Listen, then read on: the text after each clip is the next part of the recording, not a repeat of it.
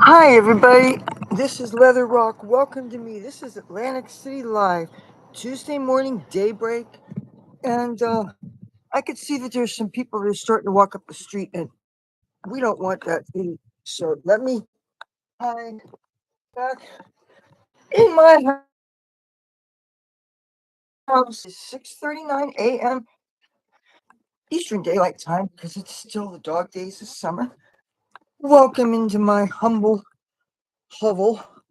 I'm going to go safely back into my home studio. I do have a fan running, so I hope you can hear me okay. Um, if you read the title of this, you know that I hinted something about a Wakenbake. Well, let me turn this fan down a little because I think it seems a little noisy in here.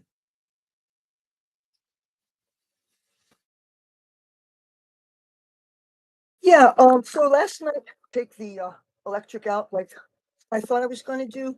I decided to turn TLC on and watch 90-Day Romances, different shows about the people that go abroad to find love and, what their relationships are like. And I don't know, my mom got me onto that stuff. So then I fell asleep and then I woke up again and I guess I caught the replay. And I'm probably going to have to catch another replay because I'm sure I slept through a lot of it. Uh, and I felt really all dirty and stuff. And I wanted to jump back in the shower, but because of my living situation, I can't just go in there at will. So those of you that can shower and bathe whenever you damn well feel like it, not everybody who even has a place to live has such luxuries because some people just live with weird people. So I wake up intermittently and I still had my makeup on and stuff. And I like to check around my neighborhood, look for roaches and stuff, unless of course it's raining, in which case the ground is wet. And that does the wrapper. If it's a tobacco wrapper, it soaks onto the weed and it makes the weed taste nasty. Plus, you never have to dry out wet weed. I always put it in a toaster oven on a metal tray of some kind. Sometimes you can put a piece of paper towel underneath it, but I like to use trays like this. The same thing that I use to reheat the fried chicken that the lady drops off from Popeyes. So, I went to the drop off spot tonight where people drop off goodies there. And one thing I got that was useful was this New York City and vicinity map. It says it includes Long Island, so that means it got some of New Jersey and stuff. And I love paper maps. There's a lot of people alive today that are so young that they never learned how to use maps. Some people are so used to the automatic navigation tools in their vehicles, but something like paper maps, you don't need electricity or technology to read them, provided you can read the small print. Now, I happen to have a pair of eyeglasses that are only good for reading glasses, so that's probably what I would have to use. But you know what? All the other New York maps I've had through the years are the kind of tourist maps that you get from the different places in the city. Anyway, I got this, and I got some Chinese decorations too. Um, if you have cats, this would be really great.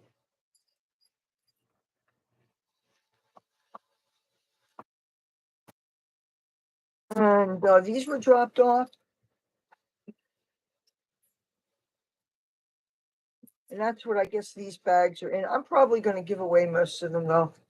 I think they would be good for cat toys. Uh, but yeah, yeah, something really cool happened across the street. There's an assemblage of people hanging out. It's kind of like almost like somebody's living room around here. There's always people 24 hours a day hanging out. Um, I'm on the corner of crack and heroin, so you've got that kind of commerce going on. You've got people just loitering around and sleeping and nodding out, and you see needles and crack pipes and all kinds of stuff around me, right? So this chick calls my name, and I answer to my name, right? And I haven't seen her in a while, and she asked me if I smoke weed. Well, I think you see where we're getting here with this, right? And so I said, of course I do. She says, hold out your hand. And she gave me this nug. I wish you could smell this. This does not smell like the jerkweed stuff that I found that I was smoking that looks the color of something I should flush, and very dry. And anyway, this smells foresty and kind of skunky. And I want to turn this other little light on. Let me see if I can. There. Does that make things look better? I got the overhead light. I got that light I turned on over there. And I want to try this weed. I would really like to. I'm so glad that marijuana is getting increasingly legal. One of my friends who I met, who's a fellow YouTuber, his channel is called Dump Star. Uh, we were talking when he was still in town, and he asked me what kind of cities I could recommend, and I recommended Washington, D.C. And he went there, and he was there for a couple of days. And I think last I talked to him, he was in Virginia, and he asked me if they were legalized, and I found out, yes, Virginia is legal. They just don't have any dispensaries. So, good luck buying it. But if you normally acquire your cannabis through, whoever you happen to see on the street, I guess keep on doing.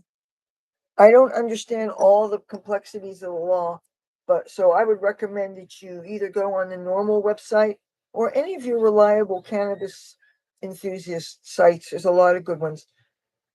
Uh, but oh, this smells kind of diesel-y, kind of like car exhaust, which is a good thing when you're talking about marijuana. And pardon me for lowering the tone if you're clean and sober. Also, if you ever used amphetamines, there's a kind of speed that kind of smelled and tasted a little bit like exhaust, but was still good. Now, I quit chemicals in 2001. Okay. I don't mean to trigger anybody who may be in recovery or have issues with it or attempted to try. I don't want to be a bad influence to anybody, but I'm being honest with you about my personal history. I did use drugs, not needle drugs, but sniffy drugs. I liked cocaine a little bit, but I really liked speed. It was, I know it's a universal thing, but it was an LA thing. If you were an actor, model, dancer, anything like that, you were always 5 pounds too heavy for what you were auditioning for. That was the prevailing attitude of the day. And I internalized it also as a daughter of obese people. Although all the women in my family, except those on my father's side, have very serious weight problems. So I'm just speaking fact, and I don't think that you should be attacked for speaking about your own life. I've noticed though that I've gotten in trouble on Facebook and different platforms whenever I talked about my history. You know, just like when we listen to the rap videos, the people that create them, they're talking about their life or their history or what they've experienced. And if we're supposed to tolerate and accept it, okay, that's their world. And at least if we hear this entertainment, we get a window on a different world that we might not be a part of. So if they can speak their truth, then I think I should be able to feel free about talking what it was like growing up in this town, for instance, growing up when civil rights was a thing. And yet my experience was that I felt victim of a lot of racism and things growing up in the Atlantic City public school system, even though I lived literally across the street from my grade school. I'm telling you, getting beat up by these rotten kids, and there was never anybody, never any adult supervision when the recess happened. Things have come a long way since I was a little kid.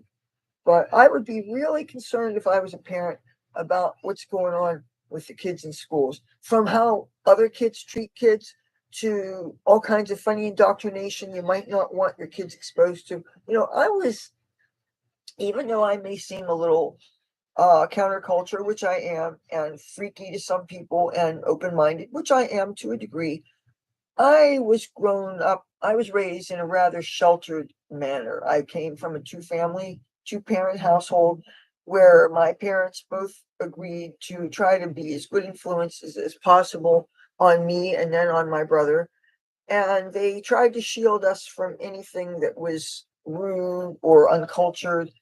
There was no profanity in the household short of damn and shit. The F word was certainly not a thing. My father, it's interesting that my father didn't use it a lot. It's cool as my father was, and he drank. He liked to go to bars and stuff, but they kept the profanity to a minimum.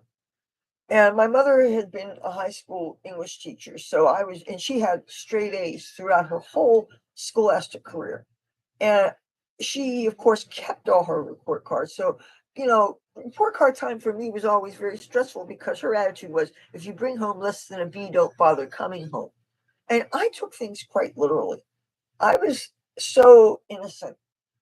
I still believe in Santa Claus in third grade, and my third grade teacher even kind of took me aside in what they called the cloak rooms. They didn't say coat rooms or whatever. It's a separate giant walk-in closet that you could hang up your overcoats and stuff. And I don't even know if they have them in schools now that they have lockers and stuff, but this is what they had in my grade school. And yeah, she took me aside. She says, "How come you still believe in Santa Claus?" And I was ashamed because it was the first time I ever seriously started critically thinking about how could there really be uh not be a Santa Claus. Oh my goodness. Excuse me. I don't want anything to happen to my computer. Whoops, I'm sorry about that. Uh I told you that the pest control was here, right? I'm really concerned about that sort of thing. And all we do is clean around here. I was thinking about bringing one of my electric guitars out last night to play, and I was thinking maybe people think, oh, I'm saving up for my amplifier. Well, until we get the pests dealt with, I'm not going to get that amp. I've heard too many stories about amps getting full of all kinds of vermin. And by vermin, I don't mean mice, okay? I am not used to living like this. This is disgusting. I don't want, you know, I don't want things ruining our equipment and stuff. All right, time for marijuana. Oh, now they're using chalk, and they're writing different things across the street. And I've seen there's this girl. She's wearing over the knee, slightly high heeled boots. And I don't want to insinuate what she does for a living because look how slutty I dress. And I've never done anything like that. But I guess maybe if I have any internal issue with her, it is that the high heels are not hurting her feet. And I know after I'd been in heels for a while, my feet would be sore. But and what does that say about me? That I'm going to start having a problem with younger people just because they don't feel aches and pains when they wear attractive shoes. That's pretty superficial. But I do experience shoe envy.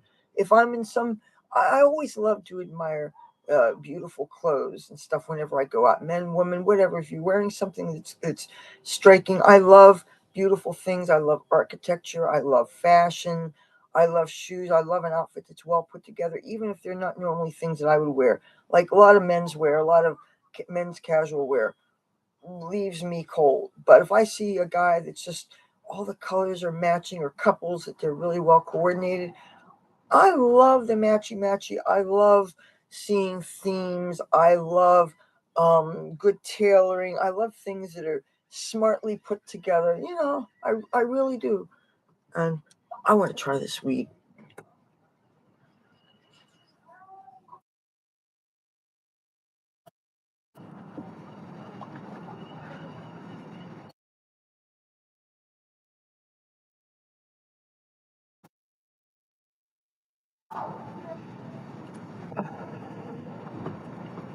Oh, a girl, I think her name is Rachel because she's writing Rachel was here. You know, makes me think. Any of you guys ever used to write graffiti on bathroom walls when you're young, or wherever people write graffiti? There was a time when, yeah, I admit I wrote my name a few places years ago. Now I'm thinking, what's a good advertisement? Really, what's a better advertisement for a person than a life well lived, a legacy of good things, or of course the social media that most of us participate in? That, especially if you try to put out quality, if you try to be a positive influence in the world, which I would like to think that any decent person would do. Uh, Did you see my? Did you see what I threw together? I was too lazy to throw the garter belt on. I'll be honest with you. I just did this. I don't know if you can see.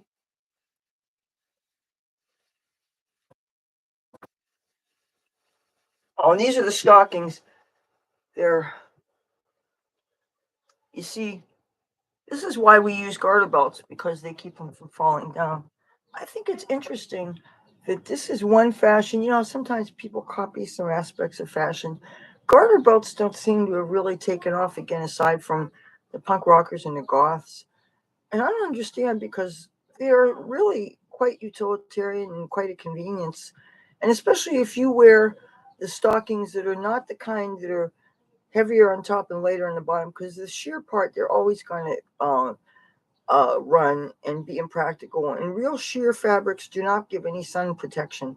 And part of the reason why I like stockings so much is not just because I love that uh, silhouette, that accessory. To me, it's kind of like the opera length gloves, breakfast at Tiffany's, Holly Go Lightly, kind of similar aesthetic. Gloves that start here and go all the way down, then stockings start thigh and go down and show a few inches of thigh. And then I love showing a few inches of midriff, because, first of all, I think abdominals are a beautiful body part. You know what else I think is a beautiful body part? I love when people are shirtless and you see them from the back, these shirtless guys walking down the street, and you see the deltoids. I love to see that Ving out, and you see the little back muscles and how it goes in the sides, the obliques. I'm not talking the extreme bodybuilders, but just the people that worked out enough so that you could see some real nice definition. And I noticed women, because we don't have as much testosterone as men, when we work out, unless we really, really, really make an effort to bulk up with the muscles, we don't get the grotesque, exaggerated muscle development that men can get when they do those extreme competitions. And we used to have extreme bodybuilding competitions on the beach here in Atlantic City. I think going back to when the Playboy Hotel Casino was here, which that was quite long ago. But I like the kind of muscle definition you get when you're, say, drummers have real nice muscles. Just the natural things that you get. You don't have to be extreme. You certainly shouldn't be using steroids and all those things, which have so many health dangers. Uh, you know what? I think I have some chalk here. I'm tempted to write some chalk on my own. But yeah, no sense in roach hunting out there if it's wet. Yeah, this weed now right away just has a nice flavor to it.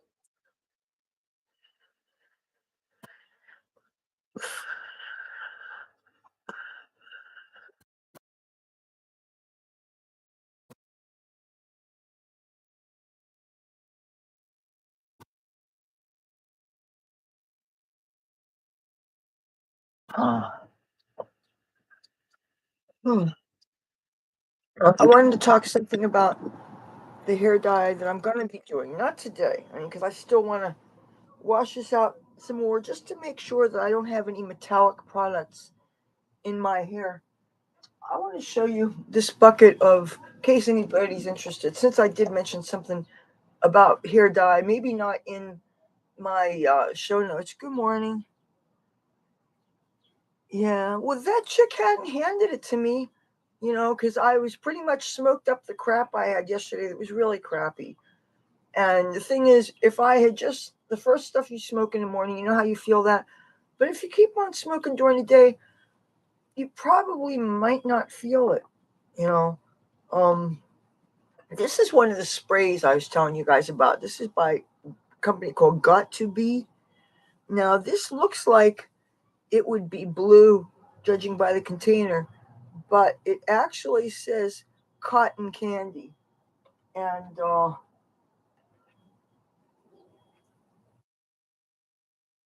I'll show you what it looks like in here. It's obviously pink.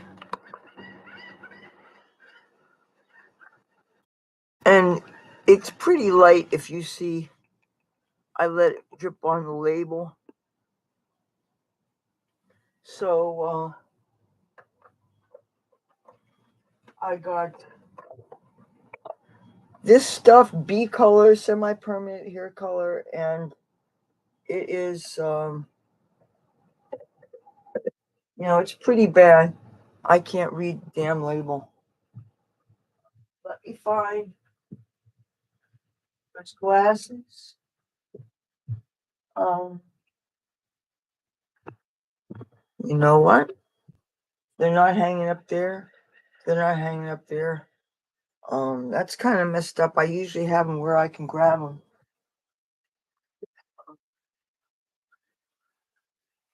God.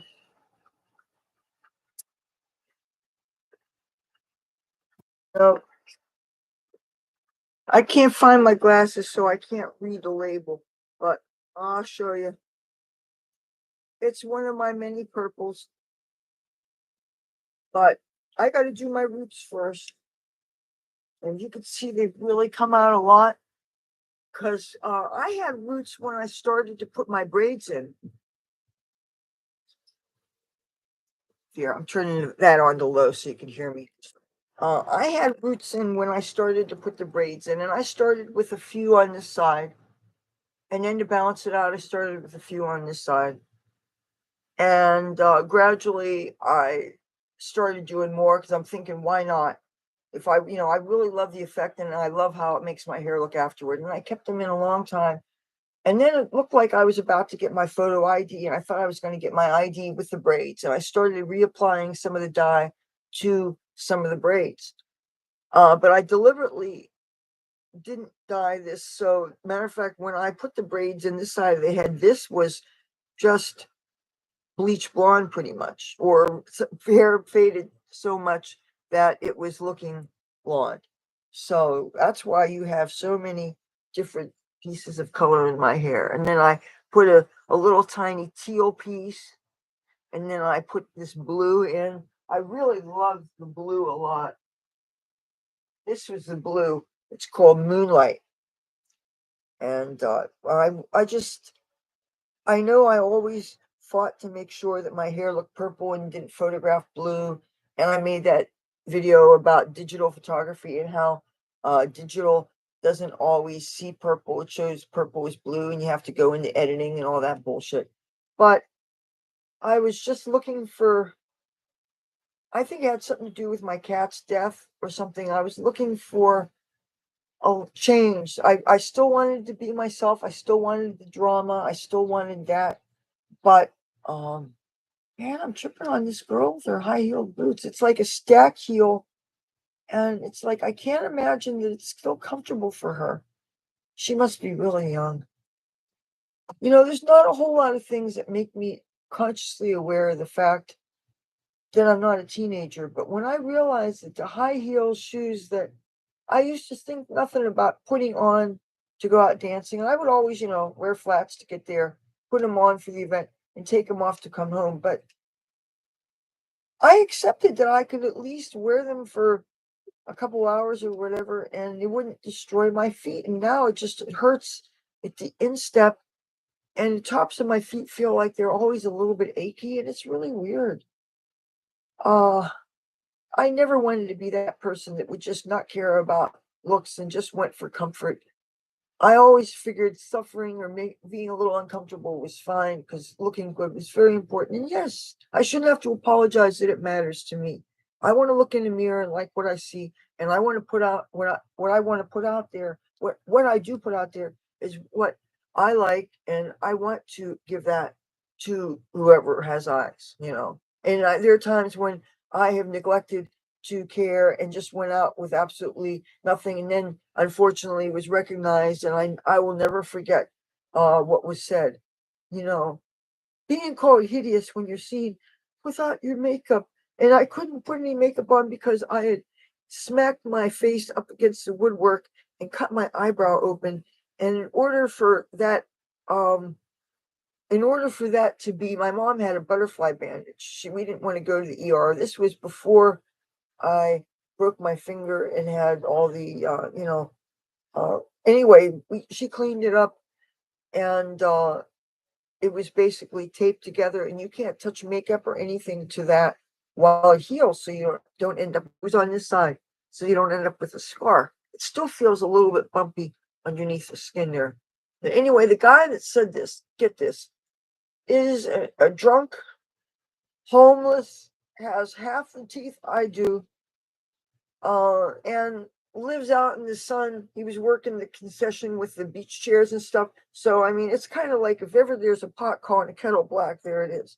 But oh, but I heard the hideous comment, and he didn't realize it was me until he heard my voice. And ever since then, it's like, well, now I know why the stars are always worried about being seen by the paparazzi that just love to find that one fat picture of them where they're wearing something to be comfortable, and they end up putting it in the National Enquirer.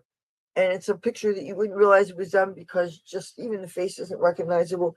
This is why many people feel like we always have to have it on and be perfect whenever we think we're going to be seen, even if I'm just taking the trash out, because you don't know if the gangbangers across the street might be taking cell phone footage and put it on TikTok. Just like I have no doubt that I might have videos making fun of me while I'm out there playing guitar that might be on TikTok or whatever. I mean, there's things you can't control, or things that people sneak. You don't realize that they're hiding something behind, and then all of a sudden they got a camera. It's real. People are sneaky. Well, I'm thinking maybe wash my hair 2 more times, and sometime when the other person that lives here is going bowling or something else, that'd be the time to do it. Because when you're bleaching your hair, you need to know that you can run in the bathroom when that timing's up and you need to get in the shower and rinse the stuff out. You can't have somebody be an asshole and say, oh, because you got too much water on the floor, I'm going to lock the bathroom door and you can't get in there. You could cause a person to have all their hair break off and you could really fuck them up. But if you don't like somebody and if you don't respect the person, then I guess it's easy to treat them like that.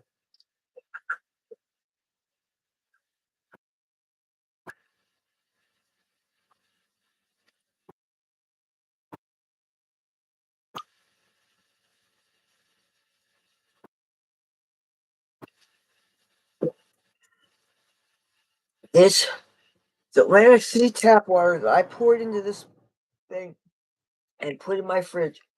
Atlantic City has award-winning tap water.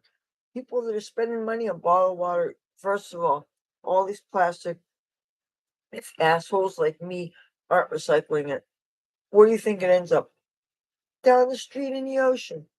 And the animals in the ocean don't like it. The plants don't like it. Plastic is kind of pretty much forever if we don't recycle it. So I get this bottled water, I refill it, stick it in the fridge, and I'm not a water person. I am not a water person. Oh, speaking of some of my favorite people, um, wow, it's definitely getting lively here. So many people have been up all night, and you can tell the best people still with their makeup on. But no, you want to know something? I don't see very many people wearing makeup, but I noticed I said people, not women, because makeup is for everybody. I do believe that, but considering how interesting my neighborhood is. And I'm looking out the window right now. I'm just enjoying looking out at the vast humanity. Mm, yeah. Do you want to? I'm tempted to see. I wish I could get a signal. Most of the people that go live, they're using their cell phone data so they can walk all over and stuff. Here, I'm lucky that my home Wi-Fi blankets, I guess, my stoop. I don't think I could go too far down either way. Plus, I really don't want to get other people in frame or landmarks that could kind of put me at risk or anything.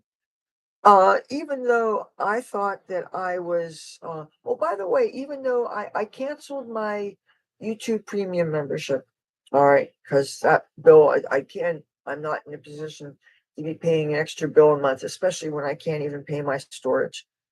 Once I get the two storages consolidated into one, And again, I need to do that in person. I need to get out to LA. I need at least 2 weeks to do this because you figure I need to allow for the time to get out there. And then I want to have at least a full week to do this. Plus I'm going to be trying to conduct some more personal business out there. I got to go to Central Casting to correct my name and my information on their records. When I first started being an actor in LA, you use this AKA when I hadn't changed my name legally yet. I was still Leather, but at the time, for Social Security purposes, they make you use your original birth name. And anyway, you do an AKA thing where you put both in, you know, and then after you do your name change thing, everything's supposed to be your current name, all the information they already have. But then they did the double thing, and then I tried to get that corrected. Then they issued another check under the dead name, and a dead name is no damn good to anybody. So I tried talking to them, but of course the person on the phone, he was an American and he had a heavy accent, and I was not getting too well with this person. And then they sent me something in email, and then it wasn't a live link, and I couldn't click it on it at the time. I didn't have a real computer. I had that tablet. And anyway, I decided, you know what? When I get there, we'll talk in person. My BFF lives in Burbank too. So, Los Angeles, Hollywood, Burbank. I know LA. I miss LA very much. And even with all the changes that have gone through since you've got these DAs that refuse to prosecute crimes, and you got these brazen criminals that know there's no consequences for what they do, so they do whatever they want. If the robberies aren't bad enough, you got to worry about the violence, and that is really a shame. And that's one thing that is a heartbreaker. Before, the thing that breaks your heart is that it chews you up and spits you out, and you have to prove how much you want it. And it's showbiz. I still can't help but feel that if 9/11 hadn't happened, I would still be out there. Um, Rockstar would have taken off well. That would have meant the renaissance of 80s style rock, would have brought that back. Of course, who knows when I would have rediscovered music for myself. Maybe it took the experiences I had returning to New Jersey to make me rediscover music. In LA, I just identified as a writer and a model and a dancer. Even the acting, you need really good memory for that, honestly. Memorizing lines and stuff, that takes real skills. And child actors who we all already know and are amazed at how intelligent they are. Think of how children can learn languages. Kids, by their very nature, are these sponges that are smart and soak up things if they have the good influences. But take adults after a while, especially if you have a history of drug use, your memory is probably not going to be so great. My memory is not as great as it was. Can I be exhausting making music? Uh, what I find exhausting is being bombarded by others' music that I can't stand. Like, the creation of music. One of the things I found out, there's a lot of unexpected things come when you are making music. Now, I started out with the guitar out here to make money. I'll be honest with you. I mean, obviously, I wanted to have guitars and musical instruments so that I could figure out how to make the music that was in my head. Now, obviously, all the thinking and the writing in the world are no substitute for having an instrument to hold in your hand to practice. You have to practice. Anybody who's watched the Music Man, you remember the Minuet in G, you remember the Think system. There's a lot of truth in that movie, but there's a lot of artistic license too.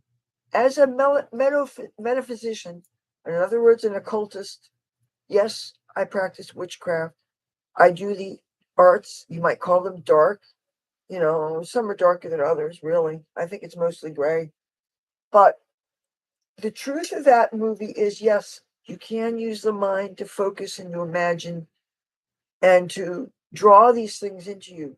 But then once you get the instrument, you still have to put it in your hand and practice. The guy said, didn't say you had to practice. Yes, you still have to practice. You have to discover. And one of the things I discovered when I was out there standing on different places I was playing my music, I was learning and practicing and perfecting chords, the ones I knew and ones that I have yet to learn. And there's always more and more to learn. And I have little books that have more chords in it. They're refreshers from the things that I first learned when I was 11 years old and when I was 14 years old. You know, back in the day, it's kind of like riding a bicycle. You don't forget. Even though if you haven't been on a bike for 30 years, you're going to wobble off it and you're going to fall and you're going to skin your knees. How the hell do you think I know? Ask Craig Sterling Thompson what I did in Washington, D.C. when he got one of those Brennan bikes. And I set my ass on one. And literally, well, I hadn't been, maybe that was an exaggeration of how many years. I hadn't been on a bicycle since Tempe, Arizona. And that was 1993. Any of you guys do math? I don't do a lot of math because sometimes people do math and they decide that people have toe tags and they're too old for life, and they do these phrases for your age. Oh, you look so good for your age. First of all, for your age means for an old sack of potatoes, you look good. Well, gee, no. How's about if you look good, you look good? How's about not saying for your age? For your age is just basically something a younger person says to an older person, which just makes the older person look like, I look ready. I'm walking over like my mother does, and I'm old, and I'm in my 90s, and I'm probably insulting some very tough, youthful 90-year-olds. The phrase "for your age" is ageist. It's insulting. It's like talking to a black person, saying, "Hey, you're really intelligent for a black person," they would say right away, dude, you're insulting me because of my race. And that is called racism. And that is something frowned upon in Western societies. If you can't be racist, how is it you can be ageist? I don't go up to my buddies that sell weed on the corner and say, hey, you're real cool for a black guy. I wouldn't think of it. Maybe people would have thought that 40 years ago when we were so used to seeing the worst examples of a kind of a person that that would strike on them. Just like, okay, take customer service. How many of you are so used to being shortchanged, being rude or treated rudely, having your clerk talking on the phone instead of with their back turned you while you're ready to be served? How many times have you dealt with that to the point that when somebody's polite, you think, oh my God, polite customer service. You're shocked because you're not used to experiencing. That's what I mean. When you are so shocked because you've been inundated with behaviors repeatedly, that when all of a sudden you get something different, it fucks your head off. And Atlantic City is a town full of so many contradictions because it's a small town, but it has many big city things. And ever since casino gambling came, oh, he's hot. Yeah, I'm sorry. I do like to people watch. And you know, I'm gonna notice nice bodies and shorts. Yeah, what was I thinking? I got distracted. Yeah, this is a weird town. And anyway, people saying things like that. I think ageism is one of the last things you can get away with. Oh, and being short. Even though you don't call people of a certain height, you can't say midgets anymore. You call them little people.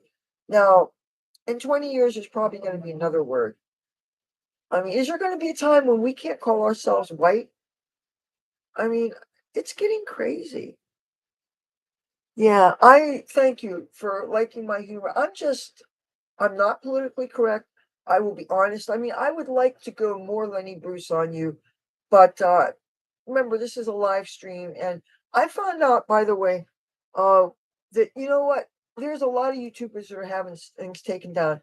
I was featured in a live stream about 3 weeks ago on another person's channel, and he named it MAGA Girl versus YouTube. And he even designed a really nice thumbnail. He put text on it and everything. I put my MAGA hat on for it, which, okay, just to make the AI really upset. Hold a second. Okay, so I put the hat on, and he called it MAGA Girl versus YouTube. Okay. You want to know something? YouTube took it down. And the thing is, it pissed me off. Of course, it pissed me off. Whenever my stuff is taken down, it pisses me off. But I was also hoping that since At the time, I didn't have any filming device. I was hoping that people would see this and they would know that I was okay and they would know what was going on. I would love for Tucker Carlson or Sean Hannity or any of the right side broadcasting people or any of the One American News or any of those people, or let's talk some high profile attorneys. Does anybody know who Leo Terrell 2.0 is? Leo Terrell. They interview him on Fox News Channel all the time. They used to bring him on when they needed a pro-choice person and those anti-abortionists, which most of the Fox people are. And I'm a pro-choice person, okay. So I'm not your usual Republican. And well, Leo Terrell, he would argue the pro-choice thing, and he's gotten more and more Republican, more and more conservative through the years, as have I, but I think he's still pro-choice. But I would love to talk to him about censorship and what's happening to YouTube. If I could interview anybody famous on my channel, that's who I would have. I would have Leo Terrell, because I mean, he'd probably be the least likely to get me kicked off of YouTube. I would ask him questions about the future of free speech, and ask him and maybe some of the YouTube social media lawyers. I don't want to drop any names here, but there's some that I am subscribed to who are considered social media lawyers, and they give all kinds of advice. And I think I can't speak for anybody, but because nobody wants to be sued, I have a real gut suspicion that even though I have oftentimes, I don't know if I've asked them directly, but I've asked a number of YouTube help channels, the channels that teach us how to do YouTube better. I've asked so many of them questions about how to navigate this thing about the YouTube rules involving how we're censored about the things we're not allowed to talk about, how to um, protect us as we try to still have our free speech and yet not run afoul of the law, how to migrate our channels to other platforms where we can more freely speak while still being able to be found. Because if a person is only going on YouTube and they're looking for a certain subject, they're not going to find the stuff that I put on that's on another platform. They're only going to find what's here on YouTube. And that's the thing, is that I'm afraid once I get cut off of this platform, people are not going to probably look for me. Who the hell knows who this chick Leathur Rokk is? They won't even be able to spell the name if they saw it, unless I was already famous because I had learned enough proficiency in enough musical instruments so that I could have an album out. And I mean, I will need to learn how to drum before this can happen, because that is one instrument I have no experience with, and I have to learn how to play the bass that I haven't even gotten that set up yet. Again, setting up a musical instrument costs a good bit of money, especially when you throw in the tip. But I believe in tipping 33%. So yeah. And and I didn't go out to play last night because I was trying to watch TV and I kept falling asleep. And then by about 11 o'clock or so, or I don't know what time it started raining. Maybe it was later than that, but it did start raining and the ground is now starting to dry off. Mhm. Everybody walking across the street is reading the graffiti. Trying to think of what else I wanted to do. Oh, I think I want to smoke a little bit more weed while I can. But you know what? I think I better turn this fan off because I think it might blow the weed away. And I don't want that to happen. Uh, you know what? I can't wait to find out if that purple dress fits me. You guys saw it, right?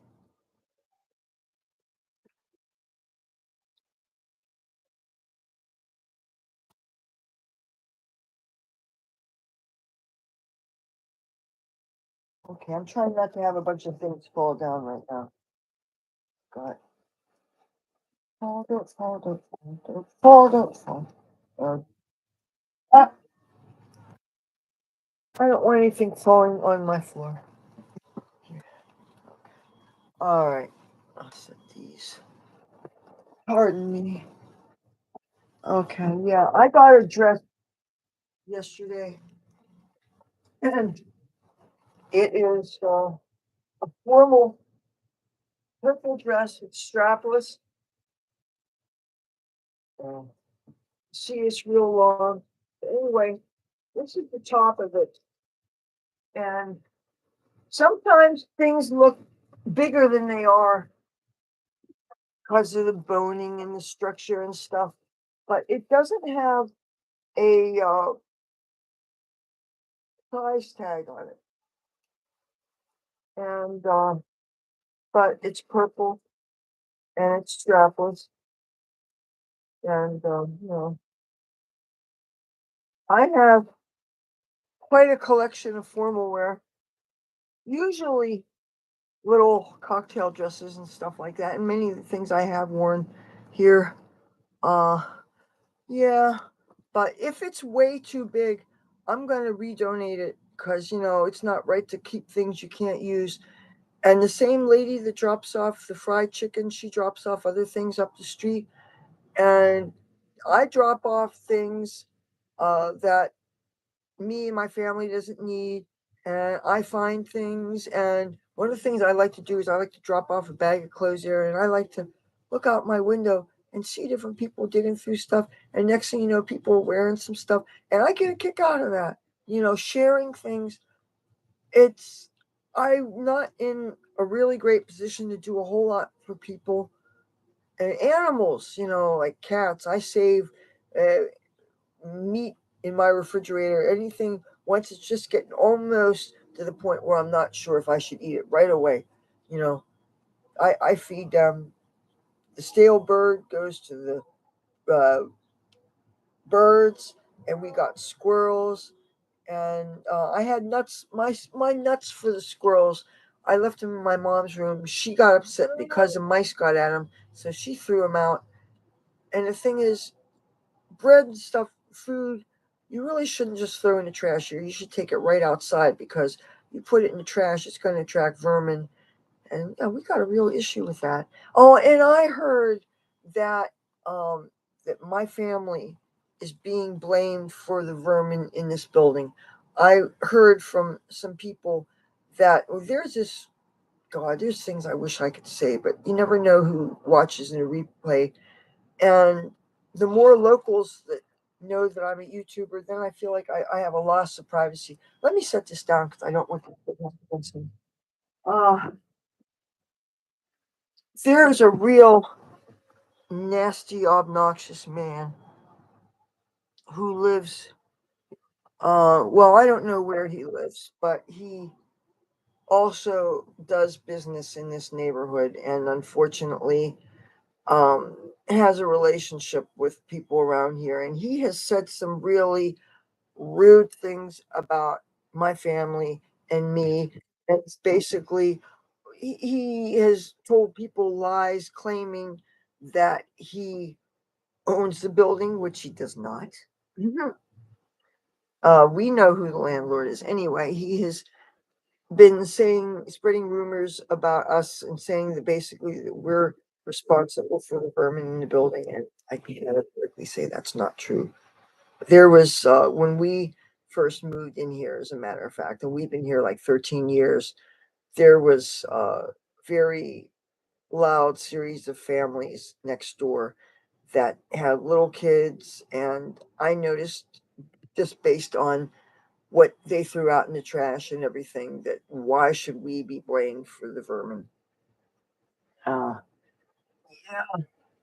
So, and I will say this too: just because a person is in a respected occupation doesn't mean that they themselves are respectable.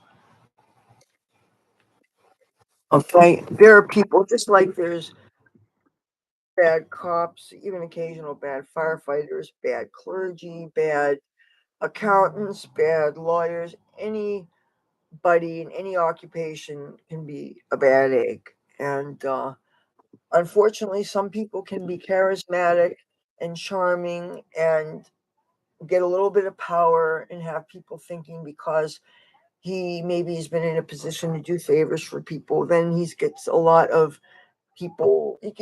People like that can get a lot of popularity, and so unfortunately, if you get on their bad side, they can make your life uncomfortable.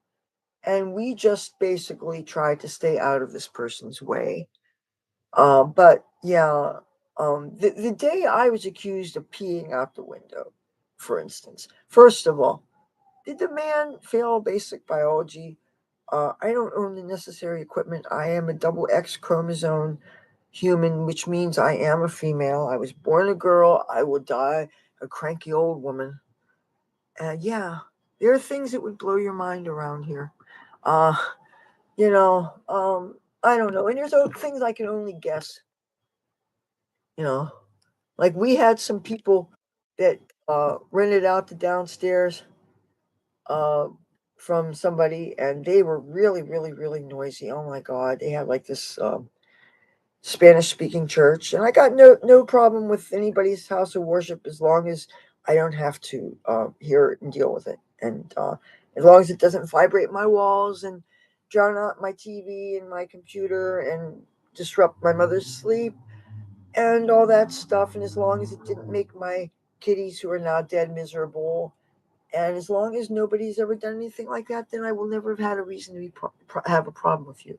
If, on the other hand, you are an obnoxious church that moves underneath me and makes our lives a living hell for a bunch of years and everything, then yes, I have a problem with you. But let's not talk about that because I don't know who's going to see this. But let's just say that the 13 years plus that my family and I have been living in this apartment, we had no idea what we were in for as far as the neighborhood goes. But that said, the good thing is it's good location because it's near the boardwalk, it's near the beach. And now I realize it's a good location because I'm able to find roaches and I'm able to find weed. And every now and then somebody says, "Hey, Leather, would you like to have some weed?" And they put a bud in my hand. So you know what? Now, my silence can be bought. Keep me stuffed full of weed, and you know what? I'll shut the fuck up. That doesn't mean I'm not going to be have you two shower. That means I won't have a beef with you. I will. I can tolerate a lot of things if you just compensate me in some way. You see, um, I understand that there's no way to avoid suffering in life. I understand that. And I also understand that suffering sometimes is a teacher, just like pain. I don't try to kill the pains that I get because I think pain can be a warning sign. Pain can let you know, oh, something going on with a certain part of the body. If I have arthritis affecting, say, an ankle or a wrist or something, that's telling me, okay, if I want to have function of that, like with my ankles and my dancing and stuff, when I first, before I realized that it was an arthritis diagnosis, okay, I had a point where a dancer was one of my large identities. Every much as much as like the color of your skin and your sexual orientation, it was part of how I felt I was, and whether or not I was proving it to people all day and all night. It wasn't like I was a famous dancer. I wasn't a rockette because, well, I didn't make the height requirement. I was going to go on an audition around Burbank, by the way, for the Rockettes. And I found out on my way out the door from another bus driver that I wouldn't make the height requirement because you have to be at least 5'7", maybe even 5'8" now. I don't know, but ain't me. So I did not go. And you know what? I probably would have made a fool of myself in the audition anyway, because he probably would have been people who had taken classes and knew the names of different moves and things. And all the years of dancing I did, I never took a class. So, and the times when I have tried to follow choreography, I was not successful at it. I am ashamed to say that I was not successful at it. As wonderful of a dancer as I think I am, when you're following somebody else's moves and you have limited time to learn, you know. And now you're seeing that people that are not in shape are still able to move amazingly. It's shocking. You can't look at a person's body and tell that they have any chops. You just can't. I mean, I would not have known this 10 years ago, but guess what? I have to accept that a person can be very, very flexible and not look at you. You know, you can't tell by looking. You just cannot tell. Just like you can't tell how much money a person has by how they're dressed. And And I'm still amazed that any police would think that I'm a homeless person, or that anybody would think I'm homeless. I mean, unless it was Los Angeles homeless, where you have a storage and you go out of your way to not look at because you want to be taken seriously by entertainment industry professionals. Now, I don't know how many people fall into that category here in Atlantic City, but really, I just, how many homeless people change their clothes every day, a couple times a day? Now, there are some places where I'll wear the same thing repeatedly, partly because I don't want to get my clothes dirty, partly because if I'm going to be sitting down someplace, I don't usually sit down in public. I don't usually sit down in my mini skirts, especially, with the benches and the chairs on the boardwalk, people step on them to take a look out over the stand dunes and see the ocean. Or you got seagulls and pigeons do poop, dogs.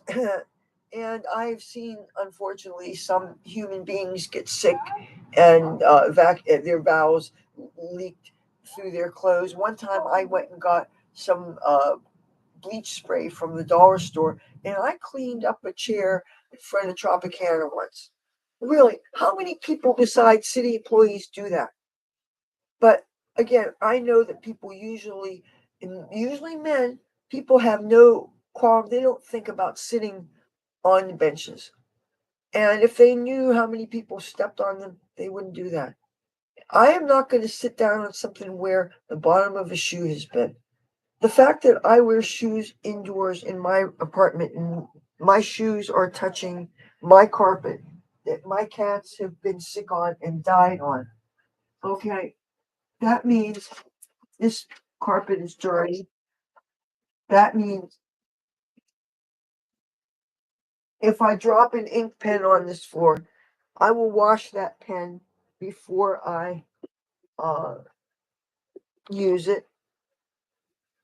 You know, these people that drop a pipe on the ground and then they put it back in their mouth when that mouthpiece may have touched the dirt. I mean, come on. Does this make any sense?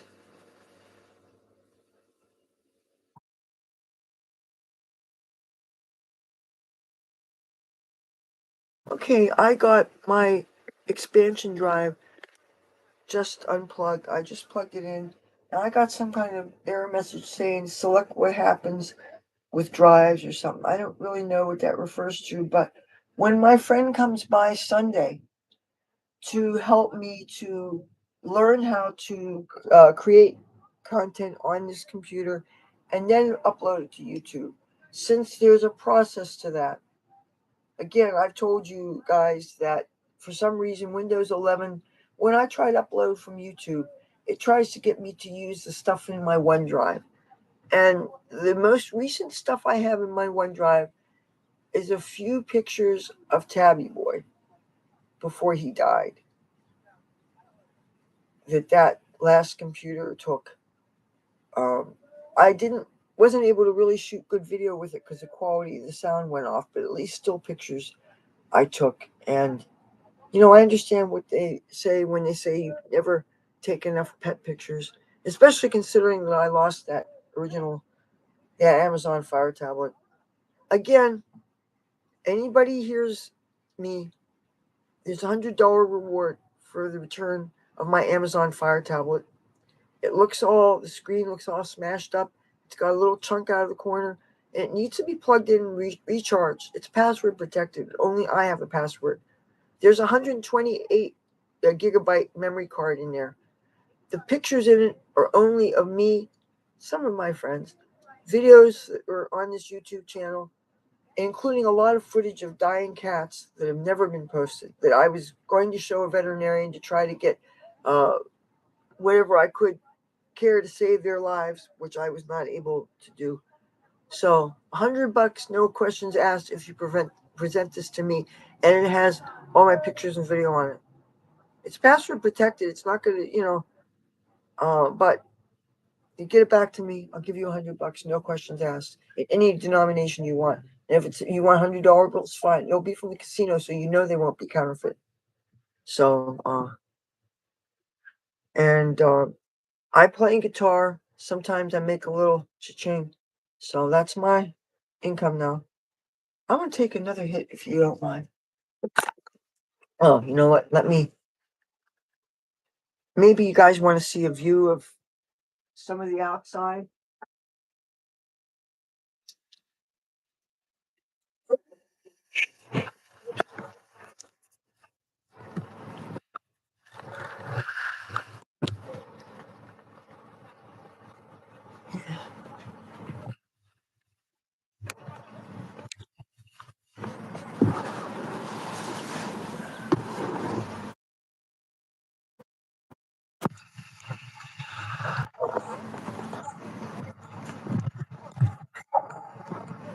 Deal some drugs today. Can I have some crack? Can I have some heroin? Oh, I want some K2 or whatever it is that you do. Give me some booze. Give me some weed. Oh, you want weed? I have weed. Weed is the only thing that I need.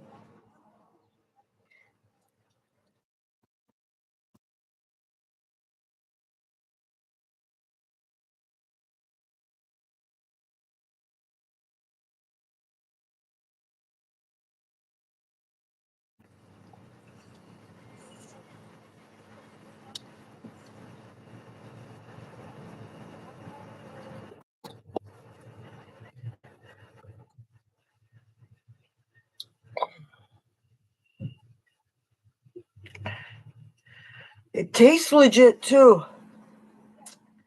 In case anybody did not know, there are some Trump supporters who like weed, and we are women, full on biological women. Yes, you don't need big boobs to be a biological woman, by the way. Um, yes,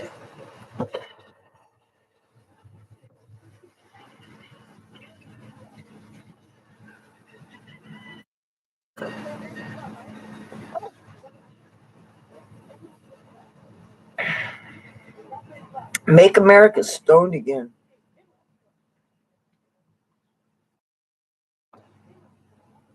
You know what? I'm afraid this is going to fall on my filthy floor. I better not chance it.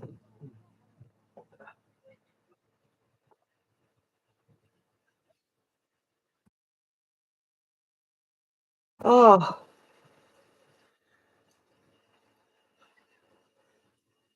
good morning. It is now 7:41 a.m. Oh, I noticed something interesting. I have canceled my YouTube premium thing. And so I figured as soon as I cancel, I can't download anymore, right? Well, they actually allowed me to download the live stream that I did last night. Like a few minutes ago, I was able to successfully download it, and I'm surprised. Um, I really did not think I would create any more live streams until I found out Sunday how to create, regular videos. Oh, I have learned. Okay, how I learned. I have learned to think on my feet. It's kind of like an improv technique where you have to, when you're doing improv, you have to be in the moment. Okay, yes, you should be prepared with the subject matter, a base. Like, I want to talk to you about this and this, and so I'll have some props out. Like, I'll have my guitars, I'll have some hair dye because I wanted to talk about that, I'll have the bleach because I wanted to talk about that. I know I wanted to talk about the weed because this chick gave me the bud, and I knew right away I wanted to talk about the weed. And when I gave this stream a title, I believe I said Wakenbake. So you knew right away that you were gonna get some weed action going, right? So okay. Now keep in mind I have a real high tolerance. So it takes a lot to knock me on my ass. I would have no problem driving. And I know every drunk driver who kills pedestrians probably says this, but really, I wouldn't. I remember when I was first learning how to drive, yes, marijuana made me feel insecure behind the road. So I didn't like the experience. And I have driven on LSD before. Yes, that's a true fact. In San Francisco, in my defense, no, I'm not planning on ever doing it again. This was back in 1994, I think. Yeah, and oh no, this was 93. This was the no. This was no, I beg your pardon. No, it was 1987. I was on LSD because I was in San Francisco. I was there with my friends Glenn and Cece, who were there to buy a ferret. And ferrets were illegal in California at the time. You had to kind of get them on the lowdown. So anyway, because I had my car, my Dodge Daytona Turbo Z, and first of all, it was my first time in San Francisco, and driving, you navigate things differently than walking, because walking you can just walk any old place you want. Driving, you have to follow, if it's one way or if it's round, two ways, you have to follow the signs and the arrows and all that stuff, and you really have to pay attention. And also, night vision is not as good as day vision, and definitely not for me. Okay, and um, at the time, I still had my contact lenses, or yeah, I had contact lenses.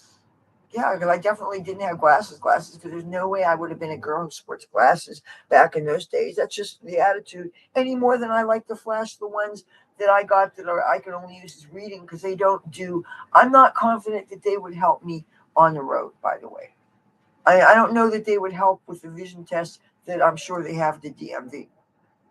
And I really questioned when I went to the optometrist that it seemed like there was more to the test that I was missing, because I hadn't had my eyes checked literally since I was 19, 20 years old.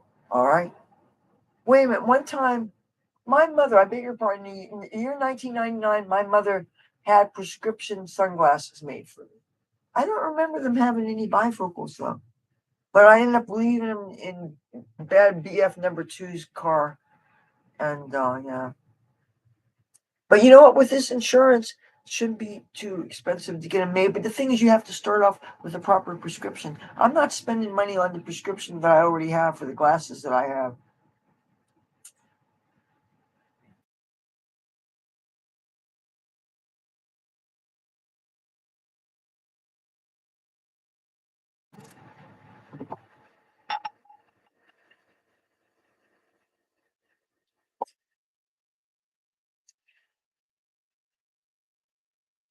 When I tell you about my little smoky jar, my friend Bob, I've only known him about 2 years. He lives out here. His name is Bob, but I call him Cunty Fuck, and he calls me Cunty Fuck.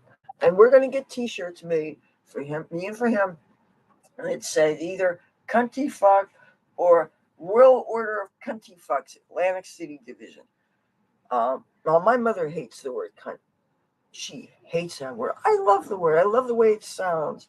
It doesn't offend me. And I'm a woman, and I am a reasonably feminist woman. I'm reasonably feminist, but I'm not cuckoo feminist. I'm not going to say that there's 100 genders or anything like that.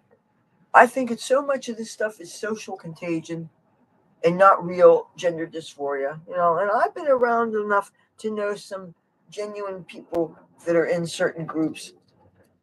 I was in San Francisco for 5 months out of the year, in 94, no, 93, 94, 95, and 96. Okay, after 96, though, I had to spend more time in Los Angeles, because that's when I started really getting into the acting. 96 was when I was in Father's Day with Robin Williams and Billy Crystal, and I was a featured extra in that. Um, and and Robin Williams was amazing. Oh, and by the way, there are so many ways to get stoned on movie sets, except in Aaron Spelling Productions. When he was alive, he did TV, and he was very strict. And if you ever got hurt, like there was somebody, I won't call him an idiot, because I won't call my friends idiots, even though I have a song called "You're a Fucking Idiot," and I've never played it when I'm out busking, because it's a song that needs violin, and it needs cello, and it needs electric guitar, and it needs, actually, I would like to have some backup vocals that are men, that can sing operatically, because it starts out classical before it gets into the hard rock, and it's a great rock song, but it's called "You're a Fucking Idiot." But the funny thing that I'm really surprised by is that uh, since I've been taking my guitar out there and playing, I have actually written new songs. And at first, it's just silly words that you're getting practice, because okay, I'm starting off, all I'm doing is playing guitar. Oh, no, it doesn't. Well, you see, there's indica and there's sativa. Sativa is supposed to be more of a energetic high and more of a cerebral high, versus the indica, which can be more sedative and more of a body high. I like them all. There have been times when I felt too uncomfortably body, to the point where I guess that's when people call it the panic attacks or something, where it feels like they're worried about their heart and stuff. I subscribe to the normal. I get their normal news, and I get a lot of weed email stuff. And now they finally found out, because before they would say that after your first hour after smoking a joint, there's a slight increase in your heart attack risk. Well, they did a bunch of studies. That bothered me, because my mother has heart failure, not just heart disease, and I have a cardiologist now. And even though they ran the stress test on me, had put electrodes on me all over and had me walk on a treadmill. And I'm saying, man, I could do a lot better than this. And I actually started running a bit on it, because I was trying to feel something. I was, and anyway, it was like I was trying to break the machine, basically, is what it was. And they couldn't tire me out. But anyway, they couldn't really find anything on me, wrong with me, except for a slight murmur. And I said, well, what's the cause of that? And you know what they said? And I got to whisper, age. I'm thinking, and I mean, but there is no demographic when it comes to heart disease. No, I'm not saying I have heart disease. I'm just saying that's, when you have it in the family, and I have it all over my family. Lots of heart attack deaths have been in my family. But that said, the women in my family are not in shape like this, and there's a lot of morbid obesity and stuff. You know, but that said, I will say, the past couple of months,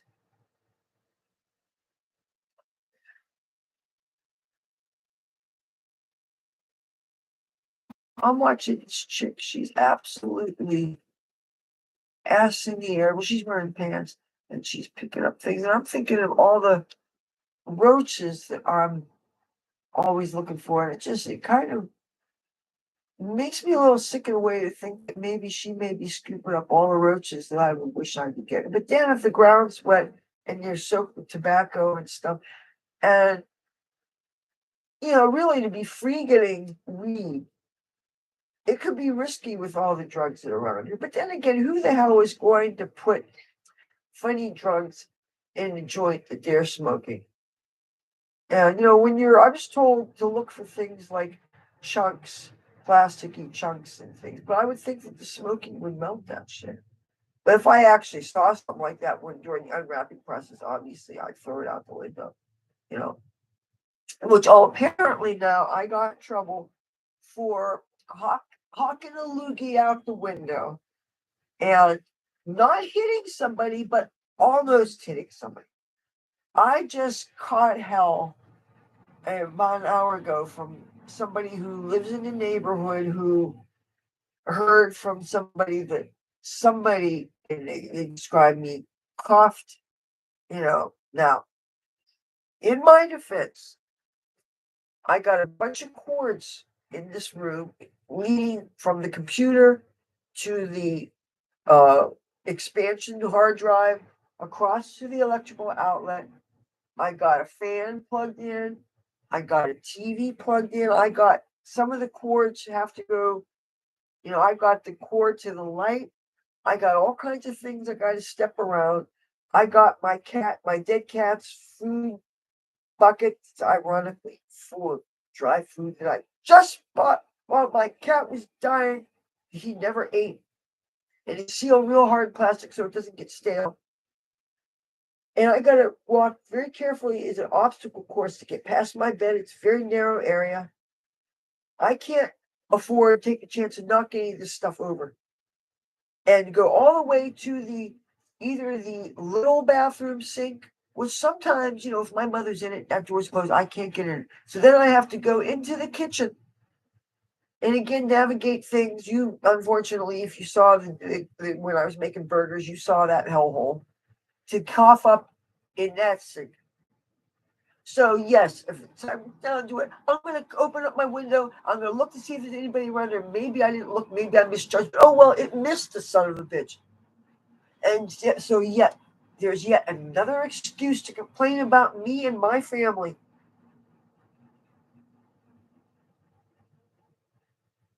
What am I supposed to say?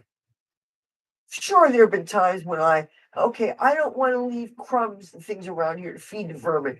What do you think I'm going to do? I'm going to blow it out the fucking window. All the trash that people throw around here, that you think that doesn't cause the ants to maybe think, oh, there might be some good stuff and crawl up in here. We have different sizes of ants. Used to be just a teeny tiny little ants. All they ate was the dry cat food. Tiny little ants. Well, now you got a different kind of ants that they're in the kitchen. And so, yes, that's why you don't put things right in the trash. You get it outside the house as quick as possible. If there's a bunch of birds around, I'm going to go and feed the birds. I'm going to feed the dogs. I'm going to feed the cats. And I hope that I don't hit you. I've walked down the street and I've had cigarette butts fall at me that were thrown out windows. The people didn't mean to do it. I wasn't happy about it. I patted it out. End of subject. If I got a hair singe, you know what? I didn't make a federal offense out of it. And by the way, when I was in school, speaking of cigarette butts, those little bastards in my high school used to throw lit cigarette butts, as well as once my hair was bleached blonde, they would take mustard and ketchup from the orders of French fries when it would go off to the Great Josh's to get lunch, even though you technically weren't supposed to leave high school premises for lunch, but they did it anyway. So they would take the mustard and ketchup and they would throw it at my hair to stain it. When you bleach your red hair off, the last thing you want is the red and yellow makes orange to get thrown in your hair you know. But hey, when you're popular, that's what happens to you.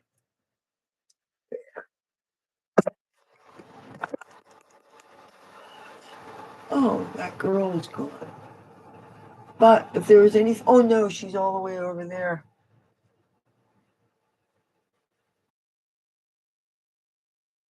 What is it she's looking for?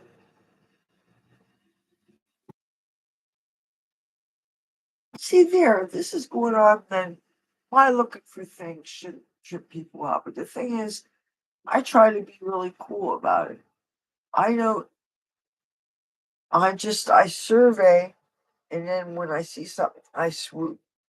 I try to sometimes if people are around, I've done things like accidentally drop my keys. I'm fumbling for my keys. When you drop your keys, you got to pick them up, right? And do that, and then you pick up the roach. That's how I pick up coins. Well, it's one of the ways to do it on a dance floor, aside from just doing your move and jumping down and scooping up. That's what I would do, certain places, which I haven't been to since the pandemic. One time, I think there was some songs that I liked. See, lately the security have been carding people at the boardwalk and giving them wristbands. So since I don't have photo ID to prove that I'm 21 or older, you couldn't tell by looking at the Grand Canyons on my face that I'm not a whippersnapper. Got to show that ID because, I mean, and then I was having this. I often have discussions about the laws and philosophical things with people, and I was talking about photo identification with a citizen that I met. When I was playing guitar, yeah, a couple of days ago, and I said this whole idea of once a person gets to a certain age, and this is my reasoning in Los Angeles, once you look obviously over 30, there's no reason you should be asked for photo ID when you're standing in line to get to a club or something. It's ridiculous. And especially if you're not even going to drink, if you're not even going to approach the bar. I mean, it seems to me that this is just so it's a layer of protection for the bartender if a person ultimately goes up to the bar and tries to get alcohol, because obviously nobody wants underage drinking. That is against the law and it's dangerous and it creates an insurance liability. The things that we know now that when I was a teenager, I certainly didn't think about. And when I was in my early 20s, there was still that concept of passing on the torch. I was a cocktail waitress once for one time in my life. It was when I first got to Los Angeles, and it was a place called the Troubadour. And I didn't last long because I couldn't uh, balance the tray of parental long necks to save your life or mine. I ended up jumping them over the second floor balcony. It's a good thing that nobody was underneath, so nobody got hurt. And they didn't have plastic bottles then, I don't think, you know. And but anyway, nobody thought anything of serving that cute underage person, especially if they were really, really, really hot. And you were willing to drive them home. And it was like, but anyway, and you wouldn't think about doing it today. You know, I felt that I appreciated it when people did it for me. No lie, I remember being what 50 Playboy Hotel Casino here in town. I went to one of the bars with a couple of my friends from high school, one of whom I'm still friends with. Hi, Paul. And yeah, he still watches some of my videos. And we got served.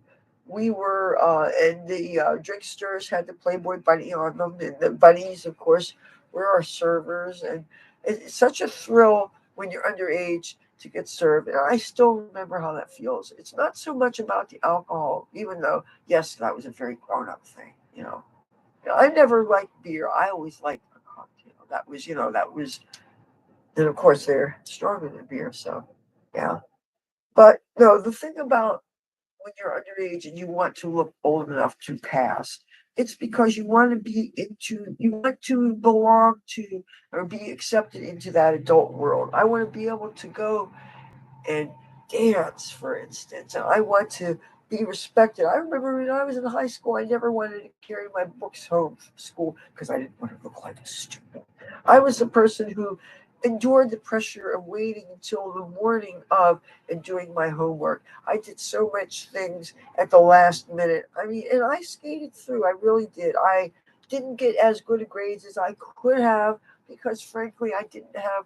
My attitude was if I don't think I'm going to apply this in my life, and I really don't think I'm going to go to college because I didn't, at the time, I was too young to have taken it seriously. And I think that if you're going to go for higher education, you should really use that time to actually go to class, do the work, take the classes.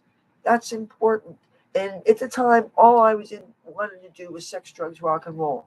I wanted to get fucked up. I wanted to drink alcohol. I wanted to immerse myself in the music world. I wanted to be around attractive people. I wanted to find rock stars without being labeled a groupie because I always wanted to be respected. At the time, I saw myself as a writer, a real analytical person who just happened to dress like a slut and want to do this real rock and roll, real 80s kind of metal, like hair metal kind of thing. That was really something I loved so much. I loved the aesthetic of it. I loved the California warmth and the freedom. So much that was not Atlantic City. Because Atlantic City to me symboled repressive, symboled constrictive, symboled you can't feel free to be yourself here because even if the law doesn't stop you, you have social pressure to conform. You have so much social pressure. Growing up here was always this, be mediocre, blend in. Mediocrity was celebrated in Atlantic City. In the day, you could never get a casino job looking like me, for instance. Even though I didn't start getting piercings until like 1993 is when I got my nose ring. And for me, that was so much about escaping that first bad relationship and being willing to put myself back on the street just to get away from him, and then being willing to travel to get away from him, and then discovering new exciting places like San Francisco, and that, of course, San Francisco is where I got pierced, and San Francisco is where I got these done. But I got this done in 2005 or six, I forget now, in probably 2006 in Hollywood, and it was such a joy because all the piercings I got were done professionally and safely, and I let them heal correctly. The nose, I'm surprised that it healed correctly considering all the speed I was doing. And cocaine is a corrosive drug, and I was living homeless. But body facial piercings tend to heal faster, kind of because there's more blood flow, and of course, being that it's closer to the brain, you really have to be extra careful to not do stupid things to get infections. And I was sticking straws up my nose. I wasn't. Do you think I was going clean off drugs just because I got a nose piercing? My reasoning was this is down at the cartilage, and straws going up there, up the sinuses, up the brain.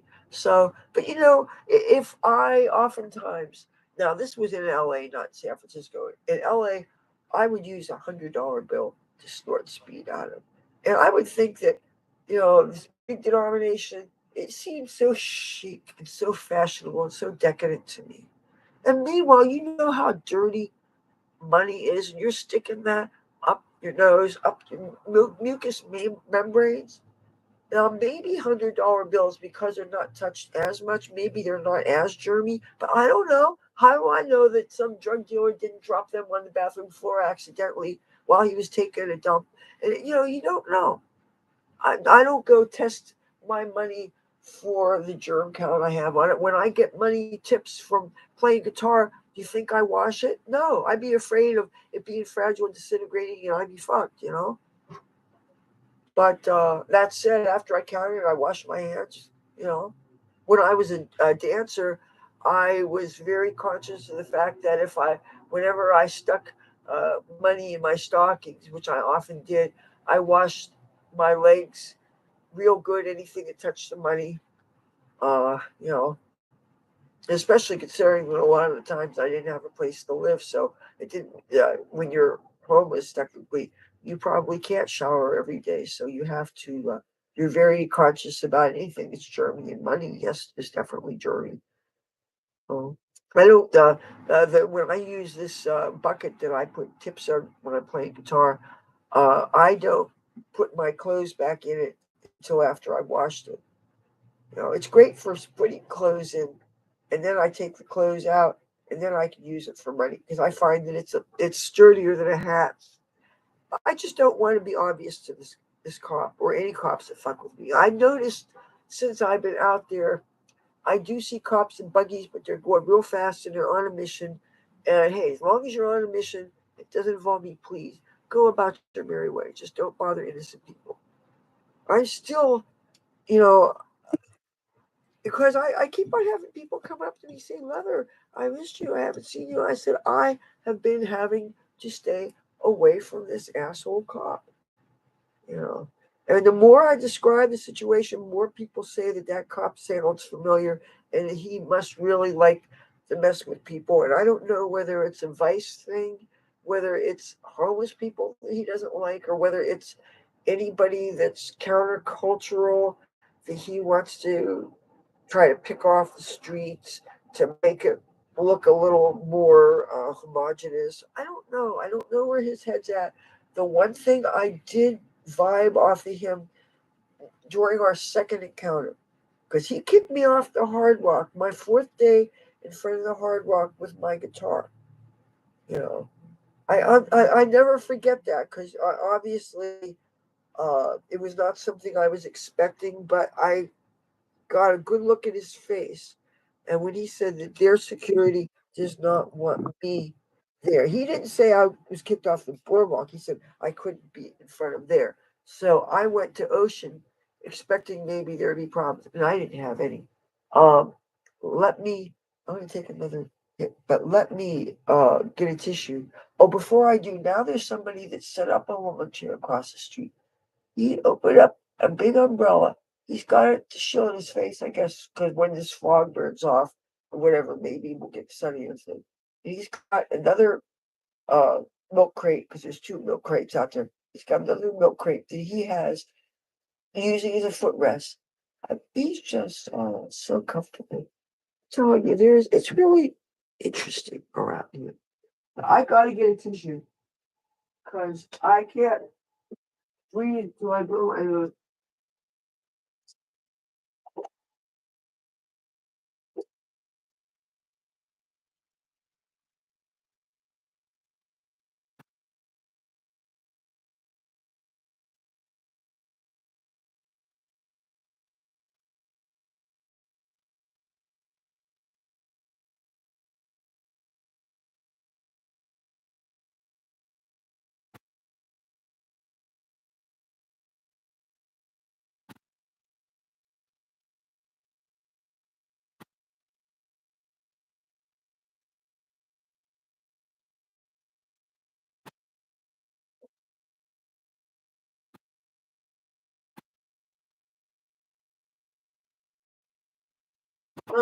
sorry about that.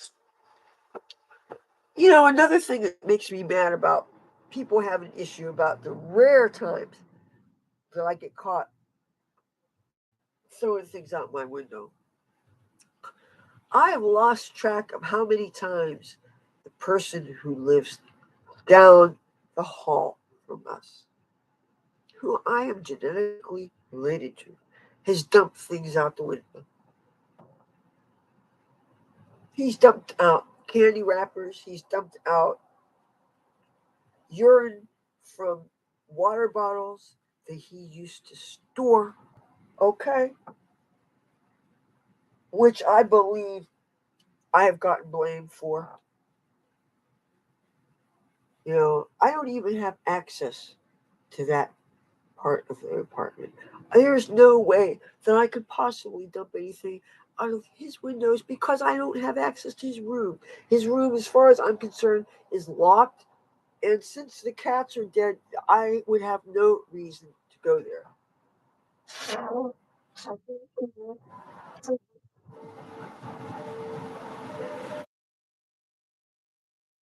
We have an understanding in this house that he doesn't come down here to bother me. I don't go down there to bother him. The only time I ever had to be down that end of the building was when I needed to bathe, take a shower, wash my hair, scrub between my toes. Things that most civilized humans like to do now and then. Things that most people who have places to live, take for granted that they can just do daily. I understand when you live with other people, there is some give and take because you want to live together and not cramp each other's style. I understand that. And I also understand that running water might be disturbing to somebody who might be sleeping down, there. But we all keep very different schedules. He has the most normal life of eh, more normal than my mother and me in that uh, he comes and goes more and he talks on the telephone way more. He has cell phones. Uh, he has friends who have vehicles who drive him places because he has epilepsy. And when you have an epilepsy diagnosis, there's no way you can get a driver's license. So he has friends with trucks. He has friends with cars. If he has a chance to go up to New York City or northern cities, he can do it. If he wants a chance to go fishing, they do that. That's how he got this sunburn. And and I keep on. And the thing is that, like I said, we are genetically related. My father had 8 skin cancers cut off of him before he died. The last 2 metastasized to his lungs and then his pancreas. Once it hits your pancreas, that's not good. So, yeah. And this is where I realize I forget where I was going. But good morning. It is now 8:13 a.m.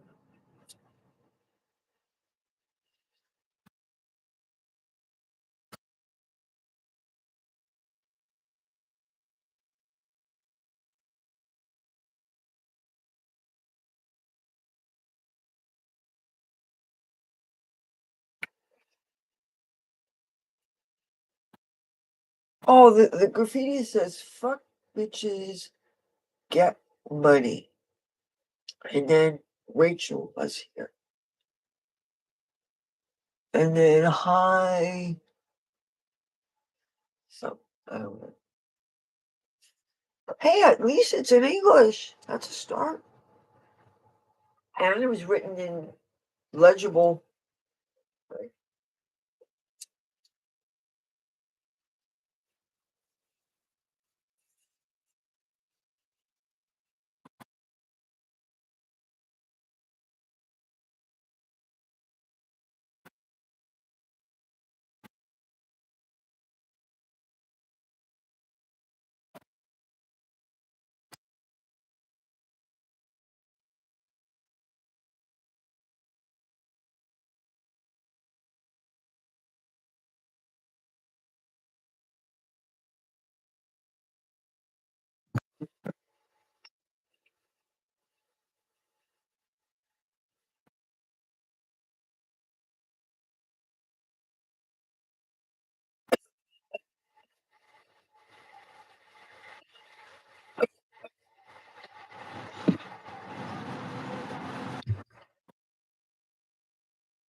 I don't want to cough too hard because if I have to have cough up a loogie, I don't want to have to walk all the way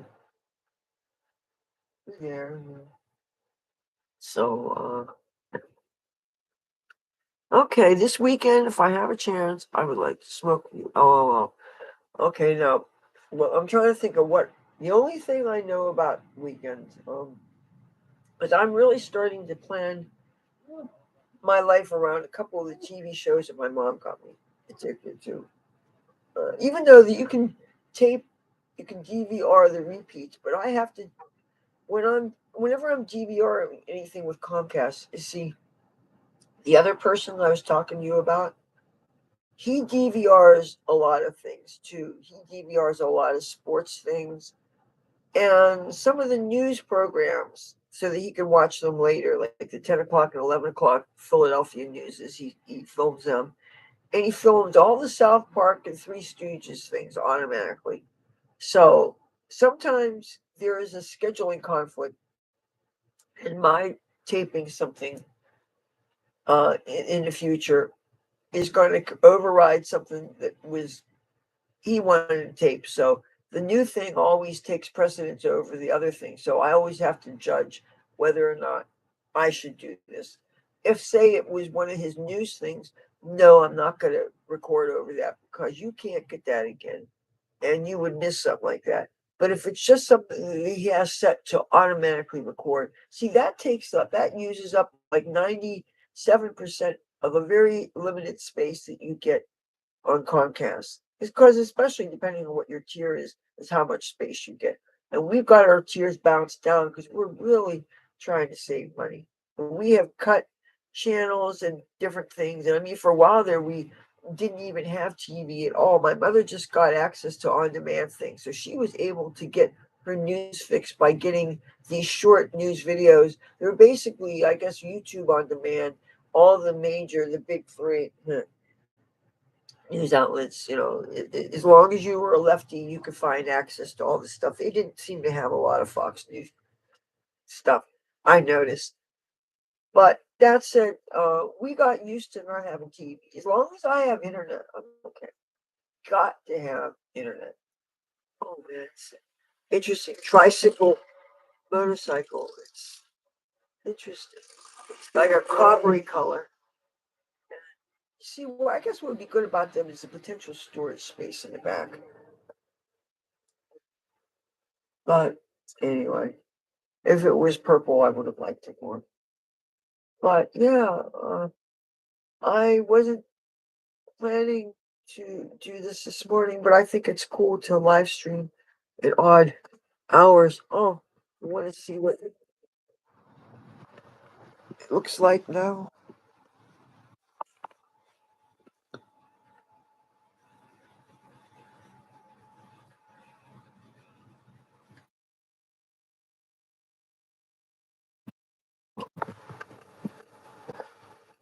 Okay.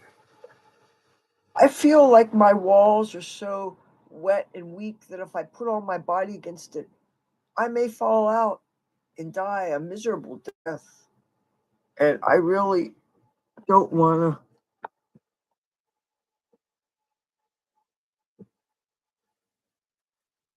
to. See. Oh, I don't want to spill the weed. First of all, wait a minute. Let me set the weed down. Okay, now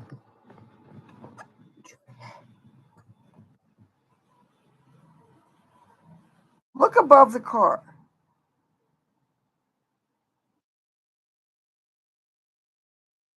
You see the guy camped out there?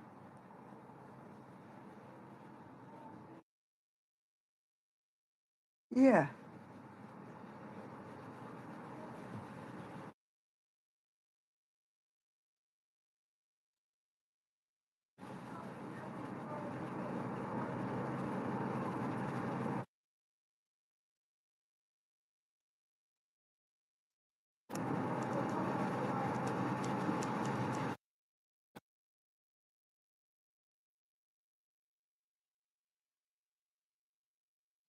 Yeah.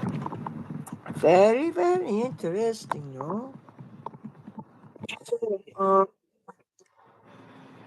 okay, so people asking about the weekend. I know that Sunday my friend's going to come by to help me sort out this Windows 11 stuff. I'm guessing, I don't know, maybe similar time that he was here yesterday.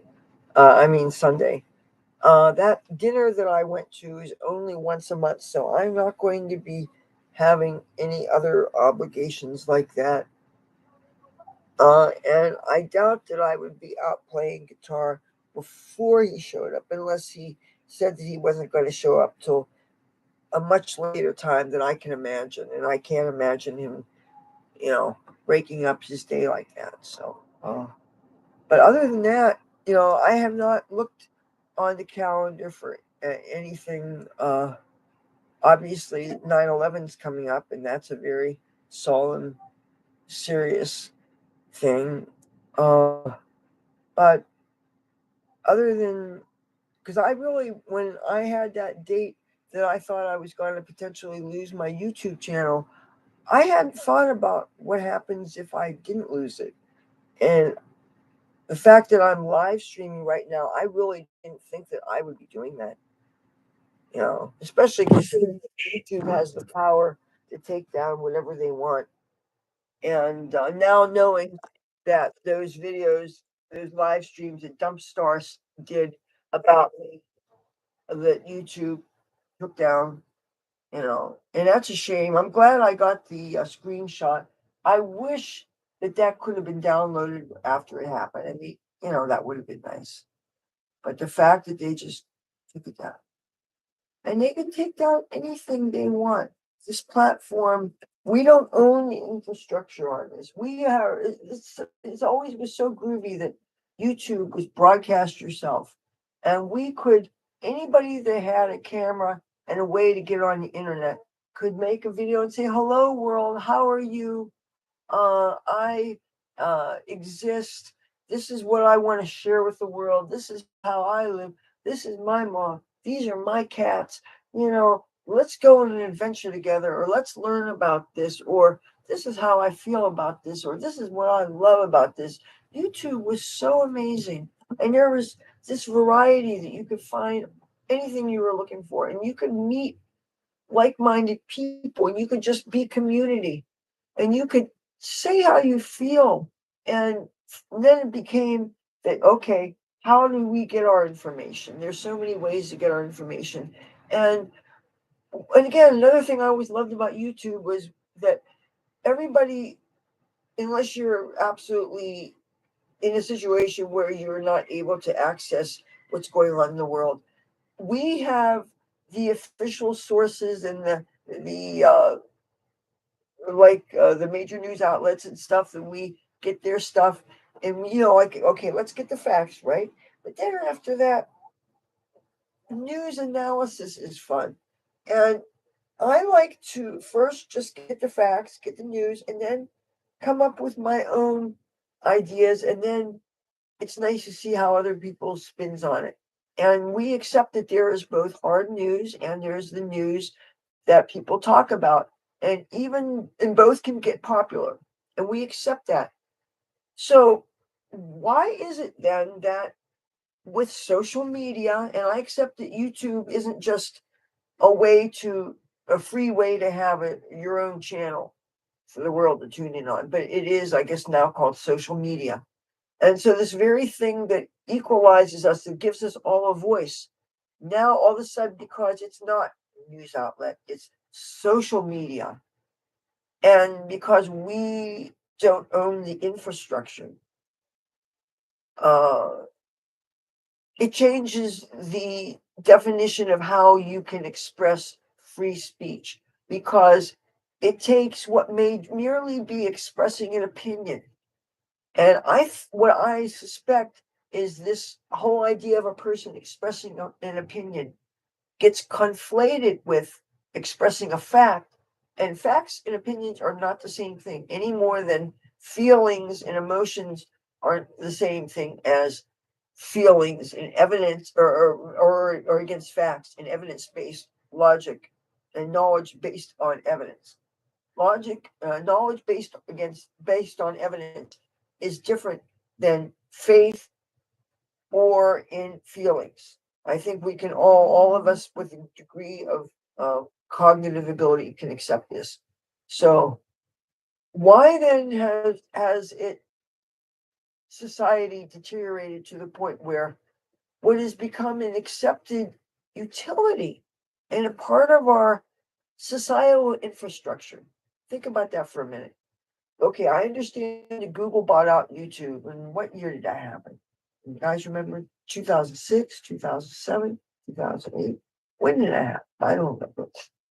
But uh, and I discovered I wasn't here on YouTube from the beginning. I didn't join YouTube until what, 2011, 2012, something like that. But I was still fairly early on YouTube and tiptoeing into YouTube. I was just showing my cat my first video. I didn't show my face in my first video. And I didn't speak in my first videos. I showed zipping and unzipping of jewelry. I was tentative in the beginning, but I grew to love being able to share myself and my feelings and my opinions and stuff on YouTube. I grew to love that in a way that when you're on social media and you're making all these friends during the time that you're showing about your life and stuff. And it's really a lot of fun. You're sharing your life with people who act like they care. Unlike my current experience with Facebook, where um, when I lost that tablet and I was unable to communicate at all, and especially during a time when COVID's still here, everybody knows my cats are dead. And I was been having problems with YouTube because of the censorship issue and stuff. And the fact that almost nobody expressed any curiosity. Said, "Oh, Leather, I haven't heard from you, whatever." It's like crickets, you know. And of course, I couldn't talk on Instant Messenger because I didn't have any kind of device at all. And then any other new device, guess what? I lost my password to Facebook, so I was not able to. Well, I know one of them, the younger guy. We were singing a song called "Beard Butter." I had my guitar, and I was admiring his beard. He's a young guy actually. He's probably younger than me, and he has this beard that has uh, two light gray or white streaks in it, and it looks really cool. And it's like evenly distributed. And he says he keeps it soft by something called beard butter. And they have all these new grooming things for men. I think that's cool, you know. And there's a definite, uh, not tapped enough market for all kinds of things from makeup to whatever. It's like, why not open things up if you got people that have the money and are interested in looking good or whatever, and there's products addressing that, you know. And I certainly don't know much about taking care of beards because last I heard I couldn't grow. And so anyway, I'm with my guitar and Bob, the cunty fuck guy, and this guy shows up and he's talking about the beard butter, and then Bob starts singing beard butter, and I forget what chords I was using. Anyway, you had to be there. But yeah. Oh, now, now our friend decided not to not to sleep. I wonder what it is I just knocked over.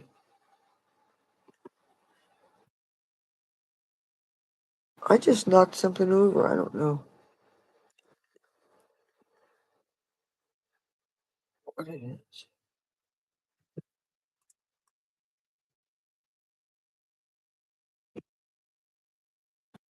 Why? Now, that's behind me, and I'm not sure. I hope I didn't spill out more. Ooh. Uh-oh. That's what I heard. One of a couple of these shadows fell out. See, this is not good. This is not good at all. Uh, all right. These two went face down. Okay. Well, you're gonna see what you do when you get stuff on a dirty carpet. I've already told you how bad in Germany this carpet is. Well, there's this thing that'll kill germs. It's called isopropyl alcohol. And I got some gel. It's like 75%. And I had it around here, as a matter of fact, just so that I could grab it when I need it.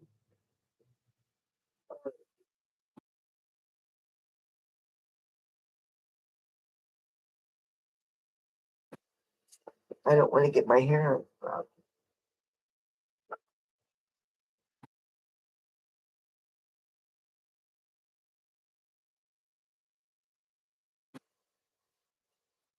Yeah.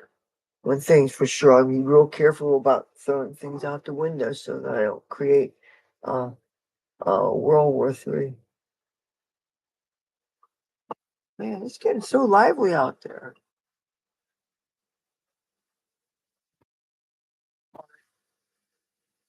Alcohol. Oh, here we go.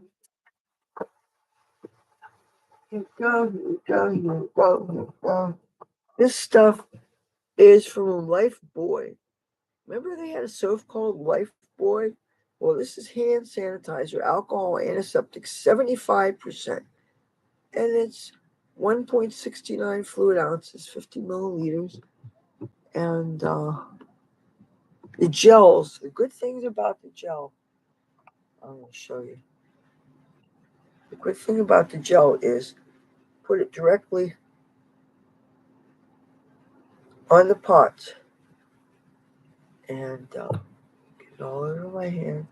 Take,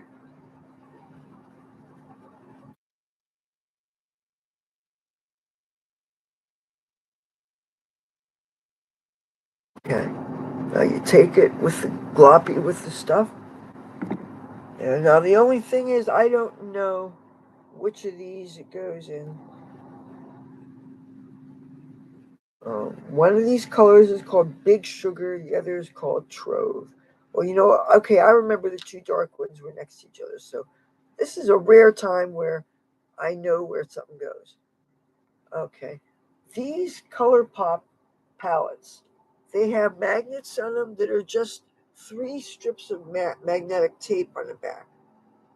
The magnets alone, really, I don't think hold these pots in. There's a couple of shadows I got in order.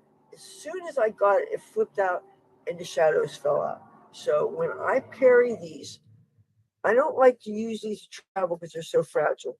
I keep them in their boxes and I travel with them so that any shake get around, or if I do drop them out of my purse or backpack or something, they're still in their box. Even though I'm trying to get rid of as much cardboard as possible because cardboard is cellulose and it's eaten by all the critters that would be in a house. But yeah, I just had a bunch of shadows came out of my blue eyeshadow thing yesterday. Oh, when these things, sometimes these things fall out and all the shadow falls out. Save the empty tins because you get enough of them, then you can use them for custom palettes. So they are good to save. Just sanitize them.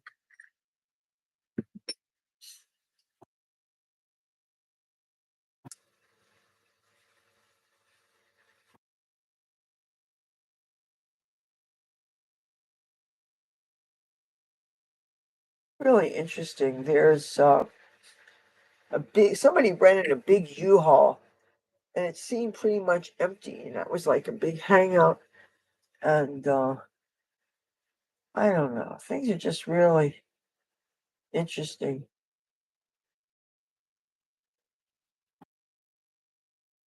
Oh, it looks like somebody's giving away food. Oh, he's oh okay. It looks like a homeless encampment. So somebody's dropping off food. Oh, oh, he's Asian. It might be Asian food. Damn it.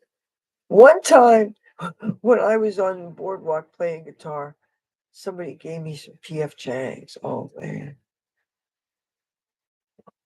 I'll watch him open it. Yeah, man. This a couple of days ago, there was some agency that showed up with boxes and boxes of Narcan. They were making sure that there was enough of that so that if anything happens and somebody ODs, you could save them. I got some. I mean, there have been so many people that died on streets all over here, and a lot of people I know carry it. And funny little letters up here it says RX only, prescription only. Oh,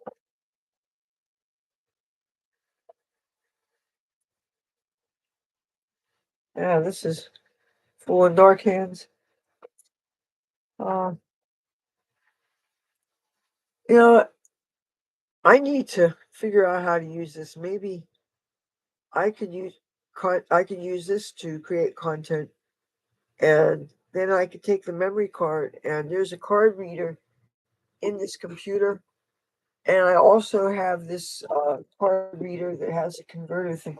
Oh, she's taking instead of just taking something out for herself, she took the whole bag. Oh, wow. And the thing is, there's somebody sitting down here, and she just took the whole bag.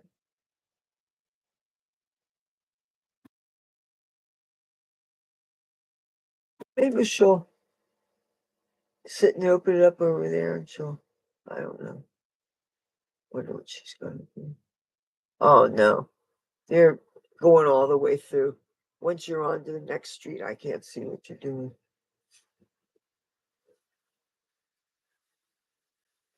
She set it down behind a row of trash cans. Oh, but now I think she's trying to buy crack or something. I don't know.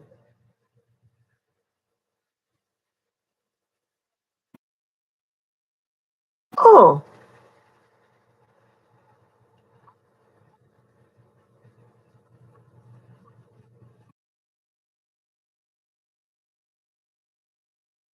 maybe she is taking some out of the bag and she's giving it to some people.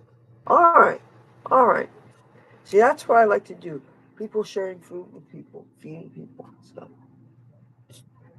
That's good. But yeah, I'm thinking this card only held 32 gigabytes, and that's really not a lot.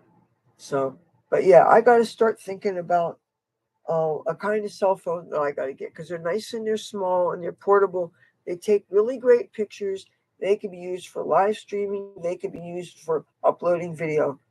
And but I was recommended not to do the Pixel thing, or no, yeah, not to do the Google thing. Well, I already don't want something that's going to get my Google Drive involved. I don't want anything getting involving Chrome because again, I'm already up to 76% of my Google Drive, and a lot of that's pictures and video. I'm not going to delete that anymore. I know I need to go into my spam and my Gmail, but uh, and I don't want anything involving Windows because I got this Windows laptop and I'm being persuaded to use my OneDrive and not just use the pictures and video that I have in this machine. So if I can't automatically just press a button, retrieve what I just shot, and put it into YouTube, I want it easy. I don't want to have to. It's the learning curve when I'm sleep deprived, and I might be stoned, and and I'm multitasking, and plus I'm always listening for if somebody's going to ring the doorbell. I'm listening for if my mother's down the end of the hall calling me. Sometimes I might have something on the stove. I got to pay attention to that too. Like I reheated burgers earlier, a couple of hour or two ago. You know, you can't leave anything unattended for obvious reasons.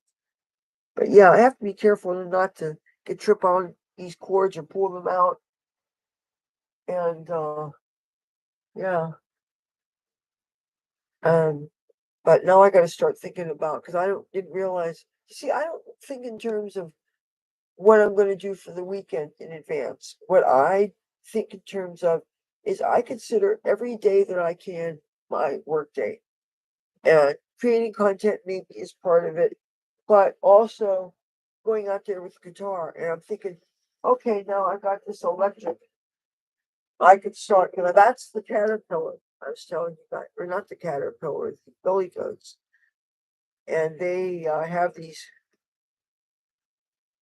tubes, they're like this, hoses, and then they go down onto the surface, and they got the brush, and they're like vacuum cleaners, but they're on wheels, and uh, they have a version of them. Those are obviously cordless, but they have a version of them that actually had long cords that I saw used on some parts of the boardwalk. You know,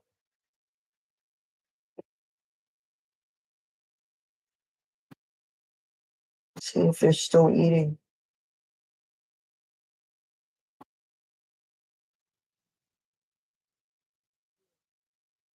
That's good. I have no idea what the food was because there's one, two, three, four, five, six, seven receptacles and a chain link fence separating from what those people are doing. So,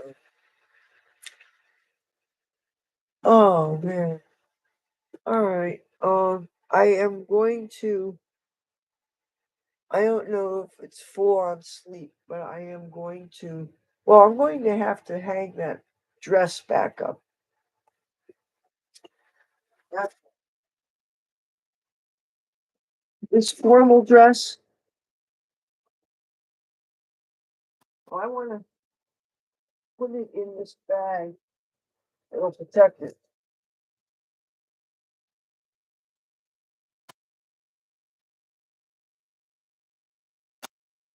But I did want to try it on just to make sure that it fairly reasonably fit. If it's way too large, there's no reason for me to keep on to it. One of the right thing for me to do would be to donate it someplace. But it doesn't have a size tag, and it was probably only dry clean, which I don't know how it does germs, you know. But it would have to be ironed too.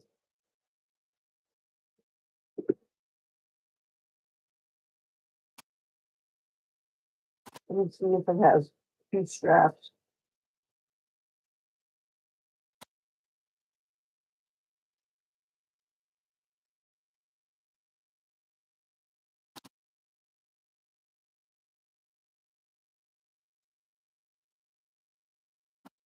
Oh, and this I didn't realize the hanger was broken. I didn't know that.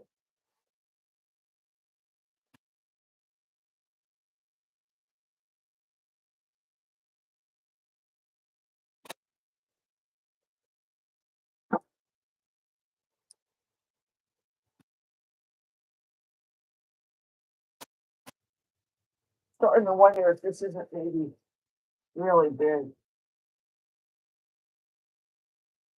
Oh,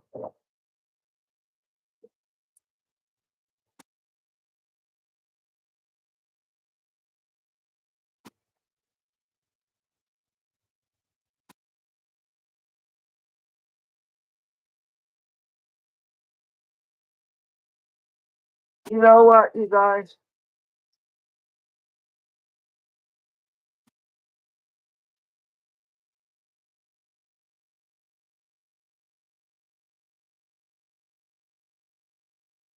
Probably way too big.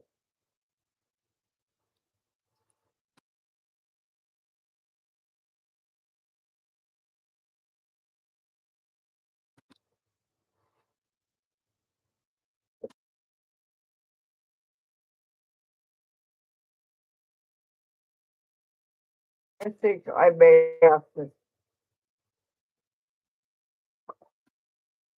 You know what? I gotta find out what the size is. Probably have to give it a home. Maybe one of you guys wants it. Um, I really would like to get fresh out of the shower and, or maybe like stand on my mom's bed and put it on and just see how roomy it is on me. Not now, obviously. But getting an idea of size, and then because it doesn't have a size tag. Because if I find out what size it is, then if it doesn't fit, then I can give it a home. And but I would want this to go to somebody to really have fun with it. You know, that's the whole point. Is that I wear clothes, I have fun with them, I use them on video, I use them sometimes going out. There's occasions. Now, if I was in Washington, D.C. right now, I'd be going to the Kennedy Center every night. They have all this free, open to the public stuff, free chamber music, classical music, opera, all that stuff. And there's some people that really dress to the nines. I'd be wearing this stuff. If this fits, I'll save this for Washington, D.C. The only thing is unwrinkling it, like steaming it, maybe. I don't think we have a steamer. Oh God, I can't imagine. Oh, they say hang them in the bathroom when you're taking a shower. You know, I'm thinking, where the hell would I hang it? Well, up against the uh, up against the door. There's a little hanger that you can hang hangers and towels and stuff if you wanted to. Of course, I want to clean that door again. But put this on a better hanger, and I would try to see if I could steam the wrinkles out. No, but actually, it wouldn't be this time of year because I wouldn't be taking a hot enough shower. Yes, it's well. You know what? Maybe it wouldn't need to be hot. Maybe just any humidity because there is humidity. But yeah, got to find out what size range this is. It looks, judging by, you see, I don't know. I really probably would have to put it on to see. It looks like it's for a very tall person too. Like I noticed some designers, like even a mini skirt, if it's made by Betsy Johnson, I have had a few in my life. Most of them I ended up giving away because they were made for a taller person, so they were longer, and it would have been too much trouble hemming them. And I love mini skirts, but I like them shorter as opposed to longer.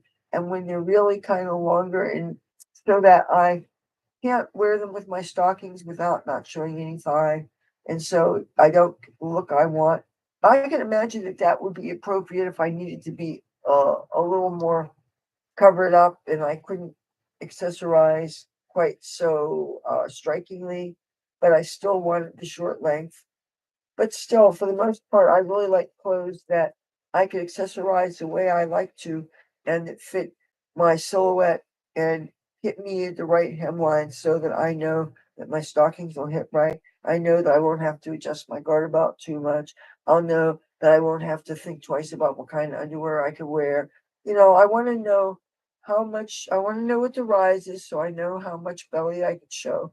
Obviously, I want to monitor myself so that if I'm looking any bloated or something, then maybe I'll have a higher rise or I won't show the midriff or something. We know when we don't look good. There are some times this week where I felt all, and I was all covered up. But if it's in the 90s and it's all flat, then yeah, I'll cut it off right up to here, because it is, so there are times where I was out there and I was wearing a bikini top, full midriff, whatever. And the humidity was still so high that I wasn't quite getting relief. I was glad I was not having burdened by more clothes, but it was so hot.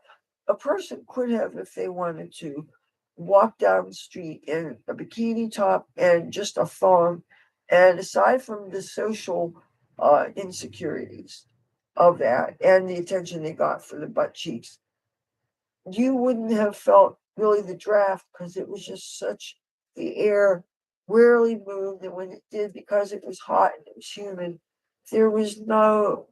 It's not. You know how the nighttime is usually refreshing when you're hanging out. It's just you get the ocean breezes and stuff. But no, it's funny. I wonder how it was on the bay. The bay, you can be chilly. It can be like the end of July, and you're hanging out on, say, the deck, which is in Golden Nugget in the Frank S. Farley Marina, and you better have a jacket with you because even if you were worshiping the sun all day and you're wearing short sleeves or a strapless top or something, it gets chilly by the bay. That breeze comes in, it's off the water, and it actually feels like it's in the. It's chilly. You actually have to wear a. Uh, you actually have to wear a jacket. You know, you go to Biker Bash or uh, the ACDC tribute, Hell's Bells, all those things. You know, which I didn't get to any of those things this year. You know, I don't listen to that radio station where people are winning tickets. I can't risk I'm not listening to current music. I'm avoiding all that. And I'm really glad, especially since I'm playing and I really need to be in my own head and play my own stuff. And I'm relearning certain things. And of course, dealing with the string issue all the damn time. I'm telling you, that's getting to be a real pain in my butt. But that's something I think all guitarists probably complain with. But what makes it worse for me is I have a real hang up about changing these strings. And of course, the problem that the G string, the only way I will get a G string on my acoustic guitar is if I break up one of the string sets I have. I don't want to change everything to a perfect whatever because the original strings that my guitar guy put on those Diodarios, there's nothing wrong with the ones that haven't broken. And I have a full perfect set of Diodarios. I have like 3 or 4 different kinds of guitar sets, but they're just one string set. And what am I going to do? Break one of those up? And the one unbroken set that I got from Wish.com. Guess what? Guess what string is missing out of it? The G string. And I'm down to 3 strings on this guitar now. So I know, yeah, uh, that's what I'm down to. You know, I'm not going to make any money with a 3 string wonder. People are just going to think, then they would really have a justifiable reason to film me and make fun of me and say, look at the crazies on the Atlantic City boardwalk, you know? So, oh boy. And now there's a certain person who lives down the street who I would love to see. Maybe he has an extra G string. Maybe I could get him to string my guitar. And I want to see if he does what Fuzzy does with giving the extra string. And then I think I saw him stretch it too. And I also remember Guitar Tech was stretching it. You know, Fuzzy did some things. I don't know if what's his name? Uh, Chuck did. Hey Chuck, in case you or your brother or whatever is watching my videos. I heard they watch some of my stuff. You know, I don't know how you guys find my live streams, unless you're specifically looking for live from Atlantic City or you know what I should do? I should do a crackhead stream sometime. I actually have some people who are crackheads, and maybe I could get them to tell us why they actually do that. You know, I don't understand. I mean, I understand trying at one time for journalistic curiosity, but if you keep on doing it when it's causing problems in your life, you know. All right, I'm not going to smoke any more weed because you know I'm not going to feel it, and I just waste it. What I'm going to do is I'm going to put it into this jar, this little smoky jar that apparently, according to Bob, yeah, Chuck gave this jar. And because it was a little smoky, I assumed that it was intended to store weed, and that's what it referred to. Well, according to Bob Cuntyfuck, Little Smoky was liquor, and this holds 2 shots. Okay, now this is or 1 shot or whatever. So okay, that makes sense. That this would be a shot glass if you're thinking about that. See, since I quit drinking in 2004, I don't think about alcohol. It's not on my, my radar. Honestly, I know that I definitely do not want to drink again. I know that I'm scared by alcohol. I don't want to go back. I know that people can and do go back to drinking even after years of sobriety. And for that reason, I am concerned, even though I don't go to AA meetings anymore, because I don't want to do anything that encourages me to pay a new uh, bill, or even things that you have to play past the hat stuff. In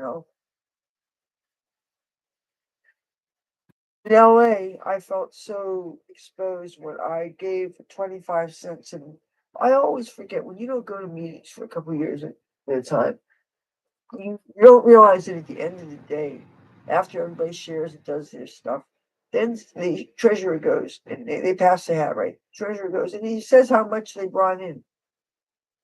And if all you have is an odd amount of change or something, I guarantee you, when they say, and 13 cents or whatever, try that sometime. Go in there with only a few cents or something. You put that in. And when they read what the money is, you'll feel like there's a spotlight. It's real dark, and there's a spotlight, and it's only on you. So, oh, that's the person doing 13 cents. You think everybody's looking at you and stuff. I know this is ridiculous, but that's what a person might think.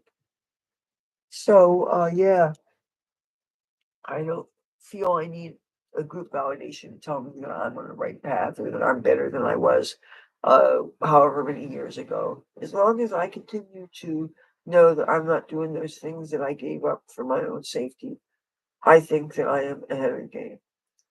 As long as I can look at certain behavior around me and not be tempted to, oh, let me see what it's like to stick a needle in your arm, or, oh, that crack looks like it tastes good. It's been so many years. Let me have some. Oh man, yeah. Thank you. I didn't really, you see, I have no idea how many people are even watching. I didn't know, sometimes I think I'm talking to the brick wall. Uh, you know, you want to over my shoulder here.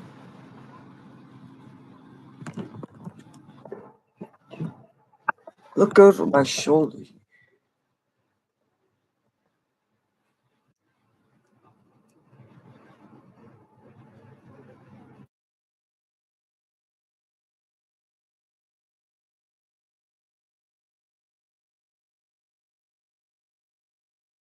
In the ghetto. Think about Elvis now. His mama cries. Yeah. I should get an Elvis tablature book, and I should learn that song, and I should play it. But no, I got a song that is called Squirrels, but it's actually a song about boardwalk life. And when Cunty Fuck first heard me do the song, he thought that I was calling out the people that were sleeping up against the railing behind the stage, near Boardwalk Hall. There's a lot of homeless people camping out there. Maybe they don't all sleep there at night, but they do hang out there a lot. And, they got lawn chairs and chase lounges and beach chairs, and I sleep there and stuff sometimes. Because every time they do the city does these sweeps and they find these groups of people sleeping under the piers. And I mean, oh, it's so dark down there. It's basically, you feel like you're walking on top of what imagine a city dump might be, minus the smells in the dirt, you're thinking, because it's just sand and a whole bunch of people's clothes, but it's dark, and you can't sometimes you can't stand up because it depends on how high the you've got uh, cement pilings, you've got wood, because you're literally underneath piers. So you've got the cement pilings hold it up, and you've got the wood above you. And yeah, so I know a bunch of people living underneath the world famous Steel Pier, which is across the street from the Hard Rock Casino. Which before it was a Hard Rock, it was the Trump Taj Mahal Casino where my mother worked. And but she never saw any of the underbelly stuff. You know, most people that are in society that only go in the publicly accessed areas that have been tax paying, law abiding citizens that live in normal society, that have always had a home with a key that sticks in the door, that have never used drugs, that, you know, live sheltered lives, have normal jobs, have normal high school and college education, all that stuff. Most of those people might not relate to those people who have decided to have some other adventures and maybe have made some not so intelligent choices and maybe have fallen through the cracks in some ways and maybe have decided that the company that they are keeping is interesting even though they have been on the fringes. And one thing I can tell you, if you hang out with a bunch of homeless people, each of those people, behind whatever their present situation is, each of those persons has a story and an interesting way how they got to where they are. Like the Bob Cuntyfuck guy, by the way. And he's not even homeless, but he you might wonder if he is because he hung out with a lot of people who were. And here he tells me that he was once an optometrist, and he told me how he dubbed in on that because when he was in college, they said he had to have a job, and he happened to be in the Chelsea section or the it was in Lower Manhattan. It was either the East Village or the West Village. I forget which one, but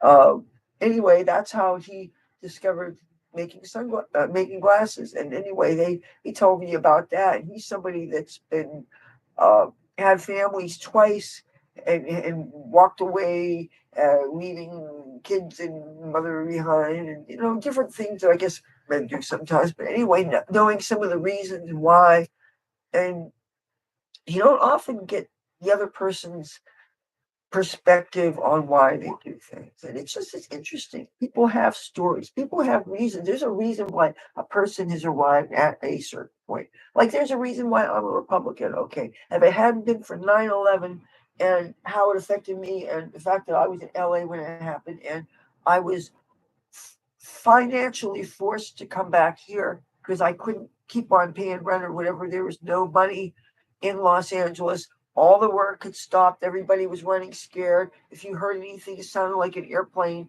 nearby. Everybody was looking up because remember, our airspace was shut. I gotta find a tissue again. Uh, yeah. So I still need to get this guitar cleaned up. I need to. I'm thinking oil might take this off. It's like it's got glue or something on it. Now, I remember this guy, the guy that gave this to me.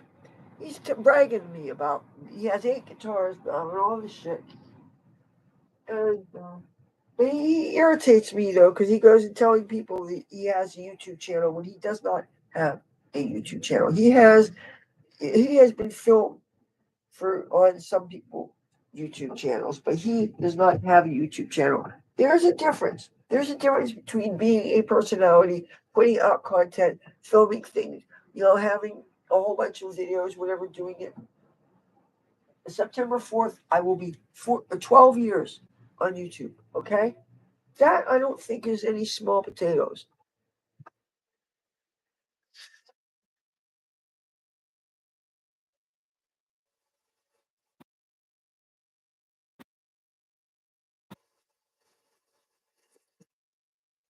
Sometimes I wish I'd get a little bit more respect for that, honestly.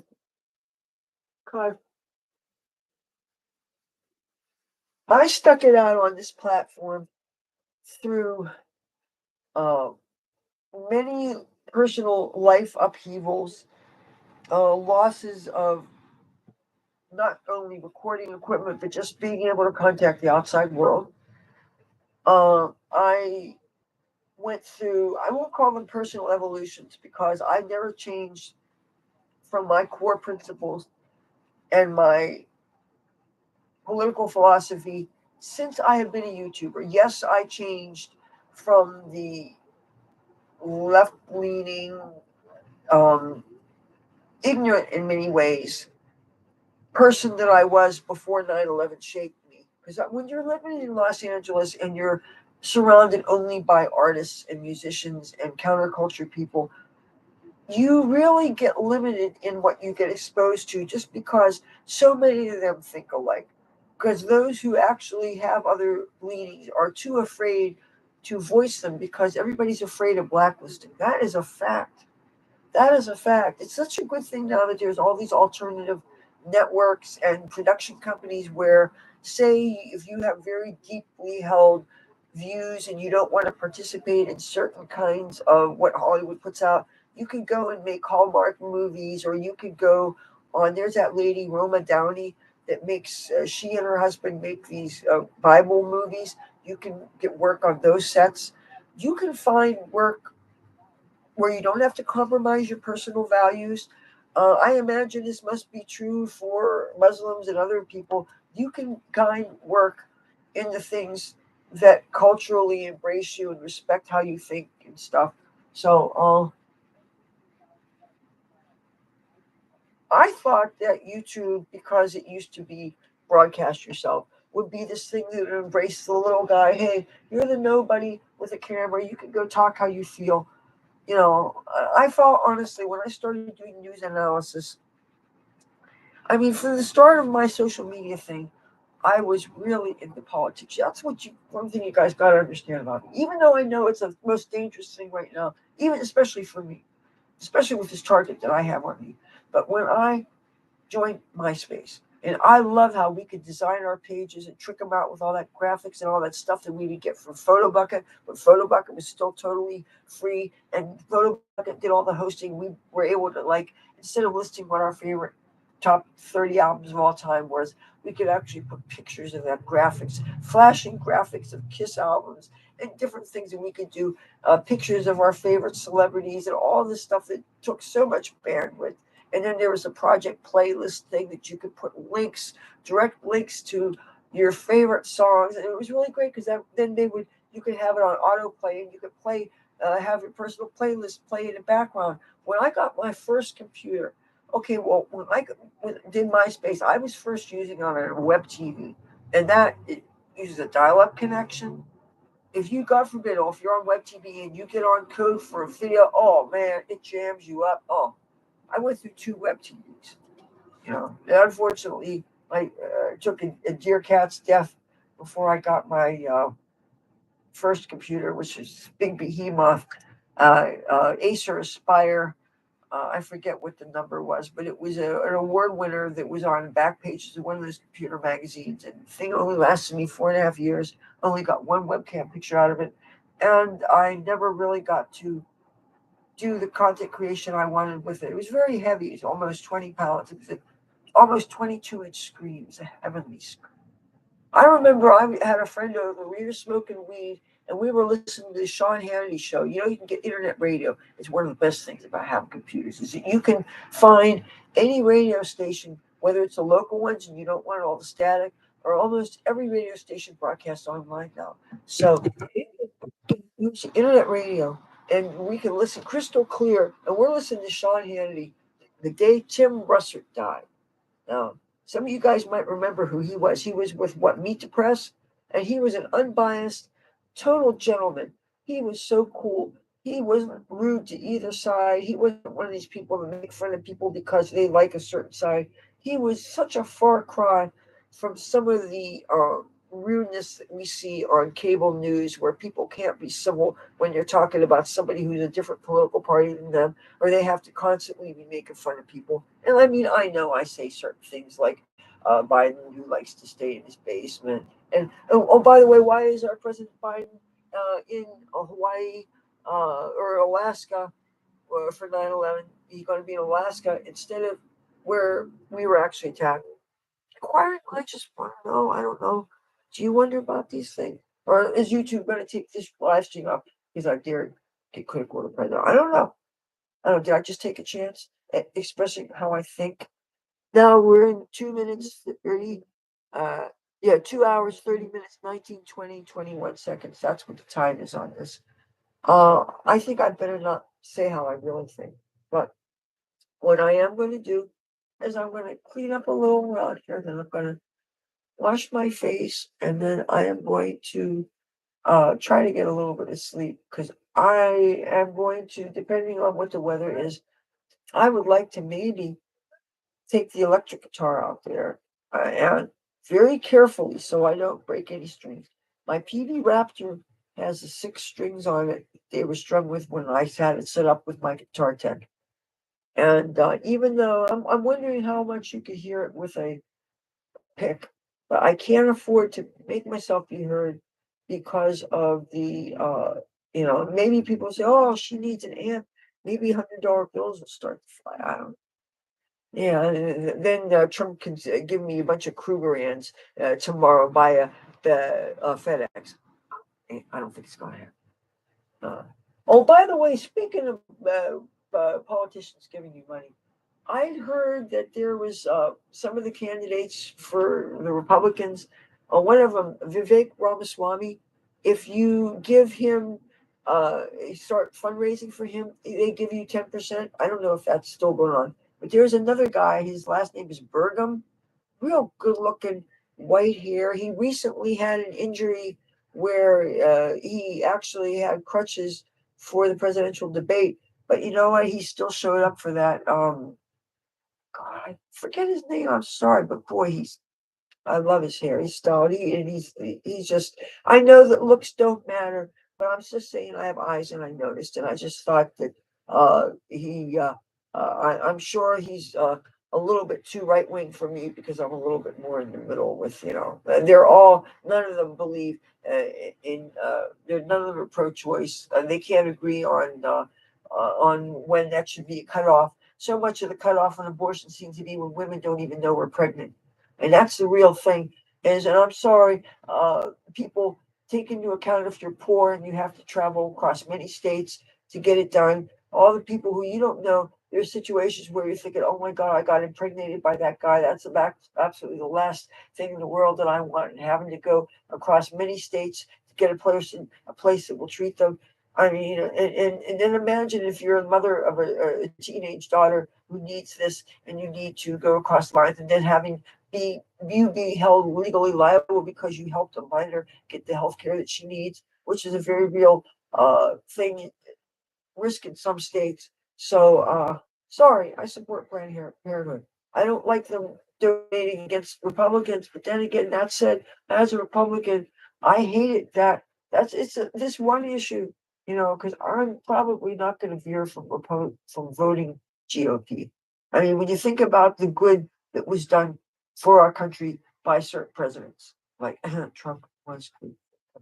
He was good for the economy. You guys know that if not for COVID, if not for what happened to us through no fault of our own, here, I think this is getting a little bright in here. But yeah, if not for COVID, think how different things would have been. But you know what? That said, if not for the fact that I had this guitar, having this guitar has really improved my financial situation. If I could just stay away from this one particular cop who I'll give him, I don't want to give credit to that asshole, but sometimes when we go through really tough things in life, they really do inspire art. Think of all the great hit songs that we don't always know came from really serious heartache or different things, or that song Shannon was about a dead dog, you know. Research it, you'll find out.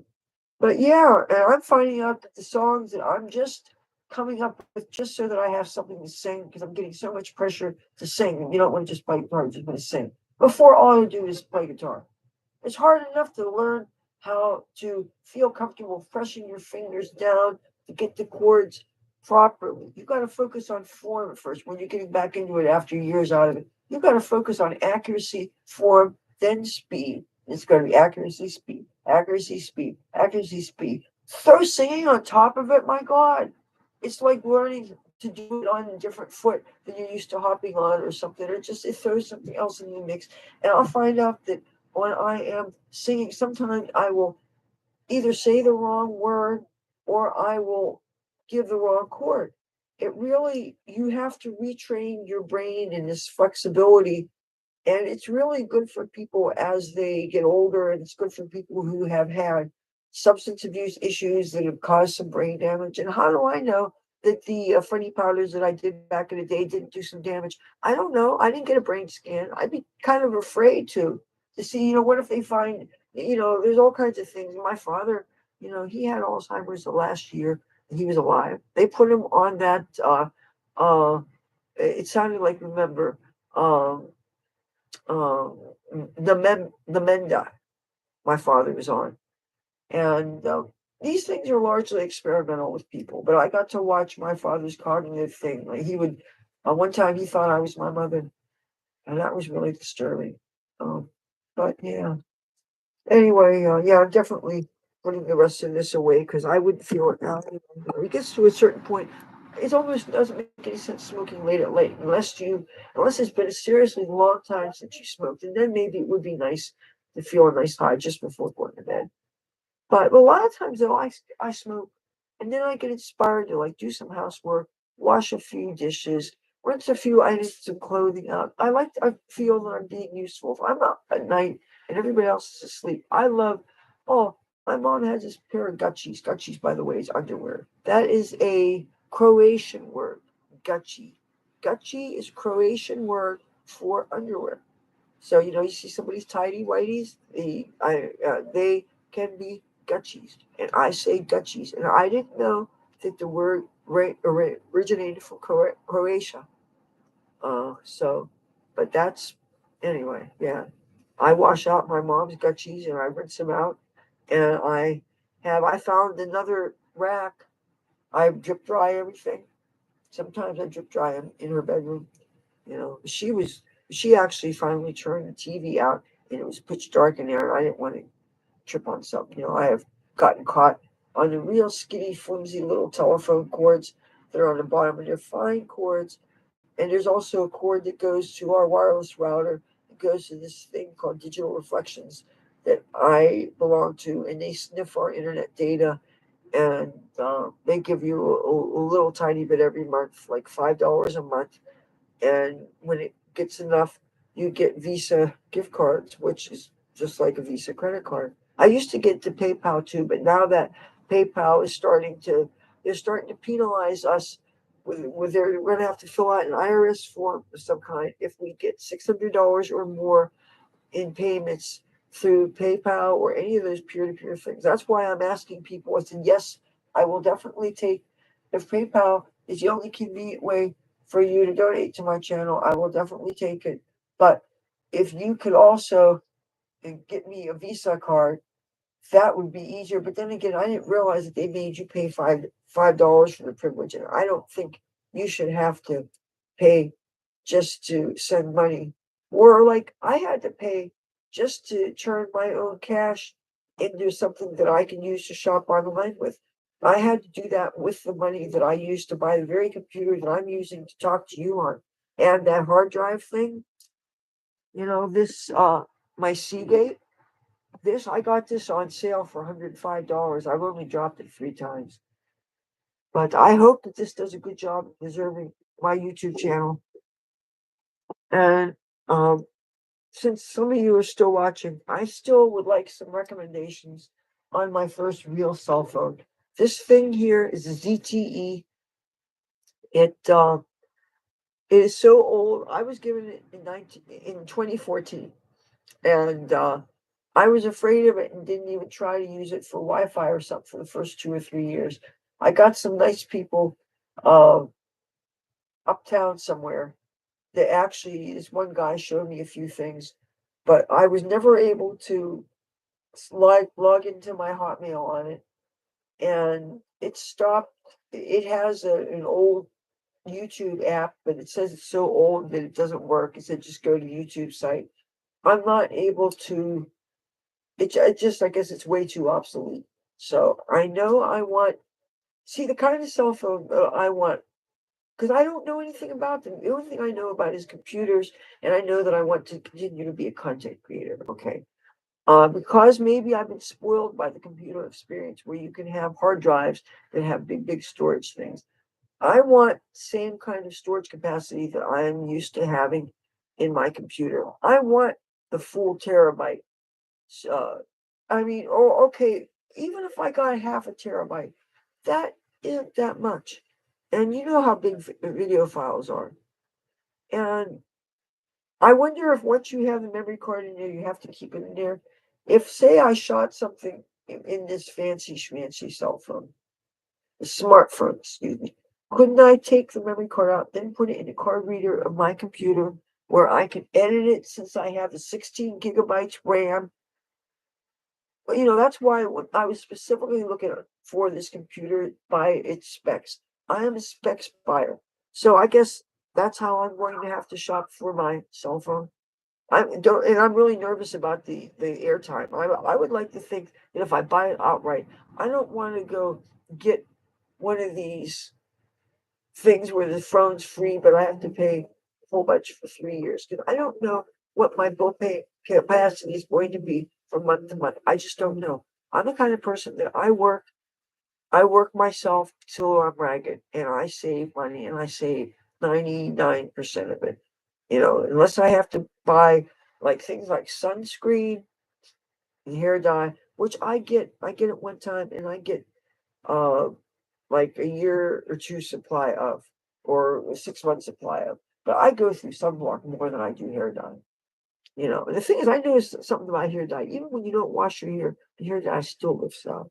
I don't know why that is. I would like to think like I don't wash my hair. I literally do not wash my hair. It's very rarely that I do. Because when your hair is all ratted up, teased up, whatever, you can't get it wet. You know that. And whenever it gets wet, when it's got a lot of tangles and stuff in it, it just becomes more like felt. It becomes harder and harder to untangle. And there's a reason why it takes so long to untangle your hair when you have any braids that you've had a real long time. I get the feeling most people who do their hair in braids don't leave it in 4 or 5 months. I do. I do because, first of all, I know the time it took for me to put those braids in. I know how to cornrow. I know how to do my hair. I usually do cornrow as long as I can see it. Once it becomes where I can't see it, then I make it loose braids. I try to make it so it looks good. And if I didn't love the look, I wouldn't do it. But the thing is, when I'm going to go through all that effort rather than pay somebody else to do it, because I don't like paying people to do it. And plus, touching my hair, I'm not convinced that they wouldn't snap my hair off. They wouldn't break. They wouldn't be rough with my hair.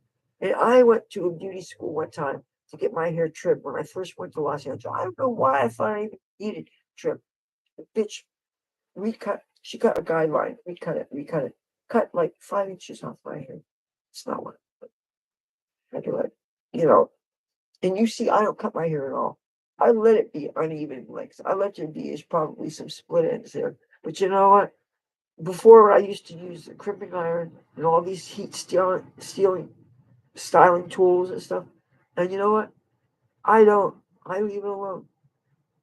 I don't even tease it up that much. Man, in Hollywood, I was teasing up all the time. I always had the big hair, the big 80s hair. I had Footh 90s. And, you know, but braids are really great when you're on the street. You don't have to, you wake up, you don't have to style your hair. It looks great. And if you have the permanent eyebrows, I call them, with the nail polish, your eyebrows are always on. And things like the sunblock that you right better be wearing, that's not going to affect them because it's nail polish. The only thing is you have to be very careful because your eyebrows are like your eyelashes, and your hair does have a natural life cycle after which it just naturally falls out. So eventually those hairs are going to break off, and so you'll find that the thing will get looser and looser, but other hairs will replace it. But just be careful. You never want to rip it out because you don't want to rip out your lashes or your eyebrows, or you don't want to rip out your lashes either. I don't bother with false eyelashes because so many people use them, you feel almost the pressure to use them. And so when you don't, you look so different. I would think if I put false eyelashes on with everything else that I use in my makeup, I think a person would think, is everything fake? You know? Ooh, phone's ringing. I wonder who's. Hold on a second. I'm curious.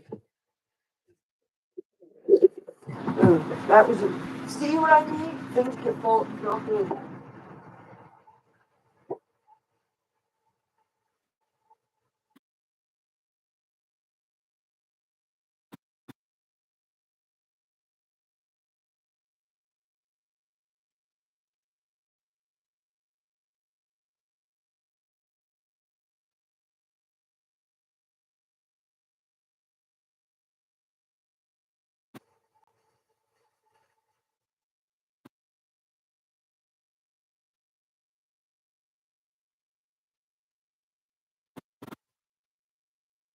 All right. So no, that was nobody important. My mother says she wants coffee. Um, you want to know how I make coffee? This is interesting. Uh, okay. I got spoiled by the packets that they have in some of the casino coffee makers where they actually have these pouches that the coffee's in. And I got to thinking, you know how you usually have your drip coffee maker and you have a basket that you put your coffee in, and then the water gets put to almost boiling, it gets pumped through, it goes drips into the carafe, and there's a warmer and all that shebang. Well, what I like to do is I like to get out the stapler. I like to get out the coffee, and I got out the beans and I ground some. I think there's enough for um, I make a pouch using a stapler and the coffee filter. And matter of fact, I'm going to do that for you now. She wants coffee. And if she wants coffee, she's got to have coffee.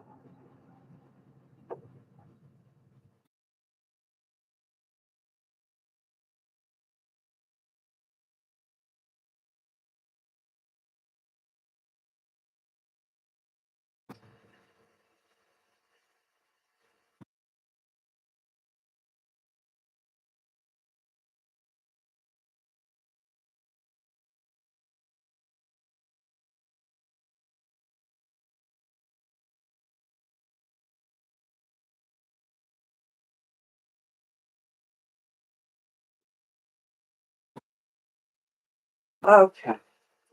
Now, this is the carafe. How I'm going to put this in this wonderful place. You know what? Probably shouldn't have brought this. This is actually the beans that we're using. This is Dunkin' Donuts original blend, medium roast, whole bean coffee, and I used one of the grinders that usually we use the stuff for weed. Anyway, I put it in this Bustelo canister. This is another good kind of coffee, Cafe Bustelo. Oh, wish you could smell this. This is yum. And now I just need to get a coffee filter and a stapler. Oh,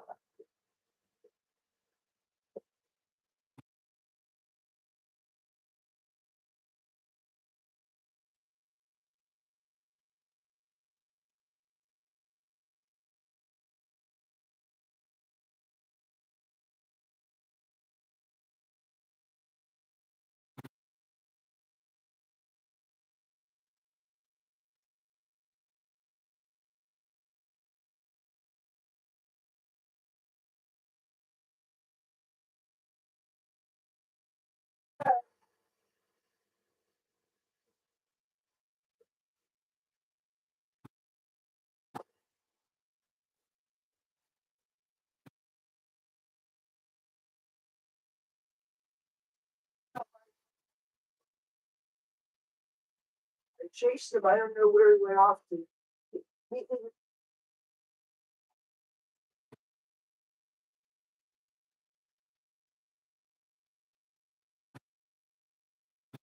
How rude, yeah. Yeah, so here I'm back. So I was just telling my mother, see, this is what I do. I take a nice thing like this. And by the way, I have to fill this little stapler with staples. So get to share with you how mornings are. When mom says she wants coffee, and we have coffee, you provide coffee. That's just what you do. You only get one mother in life, unless you're Heather and you have two mommies, in which case.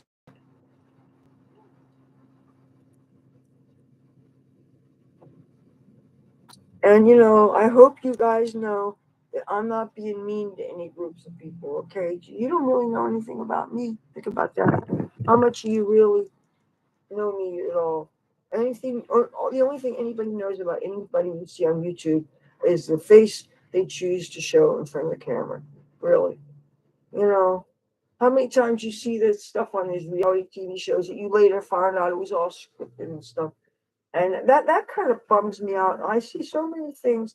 I'm thinking, man, this is so cool. It seems so real. And it's like I would hate for these romance stories to end up being fake because it just, you know, and I'm still rooting for the Bachelor and the Bachelorette and those kind of shows.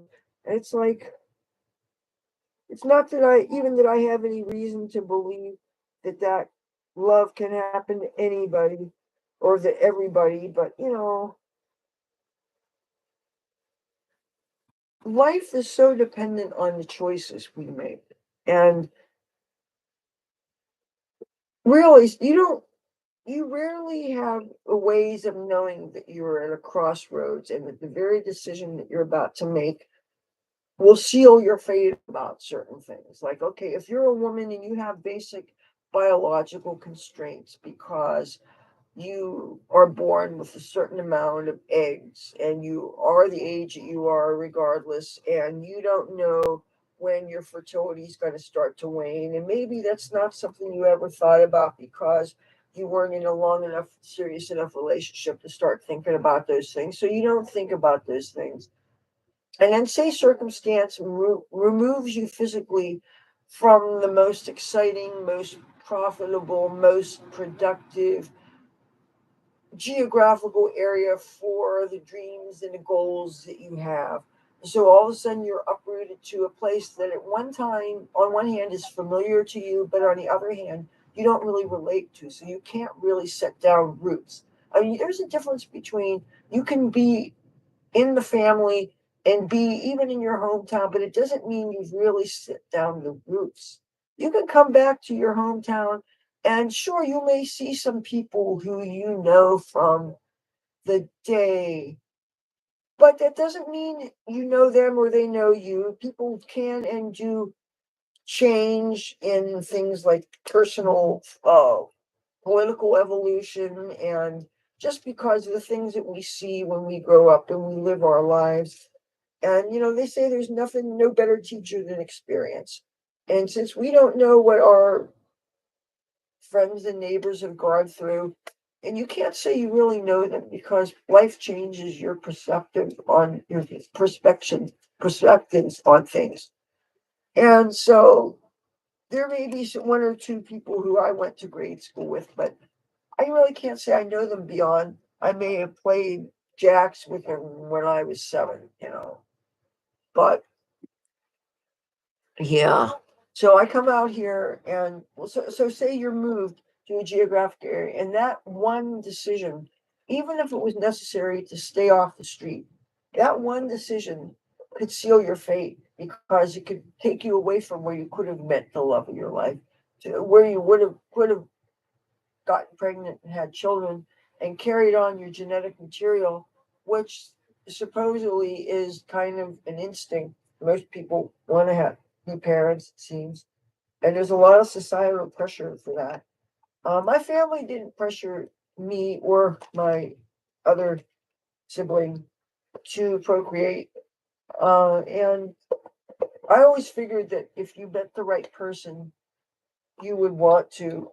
But until then, I made sure that it was not physically possible because I was responsible. And, I used the services of Planned Parenthood, and they made sure that I didn't have any diseases and that I couldn't get pregnant. And they were so smart, they could even detect that I was in a domestic abuse situation. And they know the right kind of questions to ask.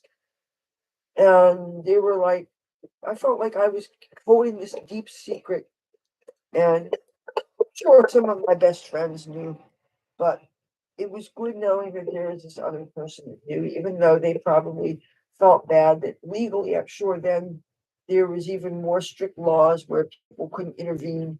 If I had children present, maybe they could have intervened, but they know that it's tricky when you're living with somebody. When you're living with somebody who's also abusing you, you can't just report the abuser because, first of all, they get very angry. Even if they were in jail for a couple of hours, you would not have time to get your possessions out. And then where would you go? there were less options for what they call battered women than they have today. And I had to go pretty much, I had to put my stuff in storage, and I had to kind of move into the streets where I already had an emotional support network of other people living that way. And I also had a job. I was a dancer, and there was a network of places that I still had a relationship with that I kept on going to that always received me. I hope I don't have it yet calling on me. Oh, you bastard. Damn it. Fuck. God forbid I throw anything out the window. Oh no, that girl. She threw an ant out the window. Oh no. You know, can I tell you the truth about something? I threw a dead mouse out there one time. But you know what? That was years ago. I mean, this was like how many years ago? Like 6 or 7 years ago. I'm so butter would melt in my mouth now. Anyway, you see what I did with this? What I do to make coffee? I take this, I put it inside the carafe. I pour the water on it. Now we figured out that normally we would do two rounded scoops, and that would make an 8 cup pot. But two flat scoops, pretty much. But I have the water. I put 9.5 cups. I have it in the thing. I use a sprayer to have it in the thing, and I have this steep, okay, like a tea bag. And then I get something I use with weed. Check this out. I get one of these. Then when this has all steeped, get this. And I go like Dr. Oz says with the tea bags. Dunk it 101 times. And then my mother and I have 2 good cups of coffee each from this. This is what I do with my coffee. Oh, and then throughout the day, I add a little bit more water, and I heat this on the burner. And then she'll get 1 or 2 weaker cups of coffee because she just wants something hot. And then after that, I take the tea bag, the coffee bag, squeeze it out. Then I take it to the compost pile because coffee grounds are compostable. So, okay, I'm going to put this in there and I'm going to put the water in so my mother can get some coffee. And I filled the stapler, so she'll be happy about that. And, you know, what they say, happy mother, you get to live another day rent free.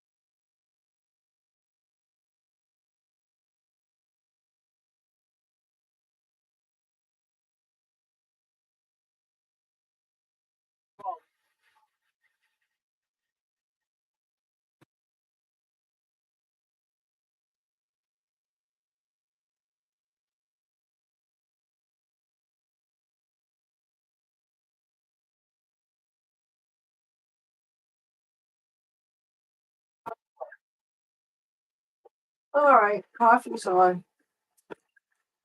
There, done. Okay, I had to commit murder to a species of insect life, so that's what took me a bit longer. All right, so the coffee's on. Um, but yeah, I really am missing I'm feeling like, I mean, I still get compliments on my hair every day. But I really do want to make it look a lot more like me. I'm just so glad it's clean. I'm, so clean and it's totally untangled. I mean, it took a long time to get to that point. And a lot of times I get tangled up right at the base of my neck. And yeah, so I'm gonna make coffee. Now that means I'm gonna stay up and drink coffee. Now you see,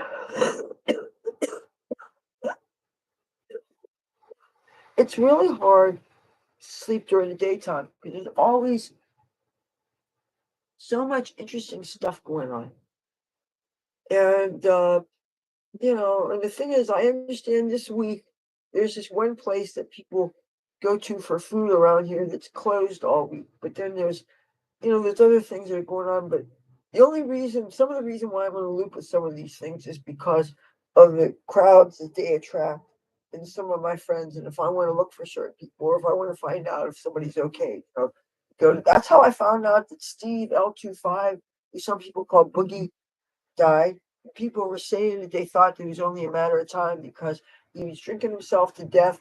He'd gotten cirrhosis of the liver, and his stomach was so distended for so long, and he went into rehab. It just seems so unfair that a person finally does the rehab thing, and within a couple of weeks of getting out, they pass away. And he was a good guy. He just okay, so he liked to drink, big deal. But we had made so many memories through the years, and he was in some of my videos here. He's one of my buddies that we would.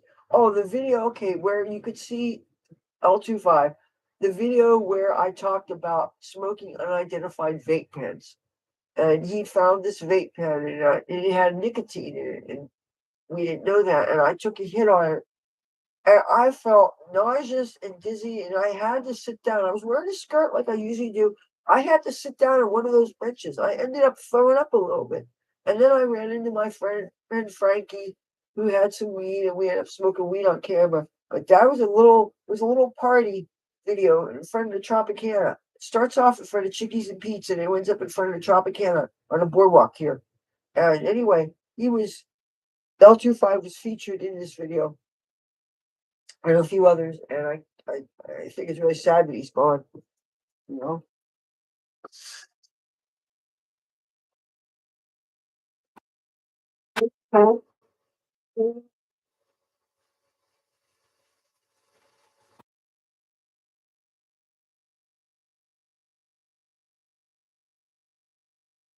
All right.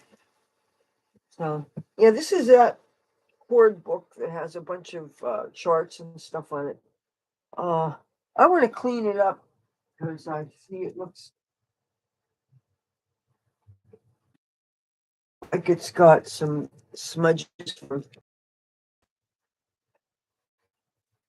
ashes. Plus, I think it's down on the carpet at least once, and so I'm glad it's got like wax coated cover to keep it kind of.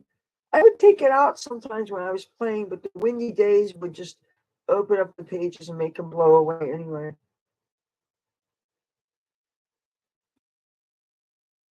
Guy that lives up the street who also plays guitar.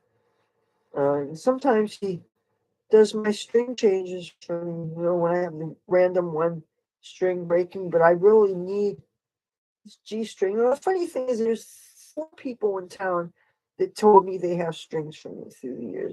Some of them I don't know their names though. And I almost wish we had a really local place that, or that a bunch of us players could get together and have a string exchange. You know, you don't want to break up a set that you got. I really need to just get like five of 5 sets of the Diodario phosphor bronze light gauge that until such a time I find out that doesn't work for me, and I need to really, I think I want to be consistent with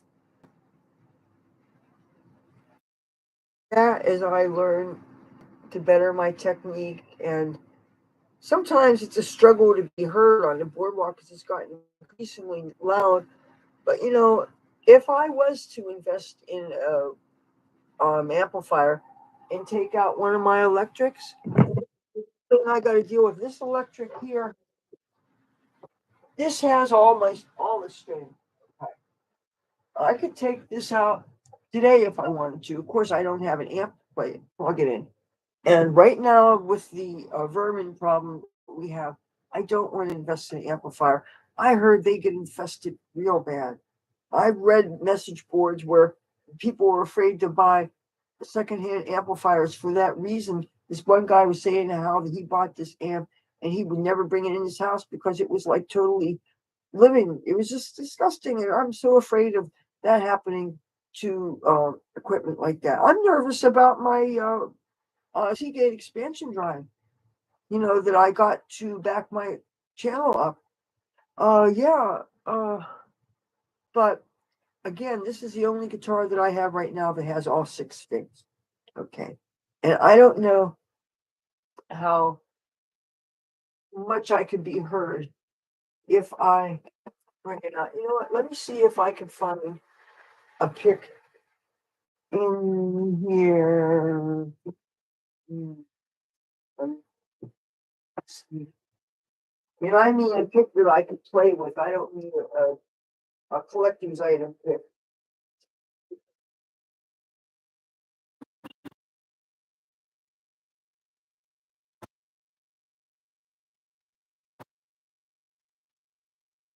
There are two picks. Whoops. And I'm not going to play with. This. It says it has Jimi Hendrix's picture on it and it has his signature on it. And I know this is just a facsimile pick. It's obviously wasn't his, but I don't want to fuck with that. Now, this is a very valuable pick to me. This is there's a band called White Tiger, and the lead guitarist was Mark St. John. You may have not have heard of White Tiger, but I know you've heard of the other band he was in, Kiss. And Mark St. John, his real name was Mark Norton, and he lived in Animal Slime, Anaheim, California. Garden Grove. Garden Grove is right next to Anaheim. And Garden Grove, he taught guitar out of his mom's garage.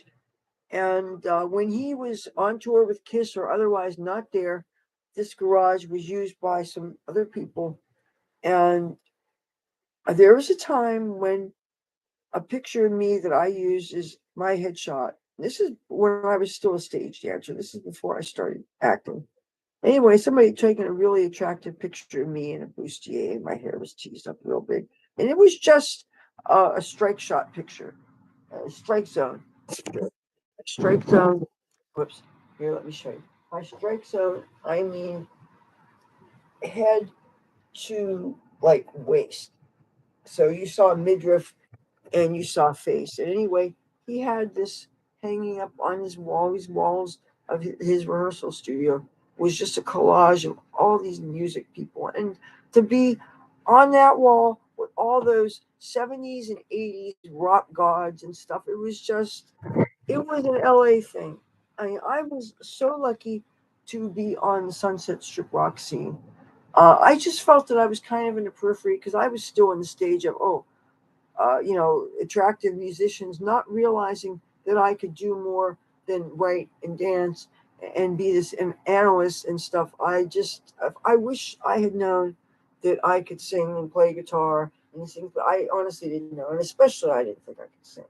I mean, I still don't think I could sing, but I mean, I'm not the worst voice that's out there. I know that. I'm convinced of that. Especially considering this 2023 and so much has been auto-tuned and adulterated and falsified and yeah. So if you can get past what you sound like on a Panasonic tape deck and that's what gave me a complex for years. I heard myself when I was a little girl sing on that tape deck some old church song, and I thought I sounded like the Dead or Dying Beagle Brigade audition number one. And I said, no, I'm not going to. And then I knew that there's other people who had nice singing voices, such as my mother, such as my grandmother. I have an uncle who uh, supposedly is a multi-instrumentalist. I think one of my mother's brothers plays a bunch of instruments too. He was a tuba player in high school uh, show band, and he was. I think he plays guitar and he sings. He currently, this uncle sings in a Beatles cover band in Pittsburgh, Pennsylvania. I don't know what they're called, but whatever the Beatles band is in Pittsburgh, my uncle is in it. And and the other uncle sets off. They have a fireworks company, and they set off the fireworks for the Pittsburgh Steelers and the Pittsburgh Pirates because my family's from Pittsburgh. Shout out Steeler Nation. Yeah. Um, so I'm gonna let that coffee brew, but you know, which of these I need to use a pick to see how much I can be heard. Because if this would be worth it, then I could put the strap from the guitar onto here. Let me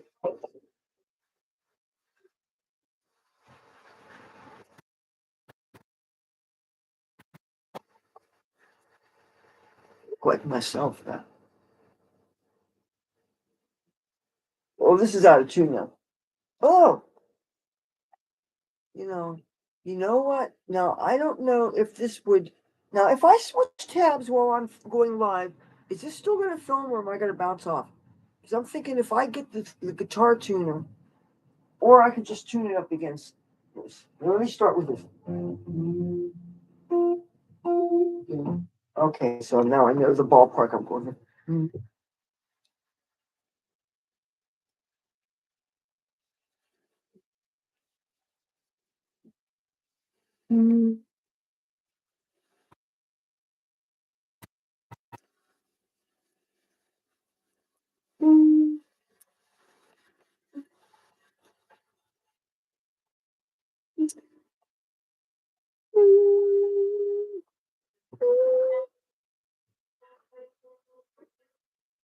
You know what I like is everything is on the same side. You know, when you're tuning a regular guitar with your three this side, three that side, you have to sometimes count and make sure you're dealing with the right string. I mean, maybe if you really are doing this for years and you're real good practice, but if you were out of practice and you're getting back into it, you know, you're discovering all these things. You really are.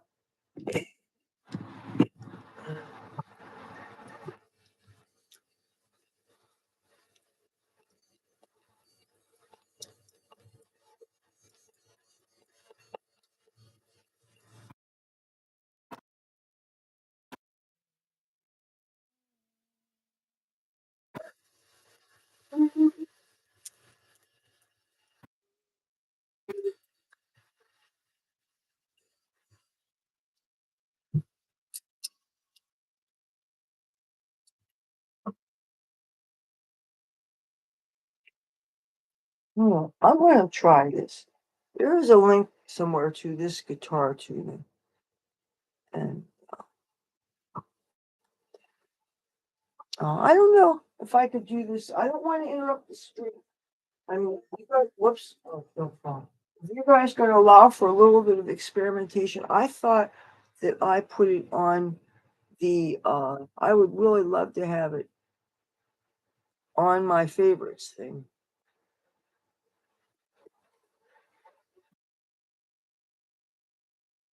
Oh, somebody's covered up stuff.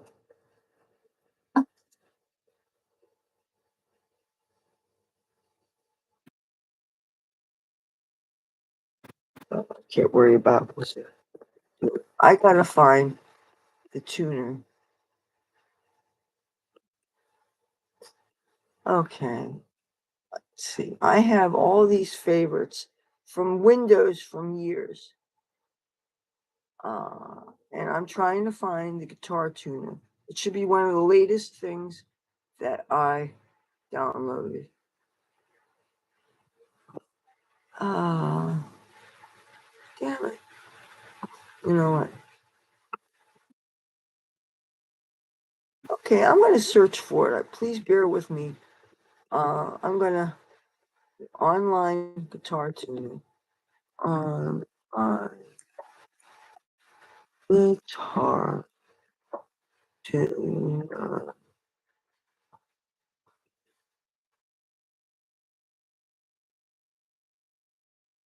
On guitar tuner. I'm using my Swagbucks bar.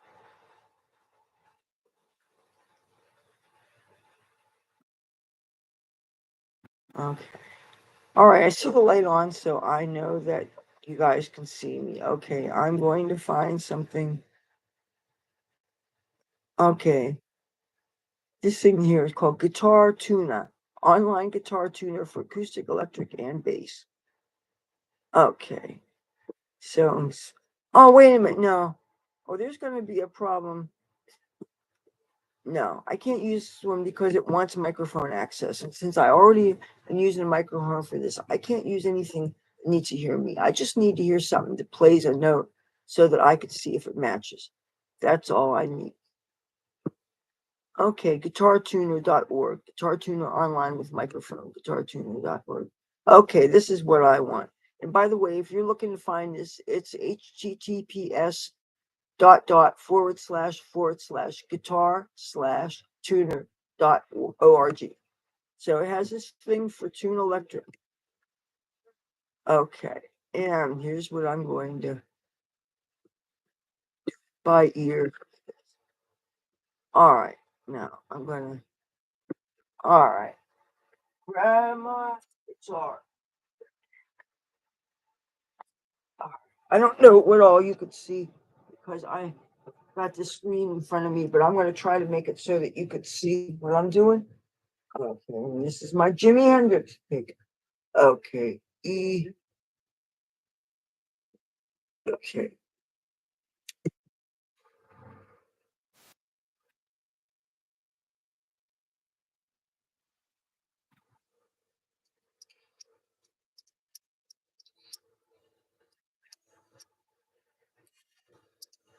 Okay, that's the E. I'm going to go for the B.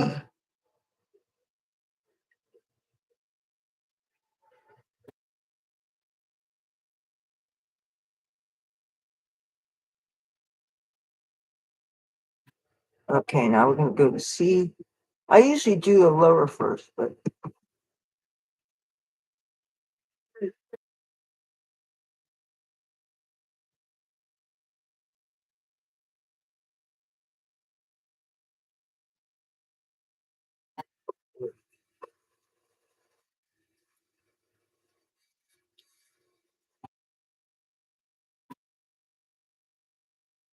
D.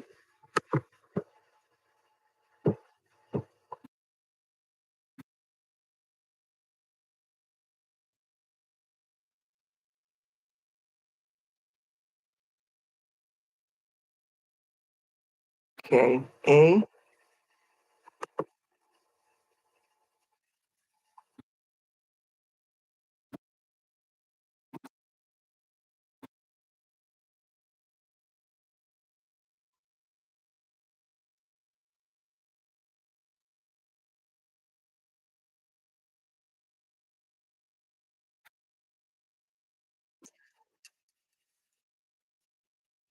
This is really faint, you guys. I can't hear it against the crap outside.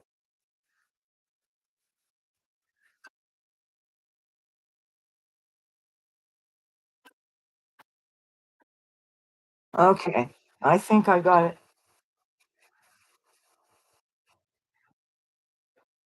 Okay, and I'm going to put this on favorites.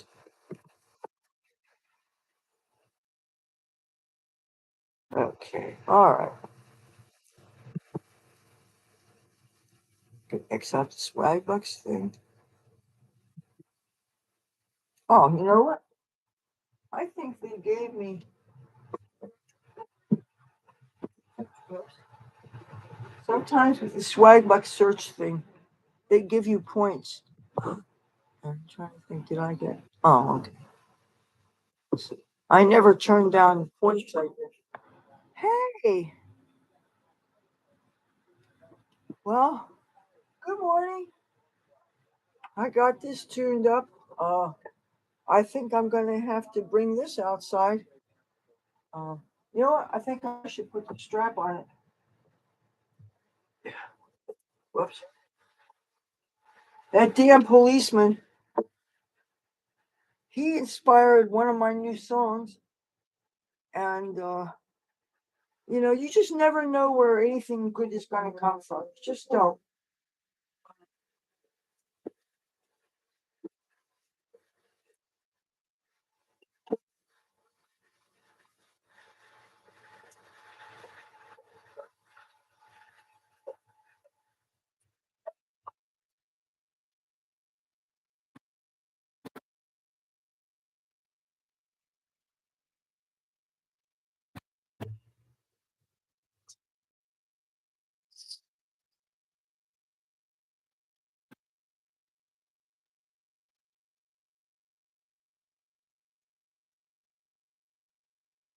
Yeah. No, I hardly ever touched this honestly since I got it set up. I hate to even admit that, but the acoustic was so much easier to just grab, and if they're not going to hear me, I don't really see the point. But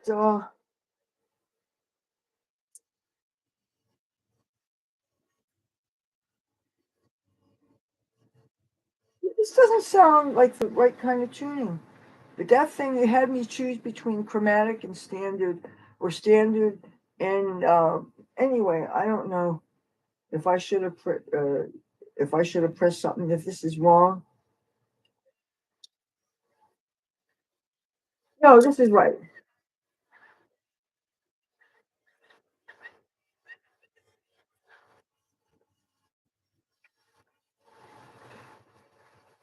Uh, I'm real tempted to do squirrels. There's a song that I came up with called Squirrels, and it's really not about squirrels. It's um, about life on the boardwalk and people that I know.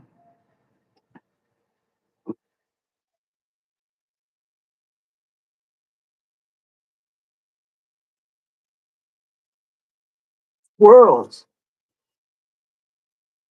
love nuts. Squirrels love nuts. Love them on the boardwalk. They get drunk all the time. I don't like it. It's not my business.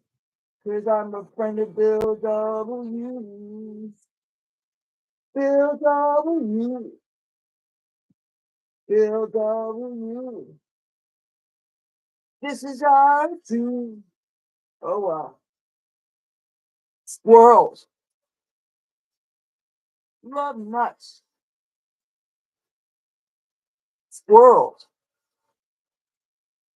love nuts. The cops on the boardwalk cover them I had a hand and they see me. I get checked up. No man, they just don't understand. They don't understand. They don't understand. They don't understand. Squirrels love nuts. Oh God, this guitar's out of tune. Ah, anyway, you get the point. I just play a bunch of bullshit. If people are walking between this place and that place, if they want to give me $1, that's fine. What I don't like is if somebody decides that, oh, this guy came up to me. At first, he compared me to a female Bruce Springsteen. And okay, I get where he's coming from. I'm not really a fan of the boss. Frankly, I never related his talk about every man and the normal things that people in Jersey were supposed to do because I was never that girl fixing her lipstick, looking in the rearview mirror of some guy in his '57 Chevy or whatever. I don't know. I didn't have that kind of life. I was kind of. I always felt like I was ignored and overlooked when everybody was doing whatever in New Jersey. I couldn't wait to get the fuck out of here and go to California, where at least I felt that I belonged. And I never really felt I belonged here, honestly. But yeah, so the guy starts, and then he mentions that my hair is in my face and that I should have like tied it back or something. It's like I'm somehow unprofessional because I have hair in my face. First of all, how many guitar people do you know who have long hair and it gets in their face and they put their head down and they're looking at their fretboard and they could see what they're doing? If it's not bothering them, why is it bothering you? It's like, really? I wanted to ask him what his frame of reference was.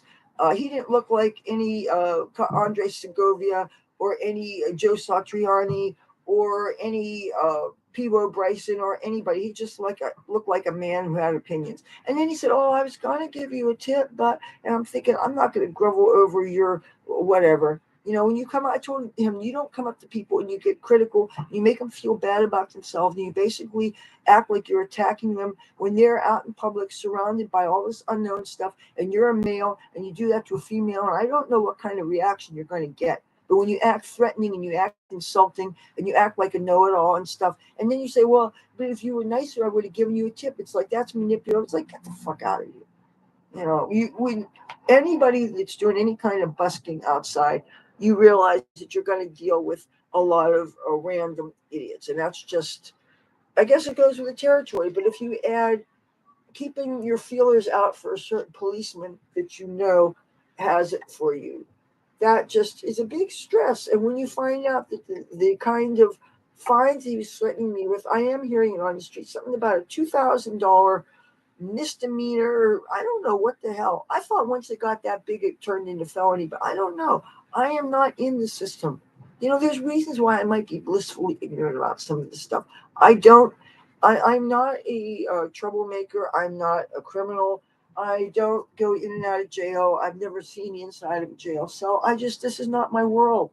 And I think it's really ironic that at this stage of the game, after all of the interesting life I've led, when I finally gotten to the point where I would be open to possibly pursuing some non entertainment industry vocations, some of which might actually require a background check.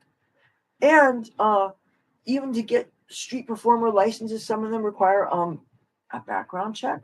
And yet, if you keep on getting targets of police harassment, invariably what's going to happen? Tickets will be issued you can't pay. You will start to get problems, otherwise known as a rap sheet. And then when you decide to get a really decent job, you won't be able to pass the background check because society seems like it's stacked against you to guarantee to turn even the most law abiding citizen into a criminal for basic activities that are so innocuous in the grand scheme of things. When you have all kinds of prostitution going on that boardwalk, all kinds of stabbings, robberies, women being dragged under the boardwalk and raped, all kinds of things happening, but you're going to go after the guitar player. And you got these aggressive panhandlers. And I went off on one of them yesterday that I happen to know is a crack person because I saw him smoking crack. He's new in town. Hi, Sean. Another Sean. Everybody's named Sean now. So I was out late playing my guitar. It was near Tropicana by this point. He tried to hit me up for $2 because he was really thirsty. It was like 3:40 in the morning or something. It's like, first of all, you beg people for money. You ask people for money. You come up to people. Do you have a cigarette? Do you have $1? Some of these people stand near the entrance of the casinos and they just pick people off as they're coming and going. I don't think most people appreciate that. Do you? How do you like it when people beg you? I want this. I need that. And meanwhile, there are people that are playing guitar. They're out there, and that is their livelihood. This is not, guitar is not my only income stream, but right now it is my primary income stream. My secondary income stream is this YouTube channel, because people send me donations for this sometimes. My third income stream is I occasionally eke out money on the internet doing things like surveys and digital reflections and things. But of course, in order to do that, you need to have a working machine, and ideally one that's running close to 24 hours a day. Like, so this computer, which is what I'm using for that. But if you can't always, you don't always want to have electronics running 24 hours a day, and I don't want anything to happen to this machine. But I got it mostly, to safeguard this channel. But that said, the guitar thing is an important part of that. of my money situation. And the boardwalk is an important part of my social life. If you are going to interfere with those things, you interfere with both my social life and my livelihood, that's a really fucked up thing. And this cop is doing this. So he's inspiring a song, and he's actually changing my attitude toward police in general. And I don't want that. It's like, what if I was to be so overwhelmed by all the bad uh, encounters that I get with certain kind of groups that I would start to turn racist? That would be a terrible thing. I don't want that. I don't want that kind of ugliness in my heart. I don't want to go backwards uh, in my personal evolution by being that kind of person. I don't want to be that way. And sometimes I have to fight when I'm getting constantly bombarded with negative examples of different things. I have to really stop and take myself out of it and say, look, don't confuse this with this. Don't think, don't allow yourself to be poisoned to whole groups just because you're seeing the worst examples of some cultures, and so I'm working on that, but I'm really trying to be cool. And again, that's another reason why I like the 90-day romance shows, because it shows all these different kinds of people that not only are getting along but actually falling in love. So it gives me, it encourages the best in me. That's what I'm saying. But yeah, when you have society where it seems like it's bent on trying to make you fall through the cracks or try to make you turn into a criminal so that they could incarcerate you, and I never thought I would be at risk. Me, of all people, I wasn't raised to be, for want of a better word, jailbird. I wasn't raised. My mother always said, my father always said, you know, get out of jail. Uh, I'm not going to bail you out. They would not tolerate even petty stuff. You get picked up by a cop, oh well, there's no sympathy there.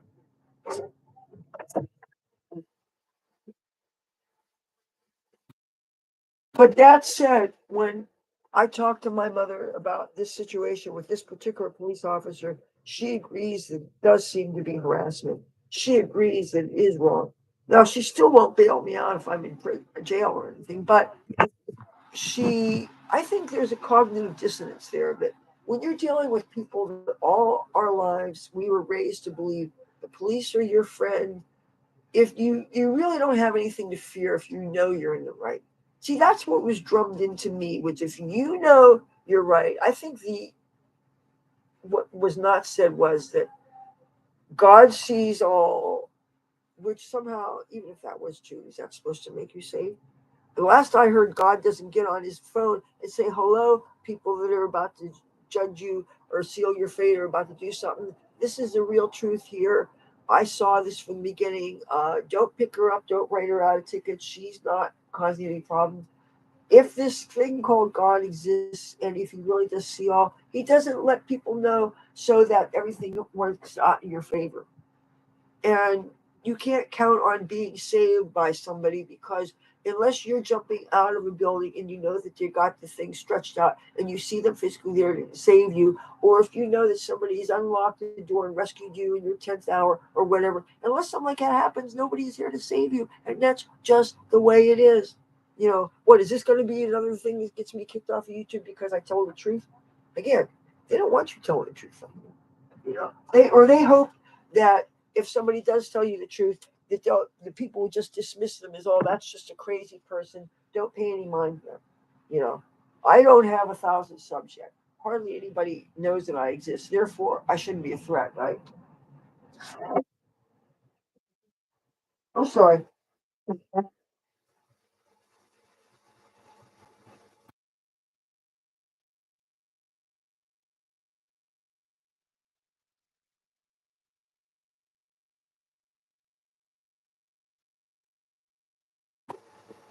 I was thinking maybe I could go ahead and get that amp and just store it at that guy's house up the street. You know, Farm Shady. Hello, you get to see me picking my nose at 10:14 in the morning. Yeah. Good morning from Atlantic City. My nice clean hair, and I'm wondering whether I should bother smoking a little bit of this weed that uh, chick gave me. Oh, let me talk about her. And I don't know who's watching this, but I know that guys sometimes forgive other guys, even for like they get drunk and they get into fist fights and one guy punches the other. And somehow they forget that they think that all guys will be guys and they don't let that ruin the friendship, even though I would think that something like that is pretty serious physical assault because of punches, hardcore. And okay, men are different and you guys get more physical. I don't understand that, but whatever. Not that chicks don't do it too, but I don't know how you can keep on being friends with somebody once they've been violent. You know, I mean, sometimes you figure, okay, it's the alcohol talking, and you don't take it personally. In that case, okay, with alcohol, like sometimes people are just, and they're going to black it out. In which case, those things I could see let slide because when you're drunk, alcohol does such things to your perception. Uh, no, not at all. You know what has gotten sore occasionally when I have a deviated septum, and that makes it hard to see the holes that are the piercings thing. And say I want to change my jewelry, which I don't do too much because it's a bit of a pain in the ass because you got to see to twist the ball. Well, my nose is twisted because of the deviated septum. So when I put, like, say, this ring in, you have to get it right where the hole is. And sometimes you're poking around there, you can make yourself sore because it's hard to see. And I'm sure that through the years, I got this done in 1993. Okay, that's when I got this nose pierced. I'm sure my body has changed and shifted through the years. Maybe the deviation part has become more pronounced and made it kind of harder to dig around for where it's easier to see the hole. One side is easier to see the other, but you gotta find the thing, and your nose is slippery and wet and slimy and all that, and you got to do it. And it's something that's it's very hard to have anybody else do for you. Now you want to know something though. When I broke this finger and I had to do everything left-handed, my mother, she had to. Well, you have to take your jewelry out before you can get the surgery because there's an electrical current that is used and there's a slight risk of electrocution. So I had to take all my body piercings out. And I only had a captive bead ring in my nose and in my tits. My Well, first of all, I had to learn how to take it out. When I learned how to take it out, I made this video that's about how to take out a captive bead ring. It's one of my top performing videos on my channel. So if you want to learn how to take the jewelry out, you got the piercing, and think about, oh, I might want to take it out someday. Maybe some jewelry you're thinking, I love this. I can't see taking it out unless they take me to prison, right? Then I think you have no choice. And I'm not planning on doing any prison videos, by the way. I hope it never gets to that point. But anyway, I learned how to do it, and then I decided to make an instructional video. And since I couldn't very well show my boob on camera, I safety pinned the piercing jewelry to my bra, and I showed how you do it. Anyway, you can watch the video and you can learn if you need that skill. But and now I'm almost forgetting where I'm going with this. But yeah, that's it didn't hurt getting done. This did not hurt getting done. Ironically, I got this before this because for some reason, I thought that since I was a dancer, I thought that having jewelry would interfere with my being able to move. And you know what? I can do a lot of moving. As you can see, it does not interfere. It doesn't interfere with my wearing of my beloved garter belts. These things, as long as they're practical, and for me they are. Um, Things I wouldn't consider that are beautiful. Industrials, I love them. That's when you have the bar that goes across your ears. And what I wouldn't like about them is you would not be able to do this. You wouldn't be able to move your ear when it gets itchy in the insides. It'd be harder to access it. And I would imagine it would get caught in your hair, just like earrings do. I don't think I'm going to get any more earrings because I have two holes in each ear, and I find when I wear both of them, my ears get sore. I got a third hole one time, and it closed up, and I took that as a sign from the universe. Uh, Paralyzed all down your left side. Are you still paralyzed on your left side, or did you? I don't even know how they treat those things, but I know the one thing that would scare me about riding horses, and I love horses, and I would love to try riding horses and stuff. But if they get to jump in your gallop and say they trip on a rock or something, I'm afraid of doing a Christopher Reeve. And it's a shame that they never cured him before he died. I was who doesn't love Superman. And oh, by the way, I know Superman. I know Superman and Batman. I know the Batman in Atlantic City. He's black. He's Atlantic City Batman, and he's a nice guy. I talk about him a lot. And I know Hollywood Superman. I hope he's still alive. If you watch Jimmy Kimmel, you've seen him. He sometimes gets asked about things. And I was once Hollywood Superman's maid. I just did like light housekeeping, and I dusted. He has all these Superman statues and memorabilia and comic books all over the walls. He looks just like Clark Kent when he's not dressed like Superman. And he puts the Superman stuff on, and then he goes to Man's Chinese Theater. In the morning, they start this. And when they clean, there's people that like to watch. Obviously, the street's open 24 hours a day, right? And every night, oh, that's good.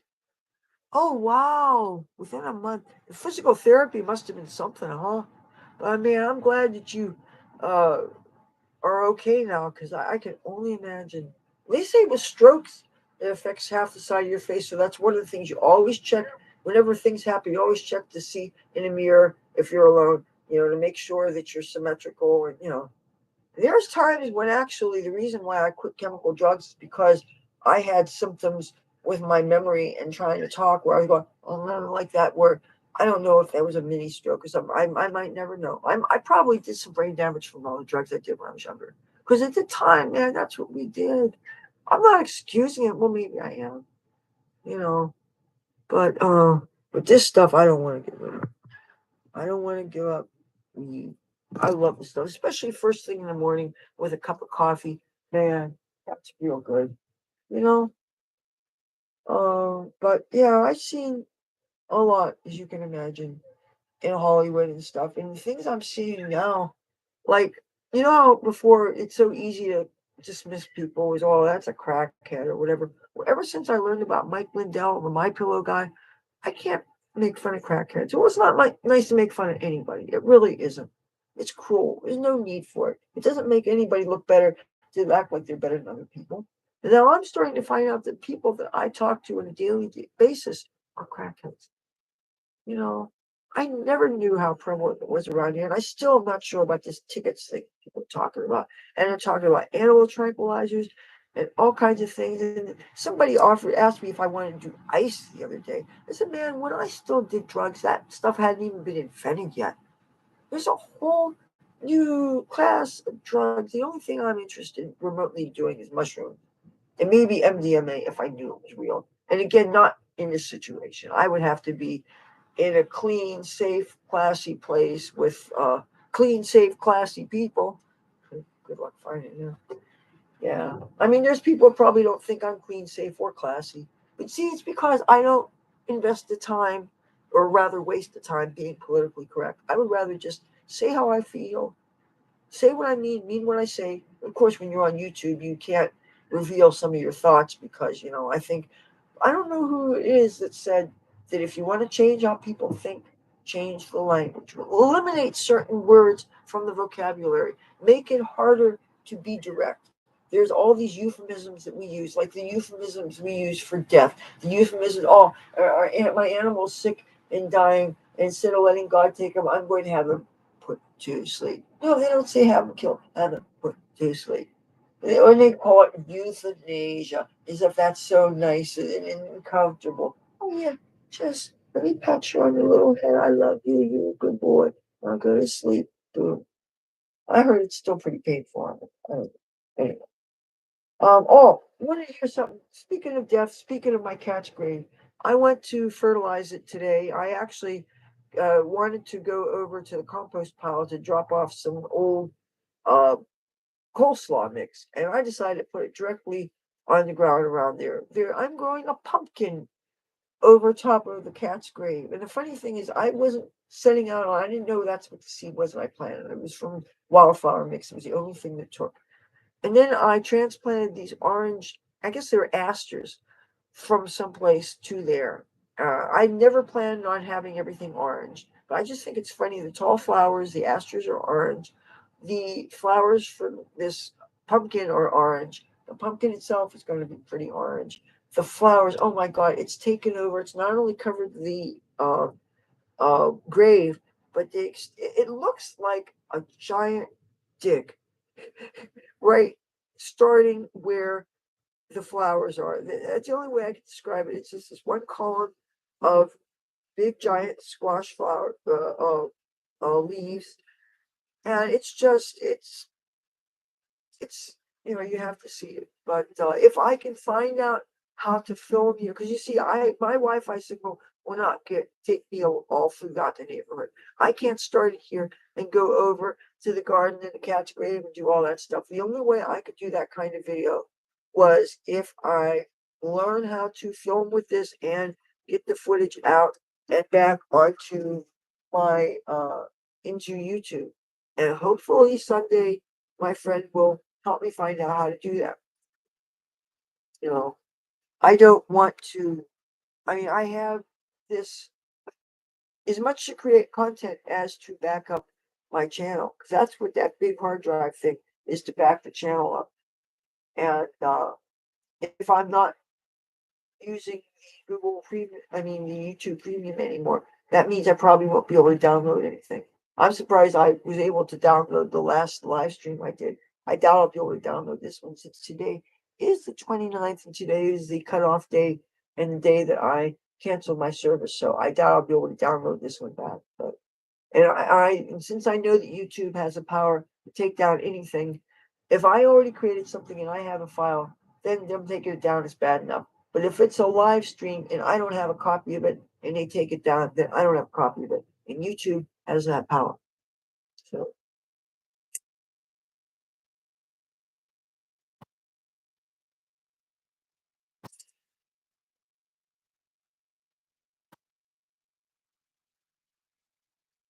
oh, I know what I talked to you about.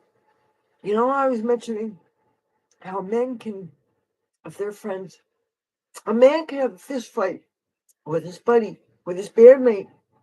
And you know what? They don't hold grudges.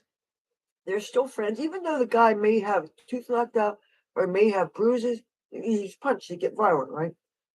Now, I know not all violence is alike. Sometimes there's just shoving and pushing. Well,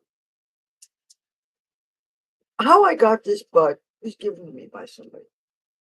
And the thing is, some people you're friends with, and some people you're acquainted with, and some people keep your true feelings yourself, but just act like you're friends with them. Well, let me set this up for you.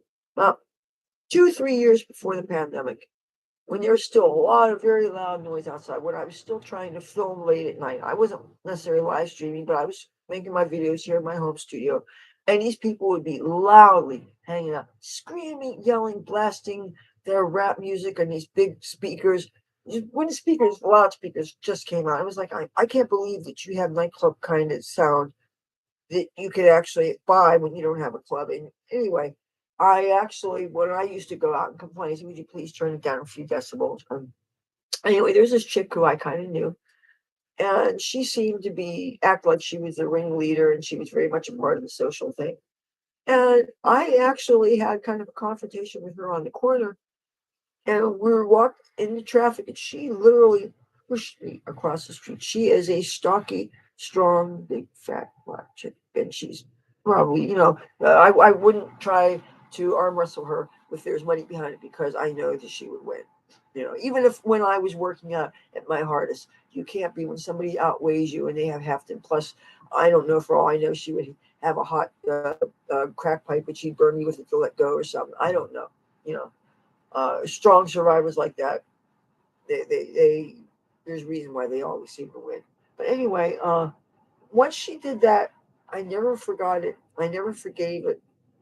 But I didn't see her again for like a year and a half. And of course, she acted like it never happened. And she acted like I was her best bud and gave me a hug. And I gave her a hug. Hey, how you doing?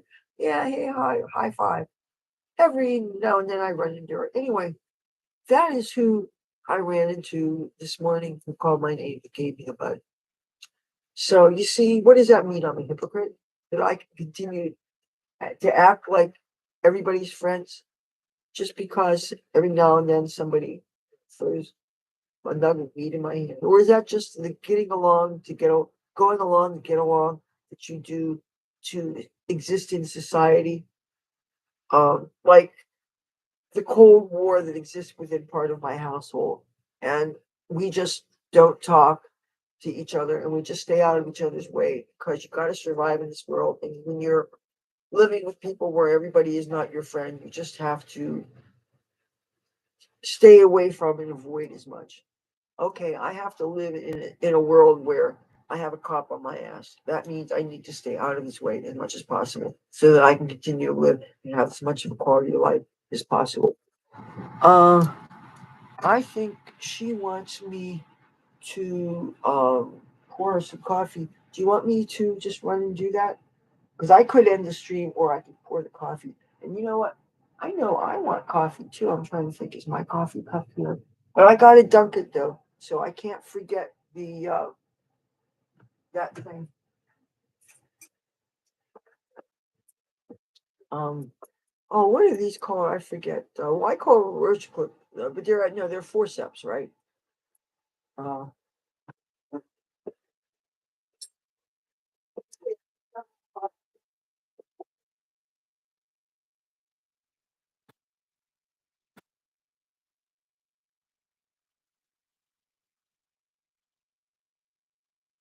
I can't believe I can't believe my mom did this. Picture this. I come into the kitchen, right? My mom's all hunched over. There's only half thing coffee. She started to pour it herself. It hadn't been dunked. If you don't dunk it, it's weak. I'm gonna go dunk the coffee, then I'm gonna pour the coffee. I will be right back. I'm doing it right now. I haven't let them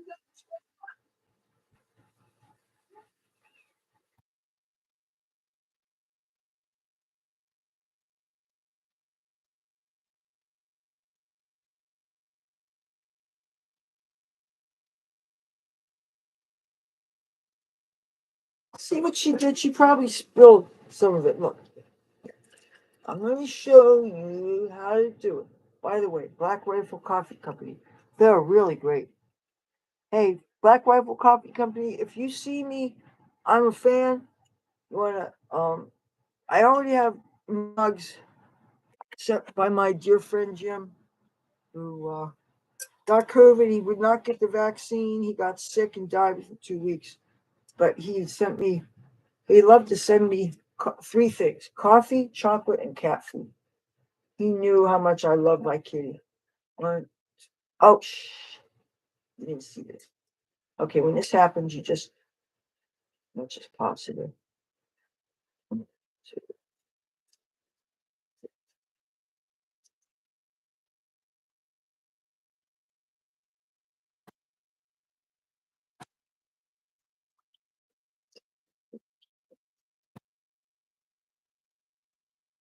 30. I'm trying to avoid it shredding up and getting coffee grounds all over. But if that happens, we have big screen. 31, 32, 33, 34, 35, 36, 37, 38, 36, 37, 40, 41, 50, 52, 53, 54, 57, 58, 59, 60, 61, 62, 63, 64, 65, 66, 67, 68, 69, 70, 71, 72, 73, 74, 75, 76, 77, 78, 79, 80, 81, 82, 83, 84, 85, 86, 87, 88, 89, 90, 91, 92, 93, 94, 95, 97, 98, 99, 100. Okay, now I don't understand why this doesn't look like this looks like it's only 8 cups. I may have to put a little bit more hot water in this because otherwise it's going to be too strong. Anyway, she's getting her coffee and I'm going to get mine. I'll be, oh, too bad you can't smell this. Mm,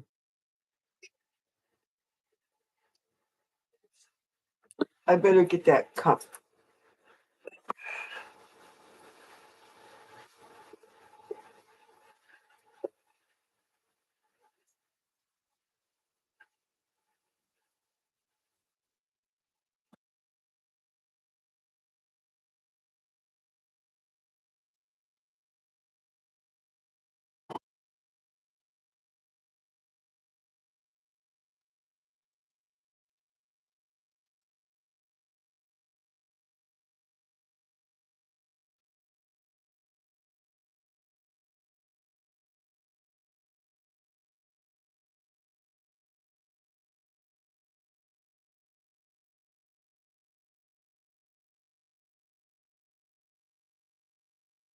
That was only 8 cups, so I squirted in a little bit more water because it's got to be 9 cups.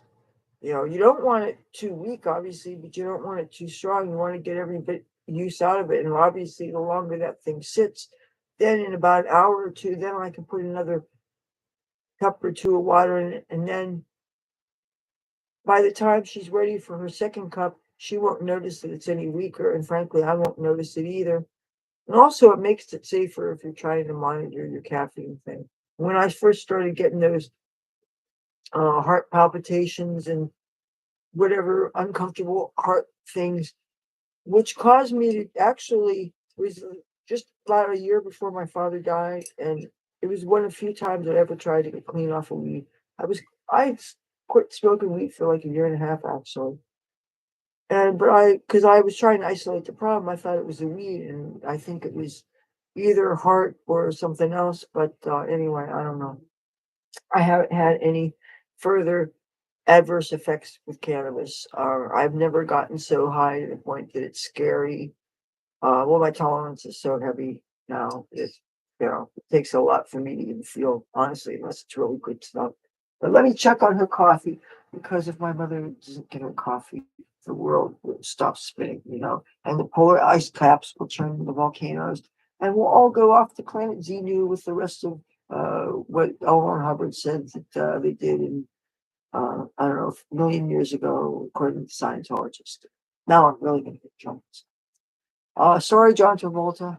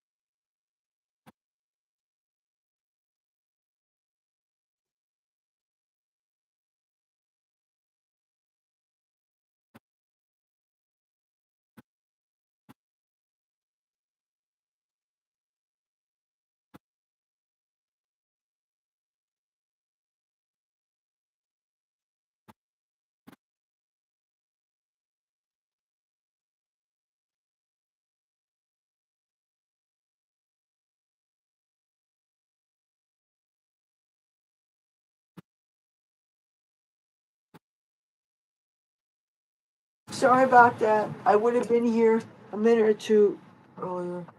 Okay, Farmer Shady, thank you for checking in. I don't know really how much longer I want to do this because when people pop in, then it makes me not want to leave. I gotta find a cup. I gotta find.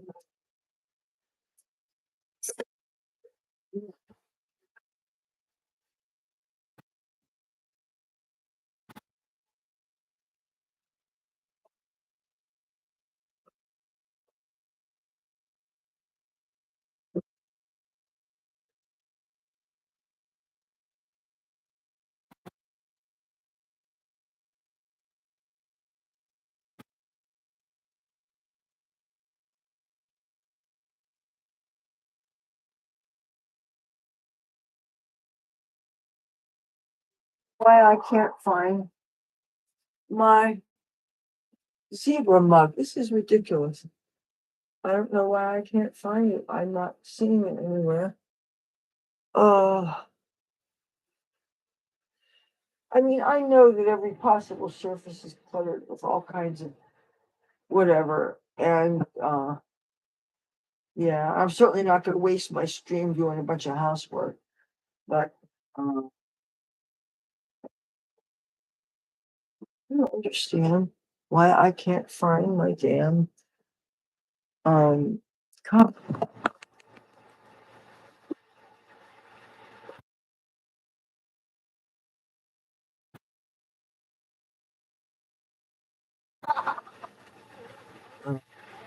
Something sounded like somebody bouncing a basketball. That's a sound I find rather annoying. If you don't have a destination for it, I really don't appreciate when people just stand in one spot and bounce it around. Uh, okay, I'm gonna find another part.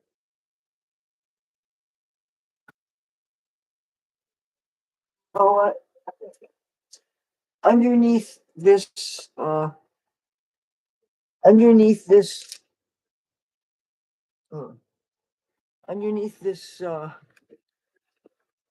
where this computer is, there's actually a cardboard box that I really need to clean up because cardboard is not good to have in certain environments. Cellulose is food for certain undesirable animal life. And I could just put things back where they would ultimately go better. Then I would have less food for other things. Okay. There is a couple of mugs in this box.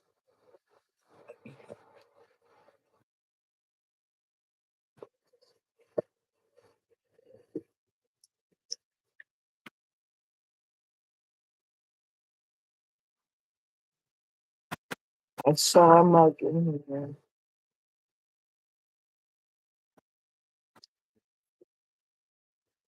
Well, so I'm gonna burn my hand.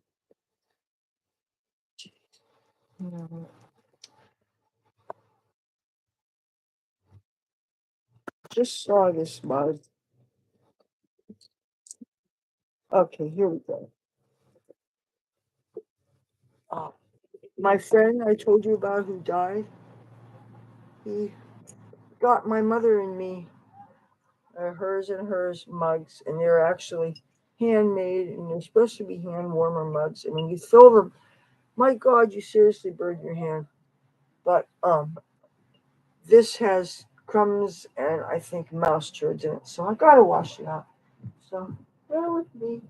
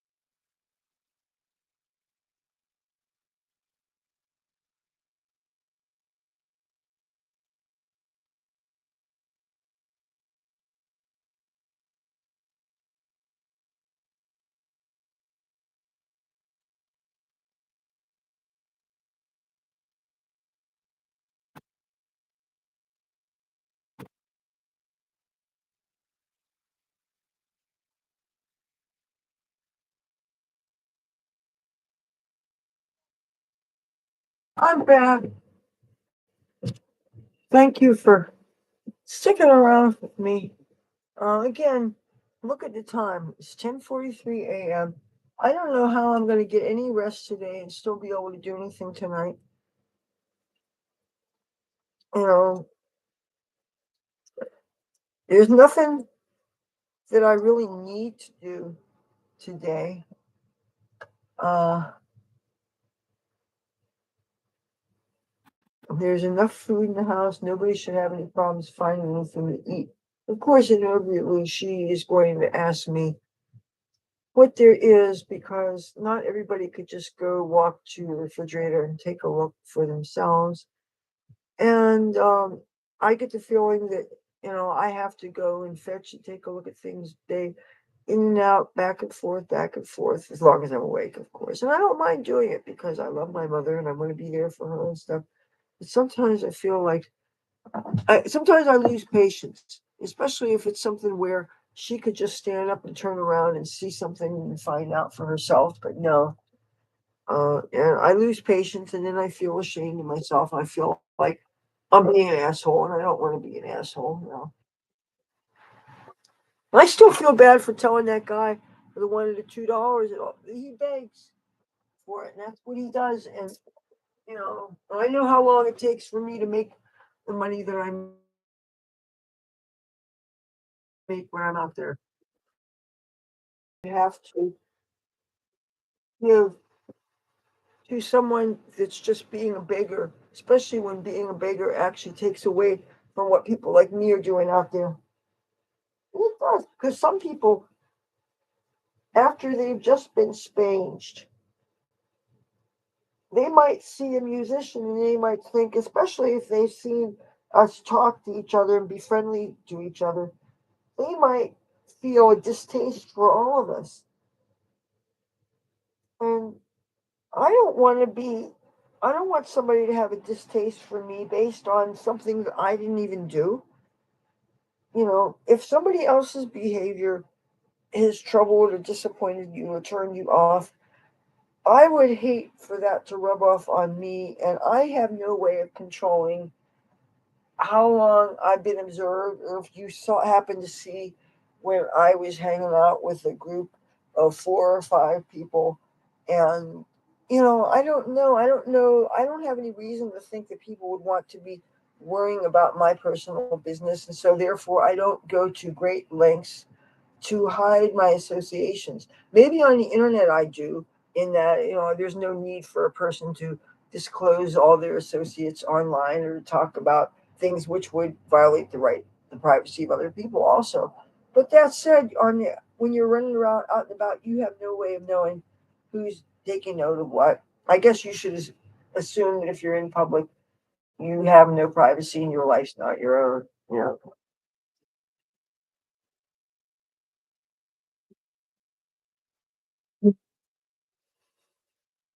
Sorry about that. Mhm.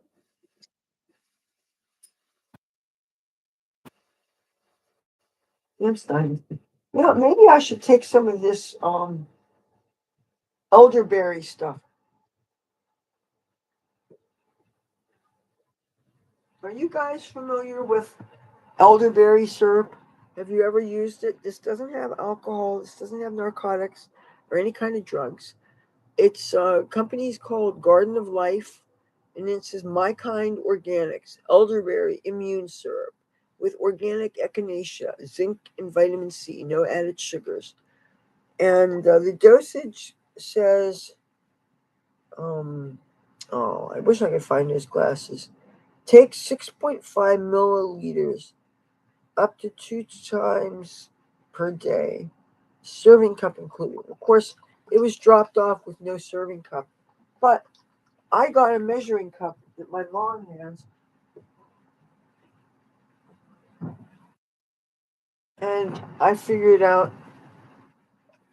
around that. And this stuff, man, you know how syrups usually taste kind of nasty unless it's something to put over ice cream or something?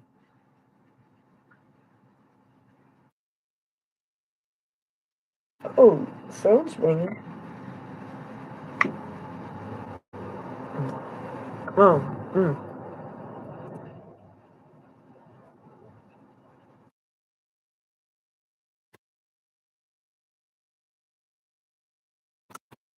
Oh, this tastes good.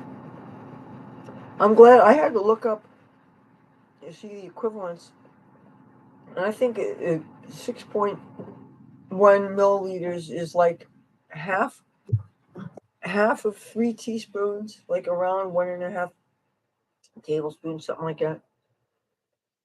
Mm, sweet. It's got some interesting, nice berry stuff.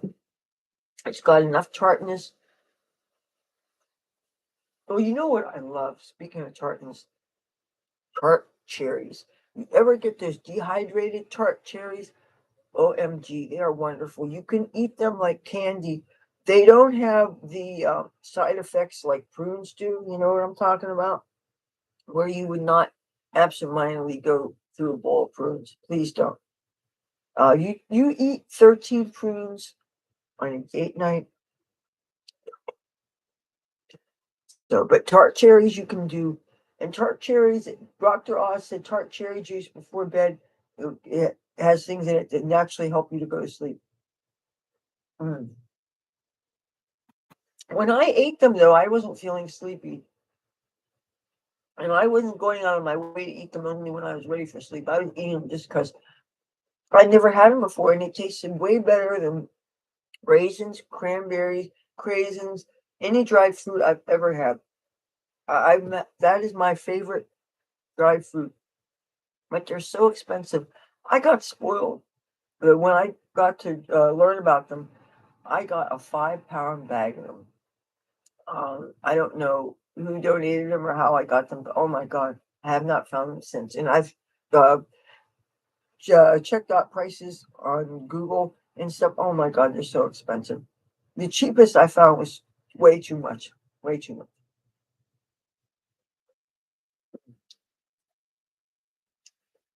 But the cherries, I think would be better than the juice because juices have so much sugars on them, and we could easily we should be eating our calories and not drinking our calories. And at least whole fruit has the fibers and things.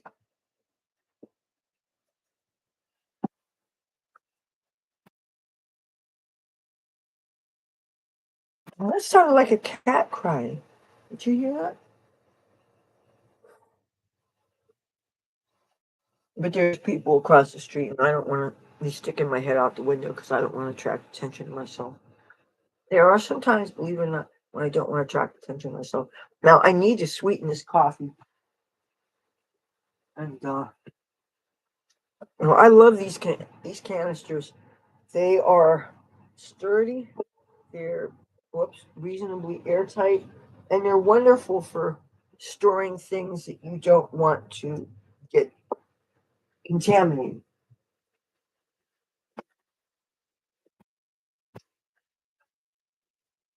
They keep breads fresh. They keep chips fresh. Crackers don't get affected by all this moisture. Um, I have one that I keep coffee in and ramen noodles. Well, I don't have keep any of the sweet stuff. Well, coffee and sweet stuff would be okay, but the savory things like that would not be in the same tin as coffee would be in. And the third tin, I'm protecting my stuffed animals so they don't get eaten by the mice.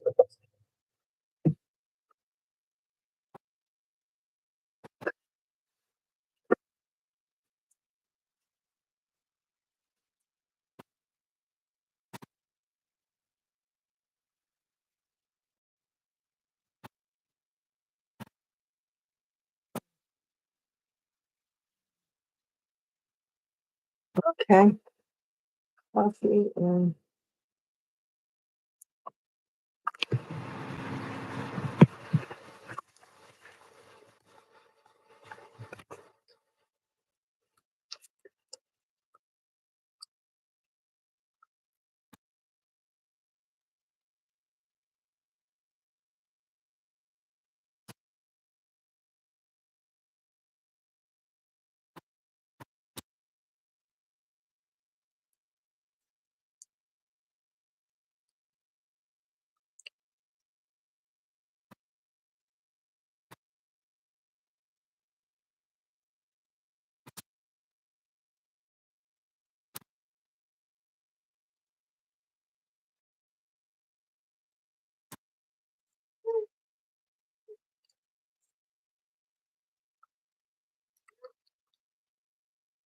oh, any of you guys ever want to know anything about Washington D.C.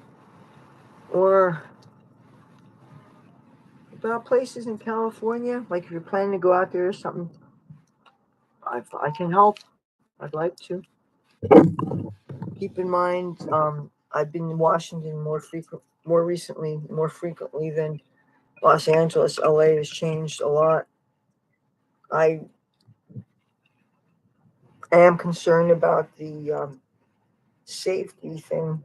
Supposedly, they're starting to finally put a crackdown to the uh, organized theft rings and the different things that are going on. But until they start holding people accountable when they do these really messed up stuff, what they need to do is I understand not sweating the small stuff and letting certain things lie as far as very minor offenses, like the things that the only thing about them that is illegal is the fact that the person doesn't have a home to do them in.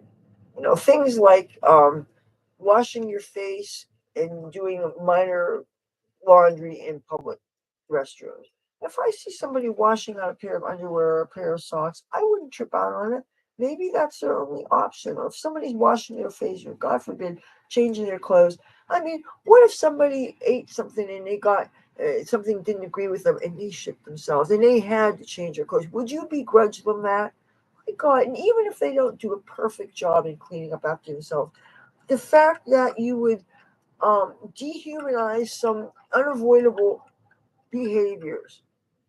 Would you rather that person that got sick somehow they wouldn't be allowed on public transportation because what are they going to sit on? Then they would destroy seats or ruin a seat so that other people couldn't use it. Or what if they refused to get on public transportation because they were dirty? Then what would they do? But you have all these signs in bathrooms. I remember growing up always seeing these signs saying, do not change clothes, do not bathe in bathrooms. I'm thinking, what about when you're taking these long bus rides across the country? Okay. Everybody, now I've not been in the men's rooms. I don't know what you guys do. I would imagine that you kind of do some kind of hygiene thing. I see toothbrushing, I see face washing, I see armpit washing, I see women taking stripping down their bras so they can wash under their armpits. When you're on across the country, and that's two full 24-hour days plus 19 hours. That's if you took the central route. That's when I was going there regularly. That's if you go by way of Las Vegas.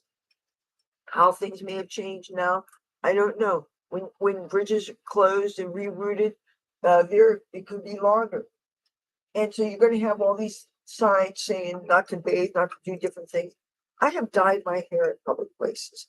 In where in I'm trying to think of where this was. I can't think of the name of the town. San Jose, California.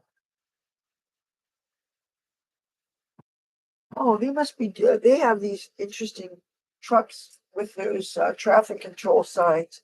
They're gonna. Speaking of detours, looks like they're gonna be doing some detours maybe on this street. I don't know. I don't even know what's coming up in town anymore. There was a number of things that were going to be in town. There was this festival that was going to be here in town that I heard they were hiring 300 people, some for bartenders, some for servers, some for setting up. And I'm thinking, with all the skills I've amassed in my life, even like when I set up the gay pride in West Hollywood and stuff, I figured let me get there paying three, and they were paying at least $300 a day. And I tried to get in on that, but then they ended up canceling the festival. But it would have been so nice. It was to be in the middle of July on one of those weekends. Mm. And one more thing. Look, okay, am I still on? I just caught my foot on a cord. Did I pull anything out? I thought for sure I was going to knock this over. The computer's here. That syrup stuff's here. The coffee's here. You see what I mean? I have to be so careful. Before with the cats, I had to watch stepping on them. I had to watch kicking the food bowl over. Oh my God, I did that all the time. And then I end up crushing the food in the ground, stepping in the water bowl. I can't tell you how many times I did that. You know. Oh,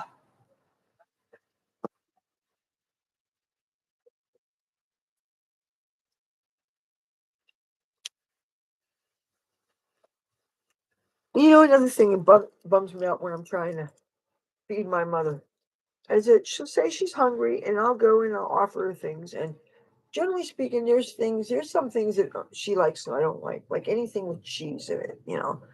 And so there's things that I bring into the house that I wouldn't eat, but I know that she likes.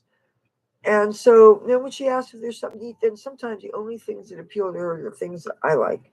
And meanwhile, there's all these things I don't like the frozen Wawa sandwiches and the burritos because they all have cheese in them.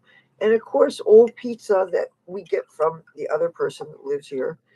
And you just take that and take the pieces and put them in a Ziploc bag, and you could store them indefinitely. And you could also freeze them. Pizza lasts a long time, unless it's moldy or something. So anyway, she's saying she's hungry, and everything I suggest to her she doesn't want. And of course, all that sweet junk food kind of stuff that maybe none of us should be eating. She doesn't seem to want that. And the thing is, I like it, but I don't want to eat it all because I don't want to gain weight. It's they have the blueberry muffin tops, and we have blueberry Danish, and I ate the chocolate chip cookies. A lot of things kind of appeal to me, and I eat them. I don't know what she wants. And I find it, and I lose patience. I offer her this, she doesn't want this. I offer her that, she doesn't want that. I offer her this. And meanwhile, oh, I love it when I'm getting ready to go out and play my guitar. I don't want to go there so late that I miss all the people and stuff. And she said, "Don't you think you should eat first?" And so say, okay, I take the time to eat. Of course, she doesn't mean, here, I'll cook you a meal when you sit down and eat. No, it means, here's some ideas. Would you like to go fix this? And what it really is she's hungry and she would like this. And instead of saying, hey, I'm hungry, I would like this, she says, wouldn't you like? And the thing is, what I would really like is maybe, even if I am a little bit hungry, I will go out hungry because I don't have time to waste cooking. And also, if I'm going to be filming, I'm not going to eat before filming because I don't want to look like I'm carrying twins. It's funny. I eat a little bit of food, and all of a sudden my stomach blows up. Or you have food in you, and you start to drink a beverage, and it makes your stomach stick out. And I like wearing bare minimum things. If I had a bowling ball in my stomach, I wouldn't wear the things I wear, probably.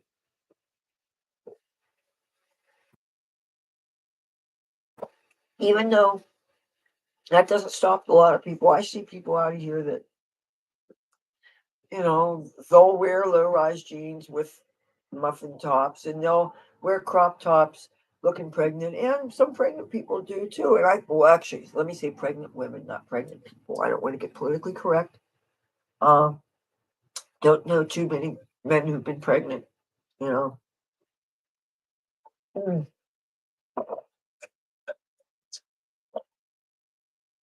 Even though, yes, I understand the process and I know the story. So, oh man, this is good coffee. Dunkin' Donuts makes really good coffee. So does 8 o'clock though. And so does that Black Rifle Coffee Company. There's a lot of good coffee out there. Just not Chase and Sanborn. Oh my God, that stuff. I don't want that company to come after me, but you know what? I'm sorry. That stuff, I got that. It was on sale for 99 cents at Rite Aid before Rite Aid got taken over by Walgreens out here. It's hard to find a freestanding Rite Aid because most of them Walgreens bought out, and Walgreens got so expensive. It wasn't like when I went to San Francisco, and I love Walgreens there. Walgreens seemed a lot smaller. Of course, I wouldn't like to go shopping anywhere in San Francisco. They say everything's all locked up because the shoplifting's so bad.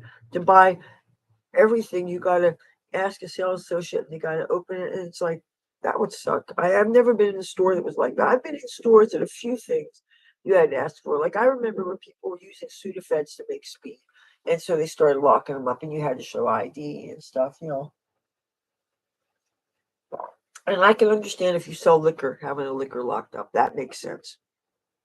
But other than that, like, growing up here, the liquor was never in the stores. The liquor was in a separate liquor store. In California, I noticed that you can have a supermarket and it can have a liquor section. That growing up, that was never so easily accessible like that. Pennsylvania, they had the state stores where they got the liquor, and there was specific hours that you could purchase alcohol. I remember when we had blue laws, which meant Sundays liquor stores weren't open. And I never understood that. Why should you be forbidden to do that? Why should, because some people are religious, they can make a law that convenes everybody else's behavior.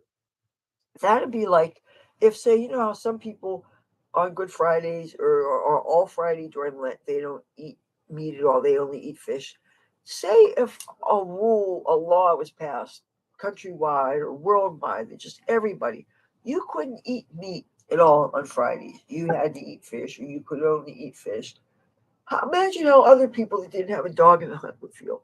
Imagine if everybody had to keep kosher, everybody had to keep halal, or everybody had to. Imagine if everybody had to go vegan, and you loved to eat meat. I love to eat meat. Of course, I love a lot of vegan and vegetarian food too. But if I had to give up meat, I'd be kind of bummed out because it tastes good and I do enjoy it.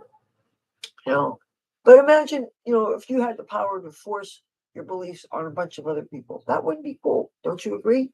And yet we have institutions that do just that worldwide sometimes. Or sometimes, different countries have things that are going on. It's just, or how's about the kids probably, and you shouldn't be watching if you're a kid anyway. I don't create children's content. But kids might say, oh man, my parents are running my life. I don't have any freedom. I can only eat what they give me. I can only watch what they show me. Gee, and in which case I would say, well, you know what? They probably have what's in your best interest. But when it comes to governments and religions and things, you got to wonder, okay, even if you guys are convinced that you're doing what is being told to you, and ostensibly not just for you and fellow believers, but for everybody. So then that gives you kind of some moral authority to impose these restrictions on everybody, regardless of whether they believe or not, just because, I guess in the off chance that you're right, then you're saving their souls or something. I don't know. I mean, that said, the public should educate people that you don't touch hot stoves, don't play around this, protect each other, just have some common sense. But, sometimes I think you should, getting back to liquor, raise the drinking age to like 30 or 25, raise the voting age to like 30. Because really, I think of my choices and my decisions when I was that young, when I was 18, and I finally had the right to vote because there wasn't 21 that I had to wait to vote. I actually got to do it at 18. And I don't know if just how the drinking age is varying between 18 and 21 some places. I don't know if it's universally 21 in um, in the United States now or not. I don't know. I know for a while, like I remember when New Jersey went from 18, 19, whatever, and I was always just under drinking age. And very deeply resentful of it at the time. But the prevailing reasoning was that we have different drinking ages, then people will drive across state lines and get liquor, and there's going to be traffic accidents. And how the federal government was getting people to raise it to 21 is they were trying to withhold highway funds.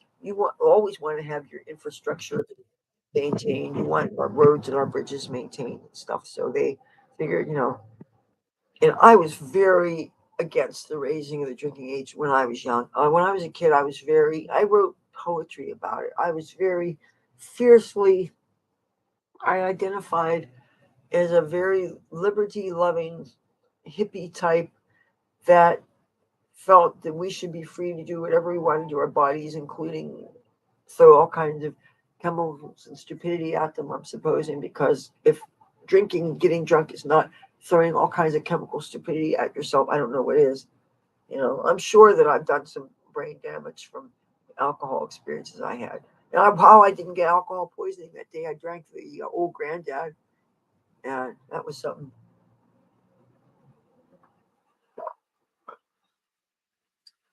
Hmm, that was good. It's good coffee. I'm going to take a look and see if there's any reason that people are looking interestingly at things out here, like if anybody said anything out. I can't tell. You know what? I'm curious. Bear with me while I take this book out. Oh, you know what? I better put this on the burner so nothing happens to this. If I break this coffee carafe, I will invoke raining down of all kinds of manners of pestilence and tyranny, because our family has a history of breaking coffee makers, and it's ridiculous. It's comical. My mother, since I've been alive, we've gone through 20 some coffee makers.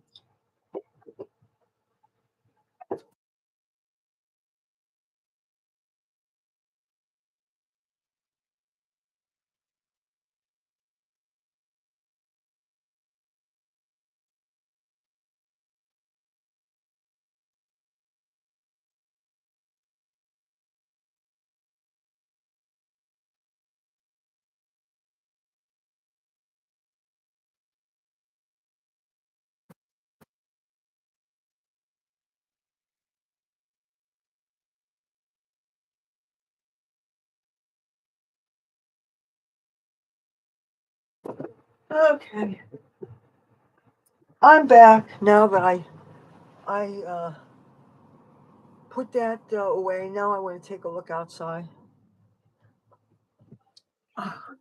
And hopefully I won't do something stupid like knock this computer over. That would really suck.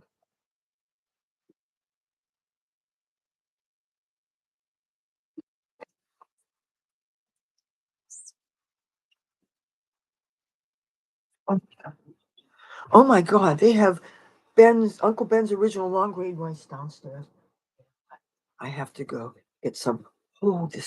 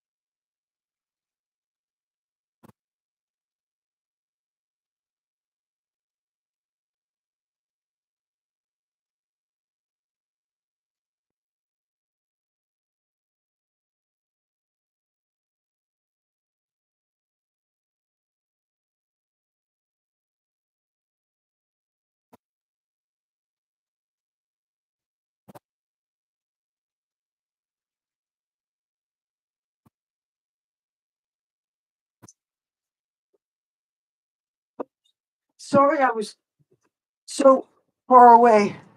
Okay, it was worth it. I got Uncle Ben's original whole grain, which, by the way, do you see something missing? Where's our man? Where's Uncle Ben? You know what? He's gone the way of Aunt Jemima. I miss his smiling face. One thing I remember the last time I went to a Kiss Expo, it was in just outside of Baltimore, Maryland, a town called Reisterstown. And all around the Baltimore area, you used to see plastered big, huge pictures of that smiling Uncle Ben's face. And it just had his smile. Big, huge posters of his smiling face. And everybody knew that iconic, that's Uncle Ben, the rice guy. And even though I never grew up eating parboiled rice, we just had regular rice. But Uncle Ben, he was an icon. And I miss these icons that for reasons of cultural, oh, we want to be politically correct and we don't want to offend anybody, even though I don't know that anybody said, hey, we don't want to be represented by that Uncle Ben. He's got too much of it. He's got a kind smile and he's got a crinkle in his eyes, and we can't have that. I don't know what it is with people. Oh, okay, you guys. My my computer just got unplugged. Okay. All right, let me see how much I drained the battery. Okay, not too bad. Oh, okay, 94% available plugged in. I must have just unplugged it. Anyway, yeah, Uncle Ben is missing on the thing now. I'm going to show these to my maternal unit, then I'm going to come right back, okay? Hopefully not pour anything else out. Ah, ah, ah, ah.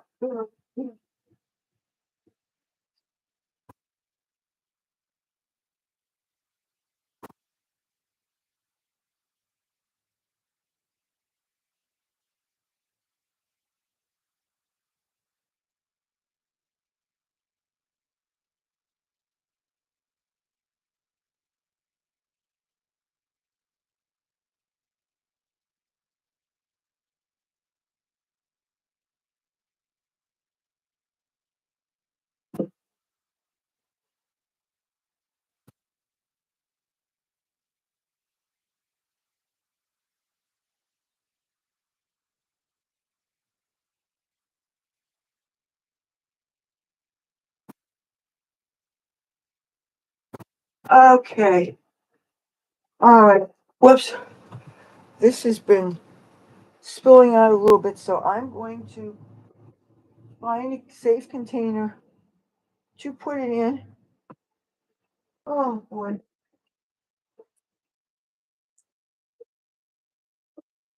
I'm thinking a good sturdy plastic bag first. I think that would be really good. Let me see.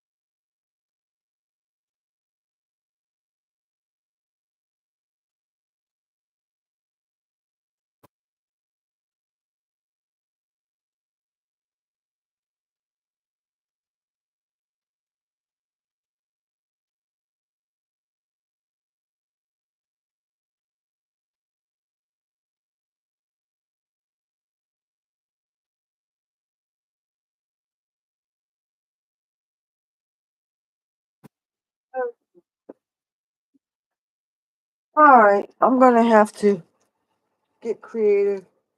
See, now I have to be careful whenever I get any temptation to throw something out the window. I got to remember that you've got the yeah,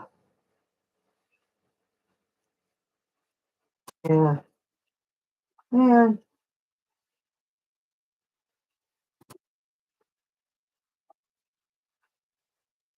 Mm, let's see what'll fit in this red bag.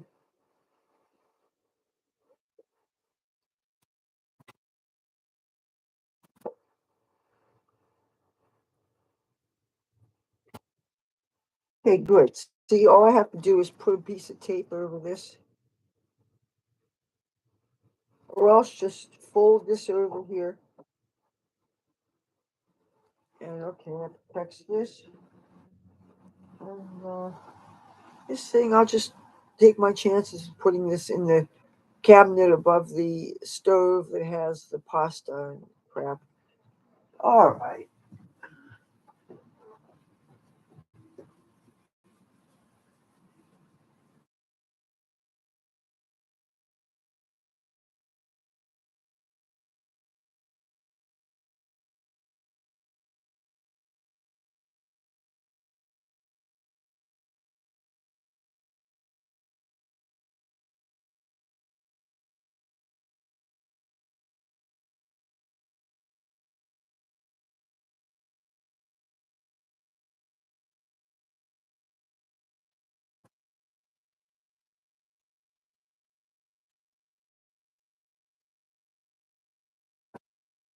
I'm back. Oh, hi, hi, hi. Now I can look out the window again. Oh,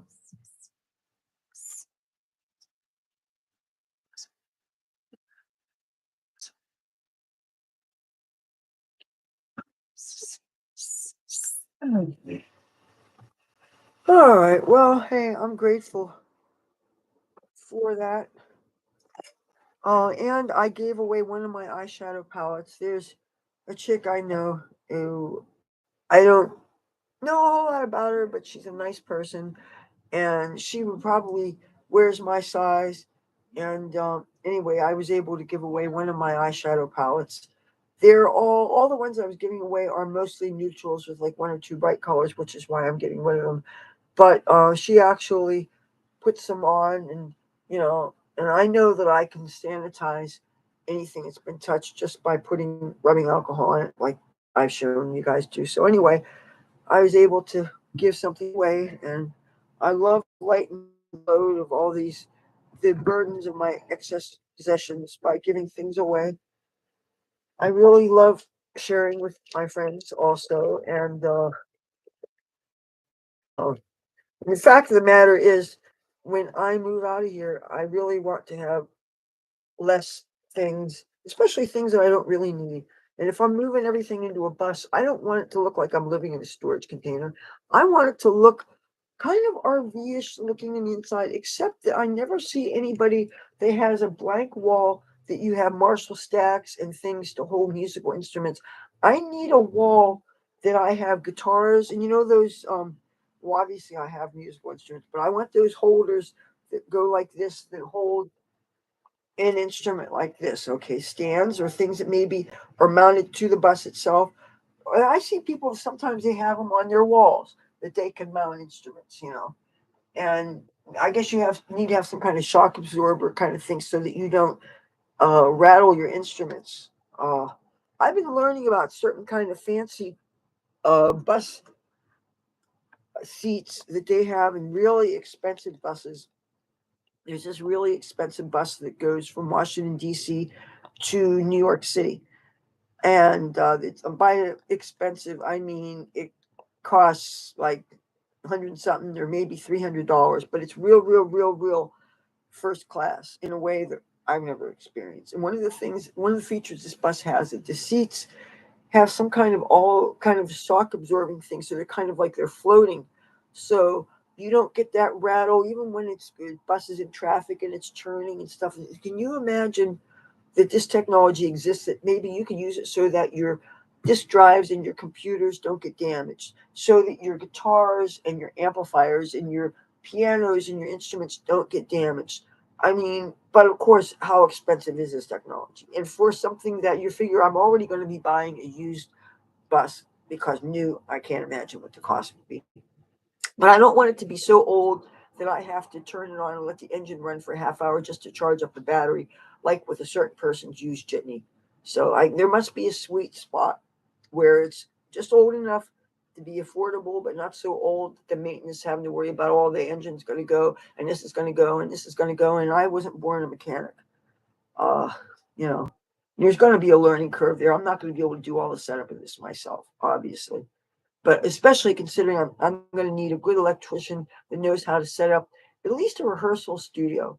And I want to have room for some basic, like a Tascam or a TIAC or something. See, things are so much digital now and not tape. And I want to have tape capability, but the thing is, you need more climate control with tape because it's very subject to not only the being demagnetized, but it's also fragile and can be subject to overheating, and it gets brittle and it gets old. There's a reason why we don't use cassettes and 8 tracks anymore. With 8 tracks, especially, there's the friction. With cassettes, um, magnetism and things, they get the sound gets corrupted until you demagnetize the tape heads, and that doesn't always work. Oh, I just spilled some weed. Oh man, I spilled, and this is the. Oh, this isn't the bad weed. This is good weed. Okay, where is my? Oh, here's the ashtray. Here's the weed. Oh man, yeah, that's great that I got that Uncle Ben stuff, but I miss the Uncle Ben's. And that's another thing. Okay, in this day and age, when everybody's concerned about everybody getting along and going past race and loving each other and stuff, why would you get rid of a beloved icon like Uncle Ben? Now, especially, I don't know if he represented something special to other people that were of his demographic and his race, but as somebody who is not of that race, let me tell you what Uncle Ben's character meant to me. He meant somebody who was not like me, who was different than me, but who was fatherly, grandfatherly, loving, kind, wise, wanted to make sure nobody left without being getting a full meal. He was a role model. Some of these trademarks, these humans that have been the faces and embodiment of some of these classic American brands, they are heroes for some people. Not all heroes have to be people that you relate to because they look like you. I've had lots of role models through my years, my life, that are not white, not female, that there are certain things about them that I embodied. You don't need to look like me for me to look up to you and think, I want to be like you. I can be inspired by Oprah Winfrey. I can be inspired by Ben Franklin. I can be inspired by Aristotle, Copernicus, uh, lots of non-asshole historic figures that maybe there's something about them that I looked up to. You know, so why are we taking down so many of our cultural icons that don't even offend people just because, oh, it might offend somebody? What about all those other people that looked upon them as this is a beloved, this is a legacy brand, this is something that harkens back to my childhood, and food that, if not at your table, is at your neighbors, your grandparents. And we're taking away, or we might keep the name, but we're taking away the symbols. We took away. We can't have uh the I'm trying to think of the pancake, and the Aunt Jemima took away this beloved lady, took away her face. Now it's called Pearl Milling Company. Okay, that's a company that made it, but still, what happened to that nice lady who was motherly, who said, "Hey, you're not leaving my table until you get fed real good."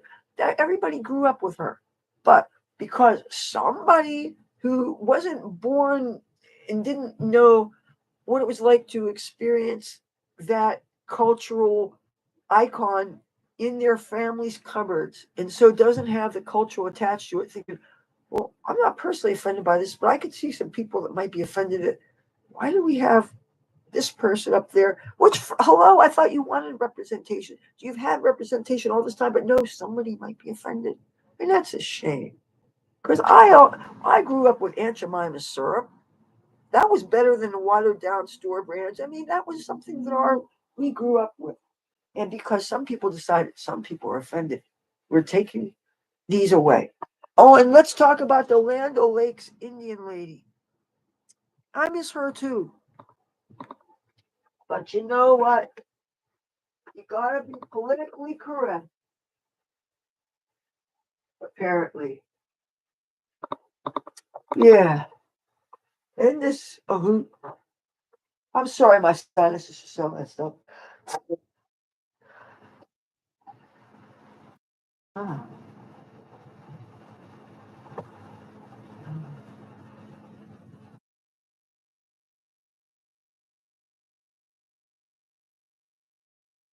I wonder if I'm going to get to go out and play that guitar today. I really should call Chuck and tell him my string predicament. Uh, any other guitar players watching me have a problem with changing your strings? Is it me? It's like every person that changes a string shows me something different, and I wish I could remember exactly what my guitar tech does. But Fuzzy, the guitar guy, who apparently has turned into not only an alcoholic but a speed freak now, and I'm saying that as somebody who is both. I am not going to judge you on something that I've been guilty of if I don't at least disclose it. The reason why I'm being critical of this is because this is something that I went through, but I got to a point in my life where when I realized these things were not serving me, I quit because I got scared. Once I thought my brain was starting to go, I got terrified because I always prided myself in the fact that I had a brain. I figured I may be skirting by on some looks things, but I knew that I could always fall back on my brain. And especially since there's a lot of people that didn't like my look and wouldn't take it seriously because I wasn't girl next door enough for a lot of the rock and roll stuff out there. I was too punk-ish slash gothic-ish. Different things go against you when you don't fit all the boxes. Not having tattoos, believe it or not, goes against you. Having a flat chest when you're a woman goes against you in some circles. And these things actually deny you certain opportunities or they cause you to not be taken seriously for a lot of things. Um, and I had to learn that out there. I was really surprised, especially about the boob thing. I mean, I wasn't trying to go and get invited to the Playboy Mansion or anything, but still, uh, it's interesting. But or the times when I would go to places and I would have sleeves on or something, and people would just assume that I did have tattoos because other things seemed to fit the inclination that that's what a person would have. Oh, and then when I went up to San Francisco and I became a stage dancer up there, there was a lot of places that said no tattoos or piercings. And I'd just gotten my nose piercing, and they wouldn't even give me a chance to go in the door to show them that I didn't have any ink because they were worried about whether the customers would decline to come in if they saw that the girls were all inked up or something. And I would imagine now they probably aren't like that because it's so hard to find people that don't have ink that even in front facing jobs where you're dealing with customer service and sales clerks and all kinds of positions, even car dealers and casinos out here, even police in Washington, D.C. could be all sleeved up. A lot of jobs that they did not allow you to have tattoos, they are now allowing. I think because they're realizing if they want to work they force, they have to meet the people where they're at. And it's harder to find untattooed people. And if they're otherwise qualified, why should you discriminate against them? Not everybody can afford all the laser treatments to take off a tattoo that they want to get rid of. And I heard that that's a series of painful treatments. Like they have programs that help gangbangers that want to revamp their life that maybe got face and back and all these tattoos. And there's doctors that will do it for either free or real cheap thing just to help people to get on with their lives. I know they do that in Los Angeles. They have programs that when you're a gang member and you want to get out of that life and you want to be a doctor or a lawyer or an Indian chief or something, get all your face tattoos and all the stuff that maybe might make people think that you killed a bunch of people. When you take all the tattoos off, and then you have a chance at getting respectability from the people that might not be able to see past your ink. I was getting ridiculed for not having ink in California. I really was. Or people that are amazed that I didn't have ink after being in California as long as I have. And then all the people that are surprised that I didn't have children. A lot of women, especially, I don't know what is it, trip out because why would you trip out over other people's reproductive choices or the circumstances? It's not always about your reproductive choices. I mean, yes, I was choosing to be responsible. I was choosing to not find myself with a responsibility that all of a sudden I was not able to handle. I was choosing to honor my parents and their not unreasonable wishes to not get littered up with ink and not come home an unwed mother and expect them to take care of what I had participated in creating. So I just made sure that it didn't happen, and I don't think that that's anything special. If I had found somebody and fallen madly in love with them, maybe it would have made me realize I did have a biological clock, you know. Well, another thing I was thinking about is I thought that maybe I'd done too much chromosomal damage because I partied a lot. My mother even thought that I was never pressured to have kids by either of my parents, even my father who loved little kids. But my parents never pressured me to have kids. And some of it was that my mother thought that I had done a lot of chromosomal damage because of it that I did back in the day.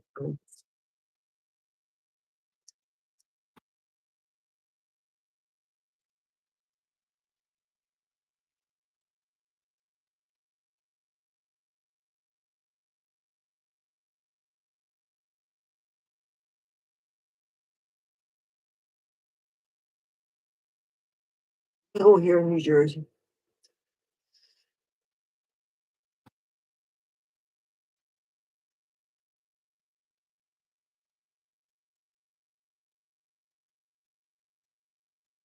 After this, check up on my mother again, see if she wants me to fix her something. And then maybe I'll get some rest, maybe a little bit of sleep. I don't know. And maybe, excuse me, take my PV Raptor, that's the black one, out to play. If people don't mind quiet guitar that they can hear. And, and assuming there's not going to be any rain, I haven't looked at the Weather Channel right now. I have Fox News Channel on mute.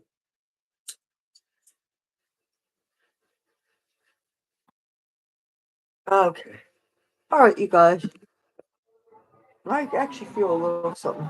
Do you know what? The stream has gone on long enough. It's 5 hours, 4 minutes, and 4 seconds. Oh my goodness.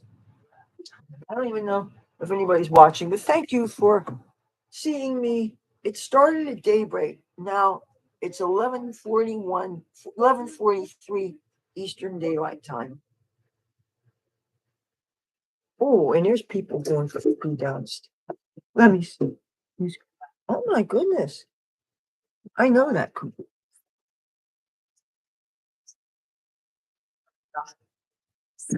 Oh man. I'm telling you, some of these religious people are seriously, let's see, all I gotta say. But hey, whatever. You're not coming up to me with pitchforks and torches, so I could be living in the Middle Ages where you would get a pinky infection and you can literally die of that infection because we didn't have antibiotics. So especially if you think about it, this is the best great time to be alive. Okay, with that, I'm gonna let you guys go. This has gone on too long. You guys take care. Greetings from Atlantic City. This is Leathur Rokk signing out. Bye.